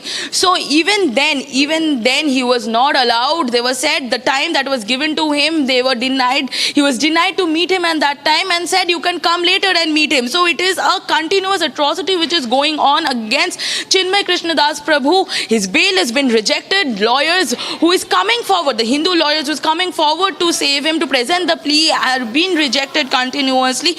The Yunus government is completely deaf and dumb to the worldwide protest as well. As you were saying that there was a worldwide protest which is going on. We have seen in US, UK, Korea, Japan, everywhere, from every corner of the world there are protests which is coming in favor of Chinmoy Krishna Das Prabhu. The government, the Yunus government, is still quiet about that. They are mum to react to that. They are still not reacting. If they were reacting, if they would have taken a serious action towards it, then today's bail plea would not have been rejected. We understand that 11 Hindu lawyers again from Dhaka has traveled around 2 hours to Chattogram to present this bail today, and the bail was again rejected. And that is the biggest disappointment for the Hindu fraternity, for the Hindu monks in staying in Bangladesh, and not only in Bangladesh, but that is like a worldwide disappointment for Hindus living worldwide, for the law fraternity, for the human rights fraternity, everyone throughout the world. It is the biggest disappointment today. Back to you. All right, I'll be coming back to you, Hridita. We will be taking a short break right now because we will track the story very closely. No bail for Chinmoy Prabhu. The hearing has ended. Taking a short break. Do not go anywhere as we keep tracking the story extremely closely.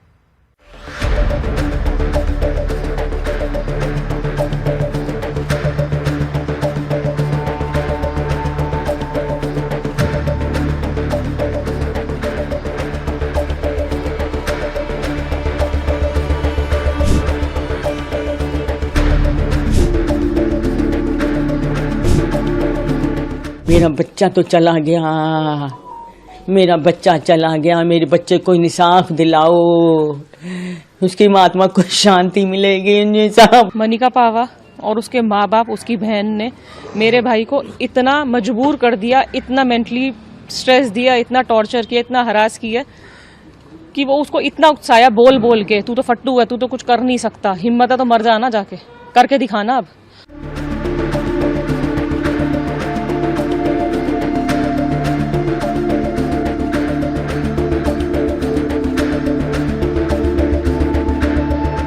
Manika पावा और उसके माँ बाप, उसकी बहन ने मेरे भाई को इतना मजबूर कर दिया, इतना मेंटली स्ट्रेस दिया, इतना टॉर्चर किया, इतना हरास किया कि वो उसको इतना उकसाया बोल बोल के, तू तो फट्टू है, तू तो कुछ कर नहीं सकता, हिम्मत है तो मर जाना, जाके करके दिखाना। अब इतना उसको उकसाया रात को 3:30 बजे फोन पे।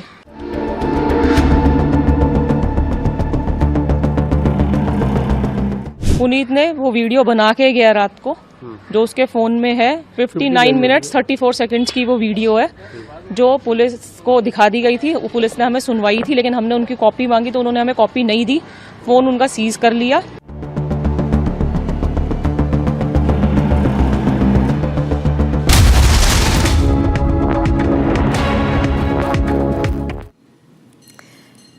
As we come to the end of this news wheel, let's record and summarize with Note Assist using Samsung Galaxy AI on Samsung Galaxy Z Fold 6.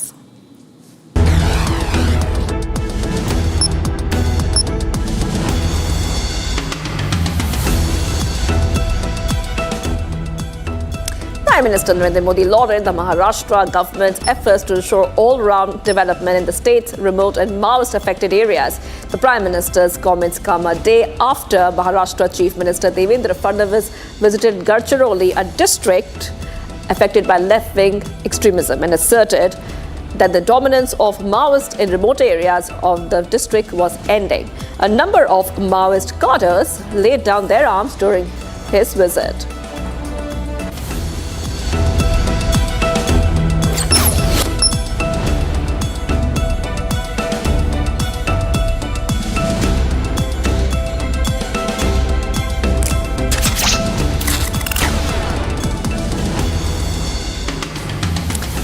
Well, there you have it, the precise reading of the news in a simpler format using Galaxy AI on Samsung Galaxy Z Fold 6. We will be back with the headlines in a few minutes.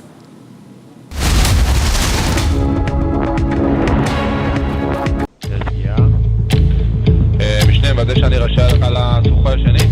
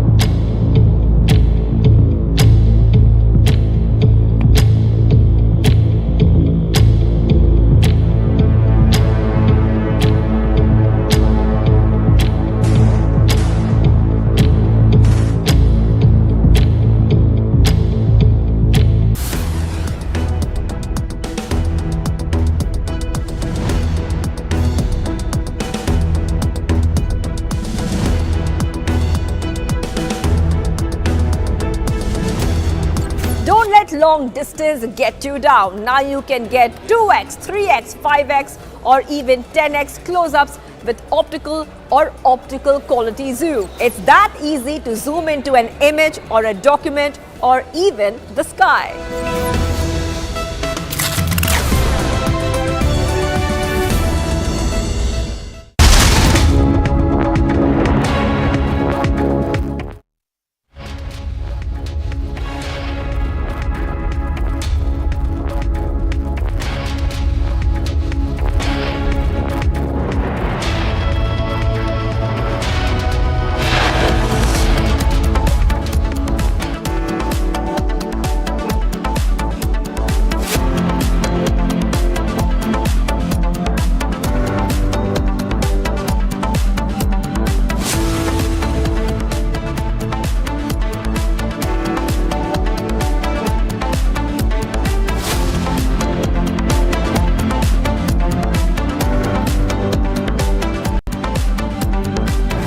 Bangladesh court has rejected the bail plea of monk Chinmoy Das Prabhu.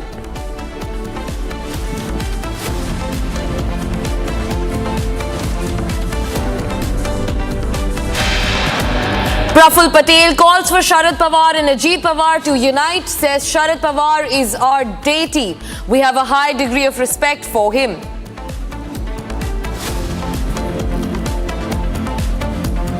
Outrage over contractors' deaths. BJP claims suicide note has Karnataka Minister Priyank Kharge's name. Tesla Cybertruck catches fire and explodes outside Trump Tower in Las Vegas. Elon Musk alleges terror link to case.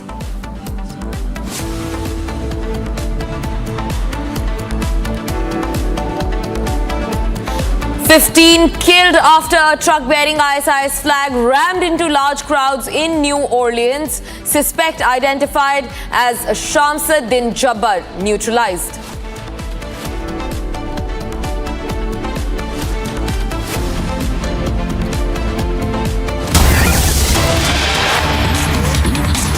Viewers, in a big breaking news, chaos has erupted outside the Chittagong court after Chinmoy Das's bail plea has been rejected by the Bangladesh court. The Bangladesh court has denied bail to the Hindu seer Chinmoy Krishna Das during a hearing held under tight security today in Bangladesh. At least 11 Supreme Court lawyers, viewers, were set to participate in the bail hearing of the former ISKCON priest Chinmoy Krishna Das.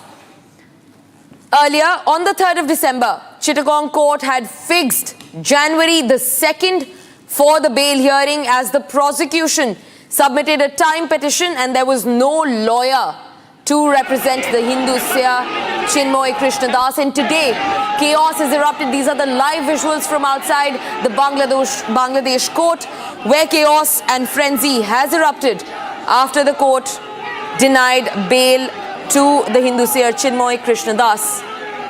Viewers, also being joined on the broadcast by my colleague Ridhita from the Bangla newsroom to get us more on the story. Ridhita, massive development. The Bangladesh court has denied the bail plea against Chinmoy Krishna Das. Tell us more. Correct. After the Bangladesh court repeatedly denying the bail plea of Chinmoy Krishna Das Prabhu, the date of 2nd January, the hearing date of 2nd January was given finally, and with where today the court started at the correct time at 11 a.m. today at the Bangladesh time, and 11 Supreme Court lawyers, Hindu lawyers, had flew down from Dhaka to Chattogram to present the plea, and also the hearing was done. The bail plea hearing went very peacefully, but the judgment was very upsetting. It was very disappointing, where the bail plea was again rejected. The Hindu monk was arrested on 25th of November by the Metropolitan Dhaka police. Due to unknown reason, the police did not provide any police warrant. They did not provide any reason as to why he is being arrested, and after keeping him in jail for more than a month or so, the bail plea again got rejected. And in this meantime, several Hindu lawyers had come forward and appeal for his plea, where they were rejected. Cases were being lodged against them. Ravindra Ghosh, who was a senior Supreme Court lawyer, had appealed to the Bangladesh High Court on 12th of December. There he was attacked. His car was broken, and also the next day he was denied to meet Prabhuji. And today again the same disruption are we seeing in the Chattogram court under Islam, under Jamaat Islam. The court was running today, and there is the same disruption after the hearing, after the judgment has been produced in the court. They are attacking the Jamati lawyers are attacking the Hindu lawyers, the 11 Hindu lawyers who had been to the Chattogram court today to appeal for Chinmoy Krishna Das Prabhu. They are calling them as Iskonet Dalal, as India Dalal, which means, this is in Bengali, that they are calling, which means that the agent of ISKCON, the agent of India. So after all this repetitive attack, Bangladesh has not kept quiet. The Jamatis have not kept quiet. The Jamati lawyers are constantly attacking the Hindu lawyers, as we see in the visuals outside the court now, that the Hindu lawyers are being again attacked. They were also attacked on the first time when the bail plea was presented, and this is the second time that the disruption outside the court has started, and the Jamati leaders, the Jamati lawyers are seen to harass the Hindu lawyers out there, calling them as the agents of ISKCON, calling them as India's ISKCON. What is Yunus government doing? Why is the Yunus government still quiet after such disruption and harassment happening day and night on the Hindus in the state? We have seen earlier that the MEA has also expressed their deep concern.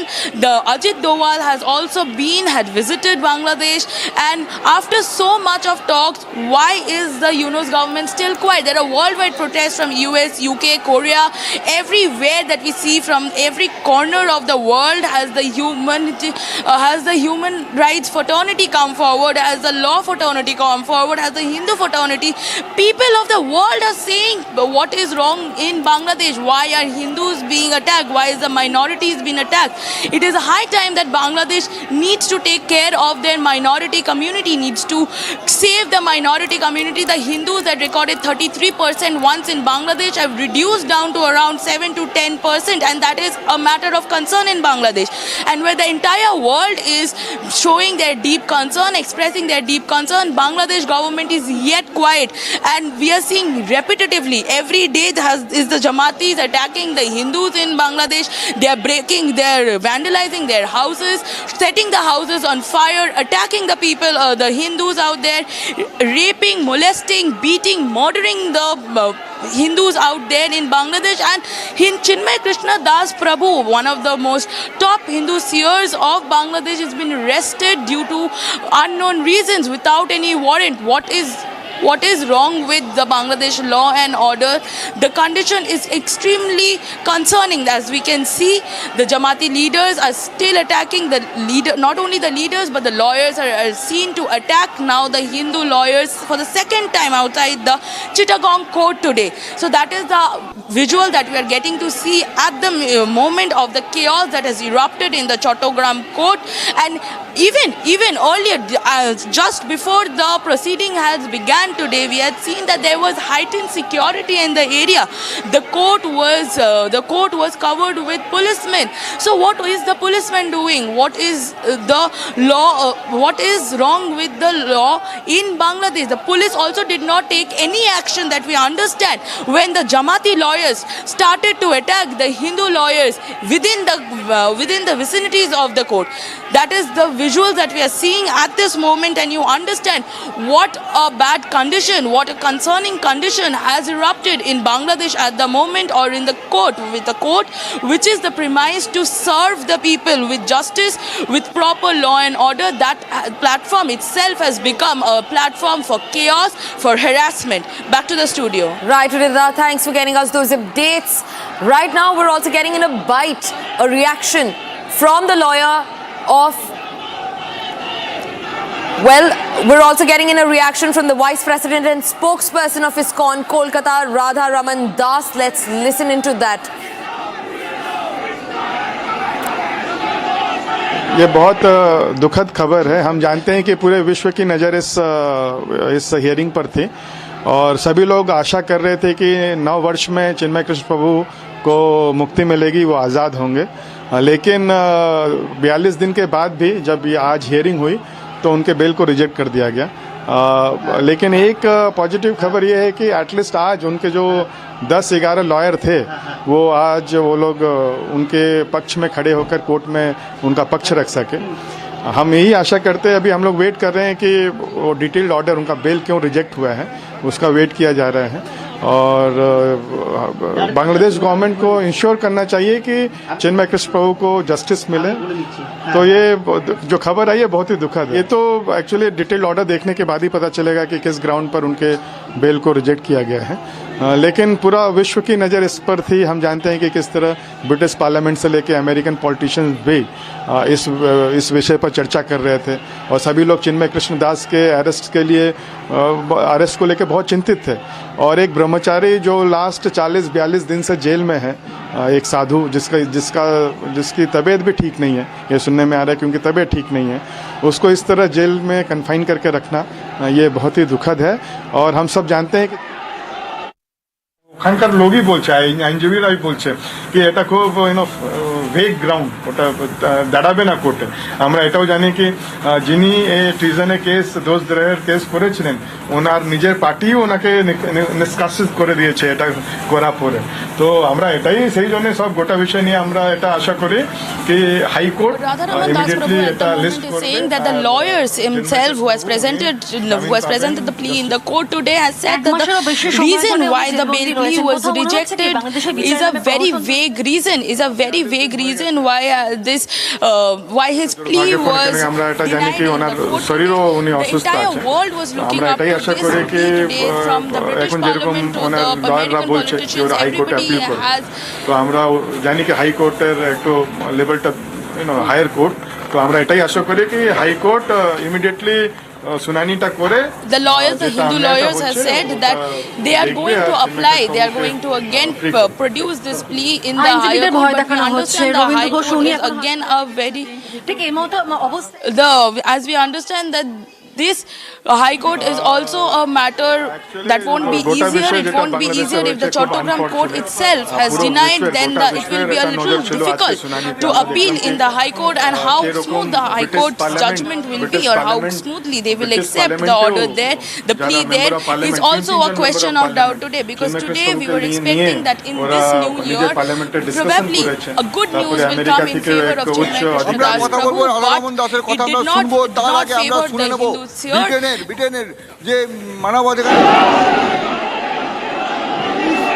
Chaos and frenzy have gripped the premises of the Bangladesh court, where the bail plea for the Hindu seer, the jailed Hindu seer Chinmoy Krishna Das, has been rejected. This comes even though 11 Supreme Court lawyers stepped in to defend Chinmoy Krishna Das Prabhu over unfounded sedition charges.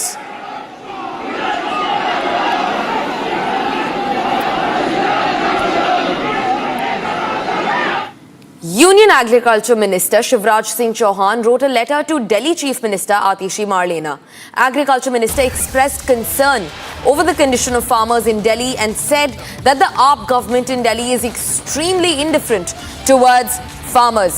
Viewers, in a big breakthrough, criticizing the AAP government for not implementing the centre's scheme for farm sector, Union Agriculture Minister Shivraj Singh Chauhan has written to Delhi Chief Minister Atishi Marlena, stating that, quote unquote, political competition should not become an obstacle to the welfare of farmers. Listen into Delhi's Chief Minister Atishi Marlena.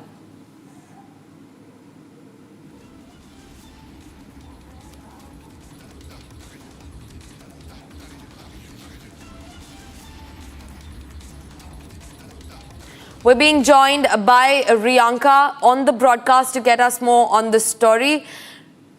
Riyanka, Shivraj Singh Chauhan, the Union Agriculture Minister, has hit out at the AAP government, saying that the condition of farmers in Delhi is not good. He said that the AAP government is extremely indifferent towards the farmers. Tell us more about this.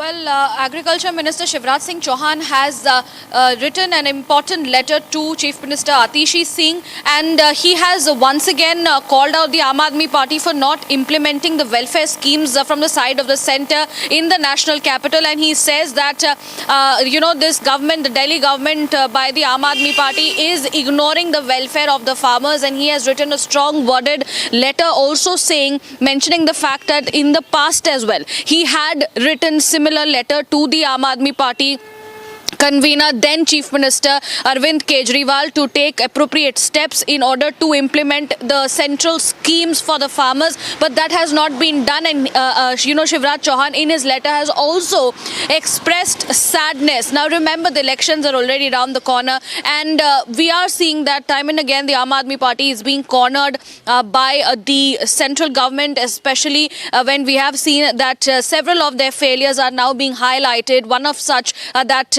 Aam Aadmi Party has been ignoring the welfare of the farmers, those who are in the national capital, which is why Shivraj Singh Chauhan has once again made it very clear that with profound sadness, once again he's having to write a letter to Chief Minister Atishi now and express that how Delhi government has denied giving equal rights and welfare to the farmers of the national capital and have not implemented the central schemes.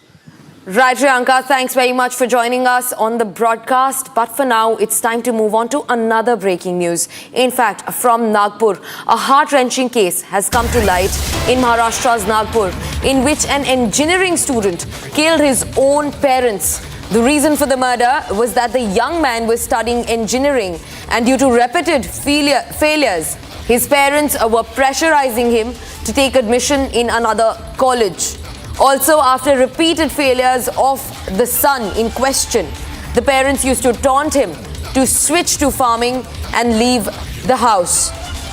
Now, viewers, remember, a 25-year-old engineering student has killed his parents in Nagpur. Listen to this.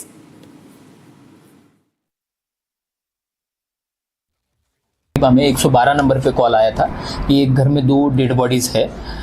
तो हमने वहाँ पे जाके check किया तो पति पत्नी की डेड बॉडीज़ थी और उनका जो पति है उनका नाम लीलाधर डाखुड़े है और पत्नी जो है अरुणा डाखुड़े है। तो फिर वहाँ पे स्पॉट पे पहुँचने के बाद वहाँ पे खून वगैरह था घर में बहुत सारा। तो प्राइमा फेसी हमें लग रहा था कि यहाँ पे कुछ तो सस्पिशियस है, इसमें कुछ हुआ रहेगा फॉल प्ले। तो ज़्यादा जानकारी हमें 112 नंबर पे कॉल आया था कि एक घर में 2 डेड बॉडीज़ है। तो हमने वहाँ पे जाके चेक किया तो पति पत्नी की डेड बॉडीज़ थी और उनका जो पति है उनका नाम लीलाधर डाखुड़े है और पत्नी जो है अरुणा डाखुड़े है। तो फिर वहाँ पे स्पॉट पे पहुँचने के बाद वहाँ पे खून वगैरह था घर में बहुत सारा। तो प्राइमा फेसी हमें लग रहा था कि यहाँ पे कुछ तो सस्पिशियस है, इसमें कुछ हुआ रहेगा फॉल प्ले।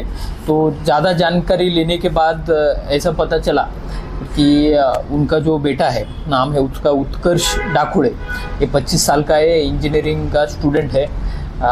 तो उसको हमने थोड़ी तहकीकात की, थोड़े सवाल पूछे तो उसके बाद उसने कन्फेस किया है कि उसने ही अपने माँ बाप का खून किया है। Praful Patel calls for Sharad Pawar and Ajit Pawar to unite, says Sharad Pawar is our deity. We have high degree of respect for him. Tracking this and a lot more for you only on Republic TV. Don't go anywhere. Stay tuned. We're coming back after a short break.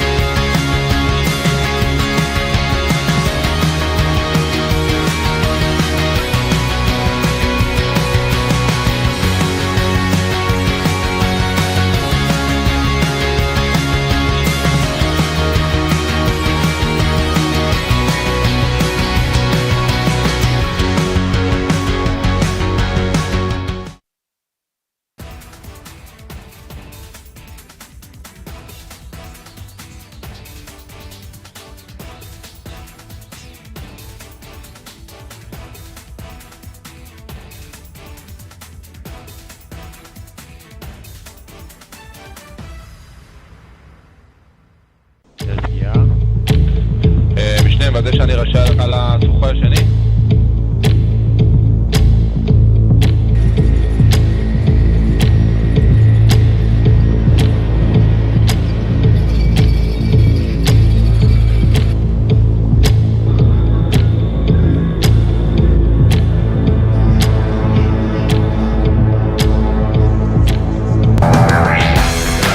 Artificial intelligence has changed the way we do things. And so much more is in the offing. Republic is proud to announce a game-changing partnership with Samsung. Because with Samsung, Galaxy AI is here. From our news anchors to reporters to network staff, we will be using Samsung devices. Galaxy Z series and Galaxy S series powered by Galaxy AI every day behind the scenes to bring you the news. Faster, simpler, with more productivity, efficiency and creativity. Republic and Samsung together unfold a new world of possibilities. It's going to be an epic adventure together.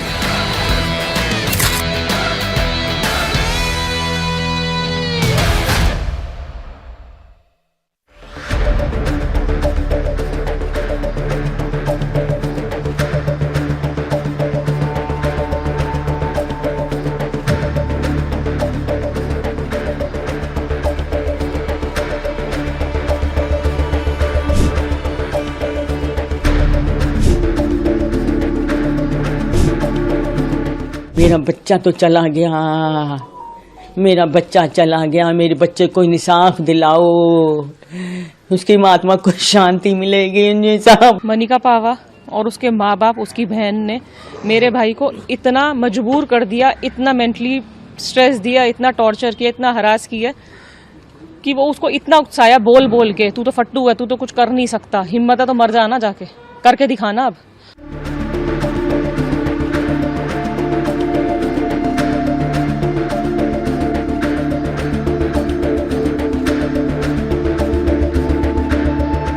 Manika पावा और उसके माँ बाप, उसकी बहन ने मेरे भाई को इतना मजबूर कर दिया, इतना मेंटली स्ट्रेस दिया, इतना टॉर्चर किया, इतना हरास किया कि वो उसको इतना उकसाया बोल बोल के, तू तो फट्टू है, तू तो कुछ कर नहीं सकता, हिम्मत है तो मर जाना, जाके करके दिखाना। अब इतना उसको उकसाया रात को 3:30 बजे फोन पे।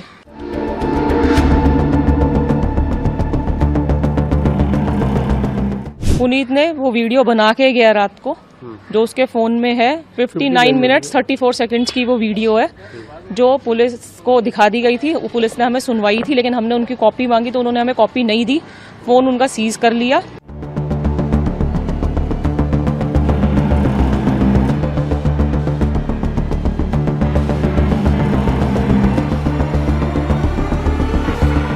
उसमें उसने सब बताया है कि उसके जो मनिका है, उसके माँ बाप हैं, किस तरीके से उसने उनको इतना टॉर्चर किया, इतना हरास करा है और इतना मेंटली प्रेशराइज करा है, बोल बोल के तेरे माँ बाप को सड़क पे फेंक देंगे, घर खाली करा लेंगे, काम पे तू शटर खोल के देख, हिम्मत है तो करके दिखा, काम भी नहीं खोलने दूंगी तेरे को।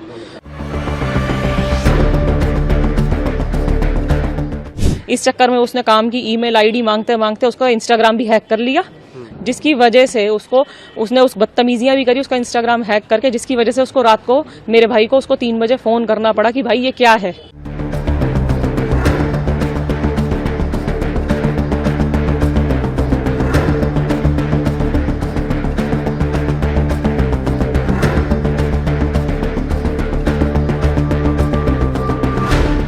बट कभी पैसों की ले देन, कभी बिजनेस, दोनों का इकट्ठा था, उसकी भी कुछ बातें होती जाती थी, कुछ परिवार की बोलता नहीं था ना बेटा बेटा, बताता नहीं था माँ को ना बाप को खुल के।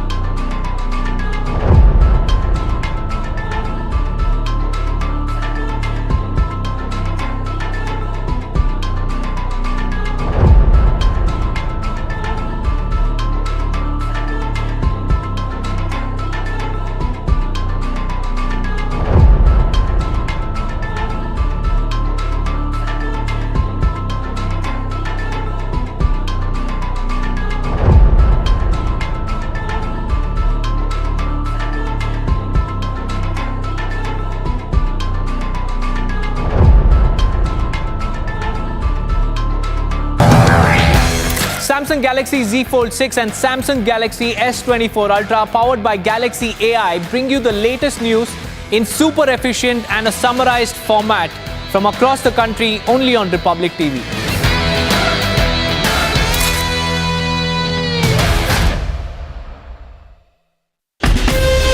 From Asia's largest news headquarters, setting the agenda for Bharat.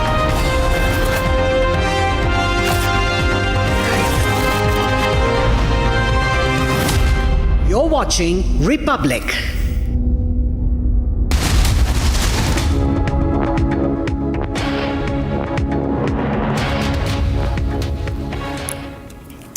Well, thank you for joining us on Republic TV. Let's now get you news summarized with Note Assist using Galaxy AI on Samsung Galaxy Z Fold 6.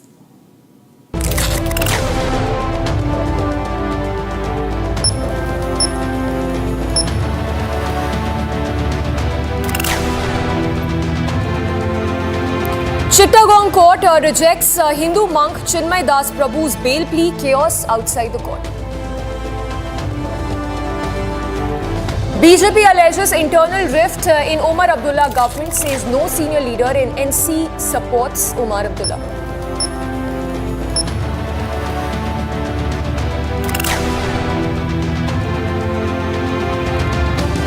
Union Minister Shivraj Chauhan writes to Delhi Chief Minister Atishi on condition of farmers, says AAP government indifferent towards the community. 40 years after Bhopal gas tragedy, disposal of 377 tons of toxic waste from the Union Carbide factory now begins.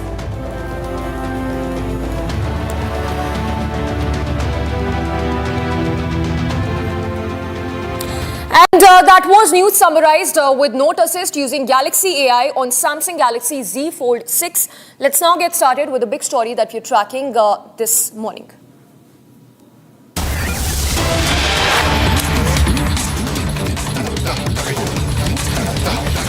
And we begin first up with the news that we're tracking from Bangladesh. It's Bangladesh Interior Government that has revised textbooks on the 1971 Liberation War that would state that Zia-ur-Rahman declared Bangladesh's independence. So clearly an attempt to distort history by Yunus administration by glorifying military leader Zia-ur-Rahman and a bid to deny Mujibur-Rahman's role in the 1971 Liberation War. New books that are going to be published that would say that Zia-ur declared the 1971 independence. So it's another controversial diktat by Yunus. New textbooks that will now be published on the 1971 Liberation War that would state that Zia-ur-Rahman declared Bangladesh's independence and clearly an attempt to deny Mujibur's role in the 1971 war. Let's go across to Shivangi joining us live from the newsroom. Shivangi, Mujibur Rahman is undoubtedly a revered figure in Bangladesh. He's called father of the nation, of course. But tell us, talk to us about how time and again there's clearly an attempt by the Yunus administration to deny the role that Mujibur Rahman played in the 1971 Liberation War. That is right, Samiksha. And like you were saying that this has been an attempt to really distort the facts of history, not to distort the facts, history facts, but also downplay India's role in the Liberation War. So what has happened right now that Bangladesh is starting to rewrite the history books, putting in this information that it was Zia-ur-Rahman and not Mujibur Rahman as the one who declared the country's independent. That is right. And this is coming in the backdrop of all the controversies we have been seeing ever since the Yunus government has taken over. This is a big update that we've got for our viewers. And if I'll just take our viewers to the latest. The books are claiming that Zia-ur declared independence on March 26, 1971 and reiterated on the behalf of Mujibur Rahman. That means what they're trying to say is that he was the one who had declared the independence on behalf of Mujibur Rahman. And this is the big update we got for you, as we see that the changes are coming as the interim government is taking some calls on their own. It looks like the Unrest government is under pressure from some forces to distort history, to distort some facts. Also, like I was telling our viewers, that this is one more attempt by the Unrest government to downplay India's role. India played a very pivotal role in the liberation war, and they are downplaying India's role. Now, these books are going to be made available. Actually, they already are made available. From Jan 1st is when these books and these textbooks have been made available to students, school students, Samiksha. Yes, Shivangi, thank you for the moment, and let's also not forget the day when Ziaur Rahman's statue was toppled at the time of ouster of Sheikh Hasina. For now, let's also shift focus to more news that we are tracking from Bangladesh.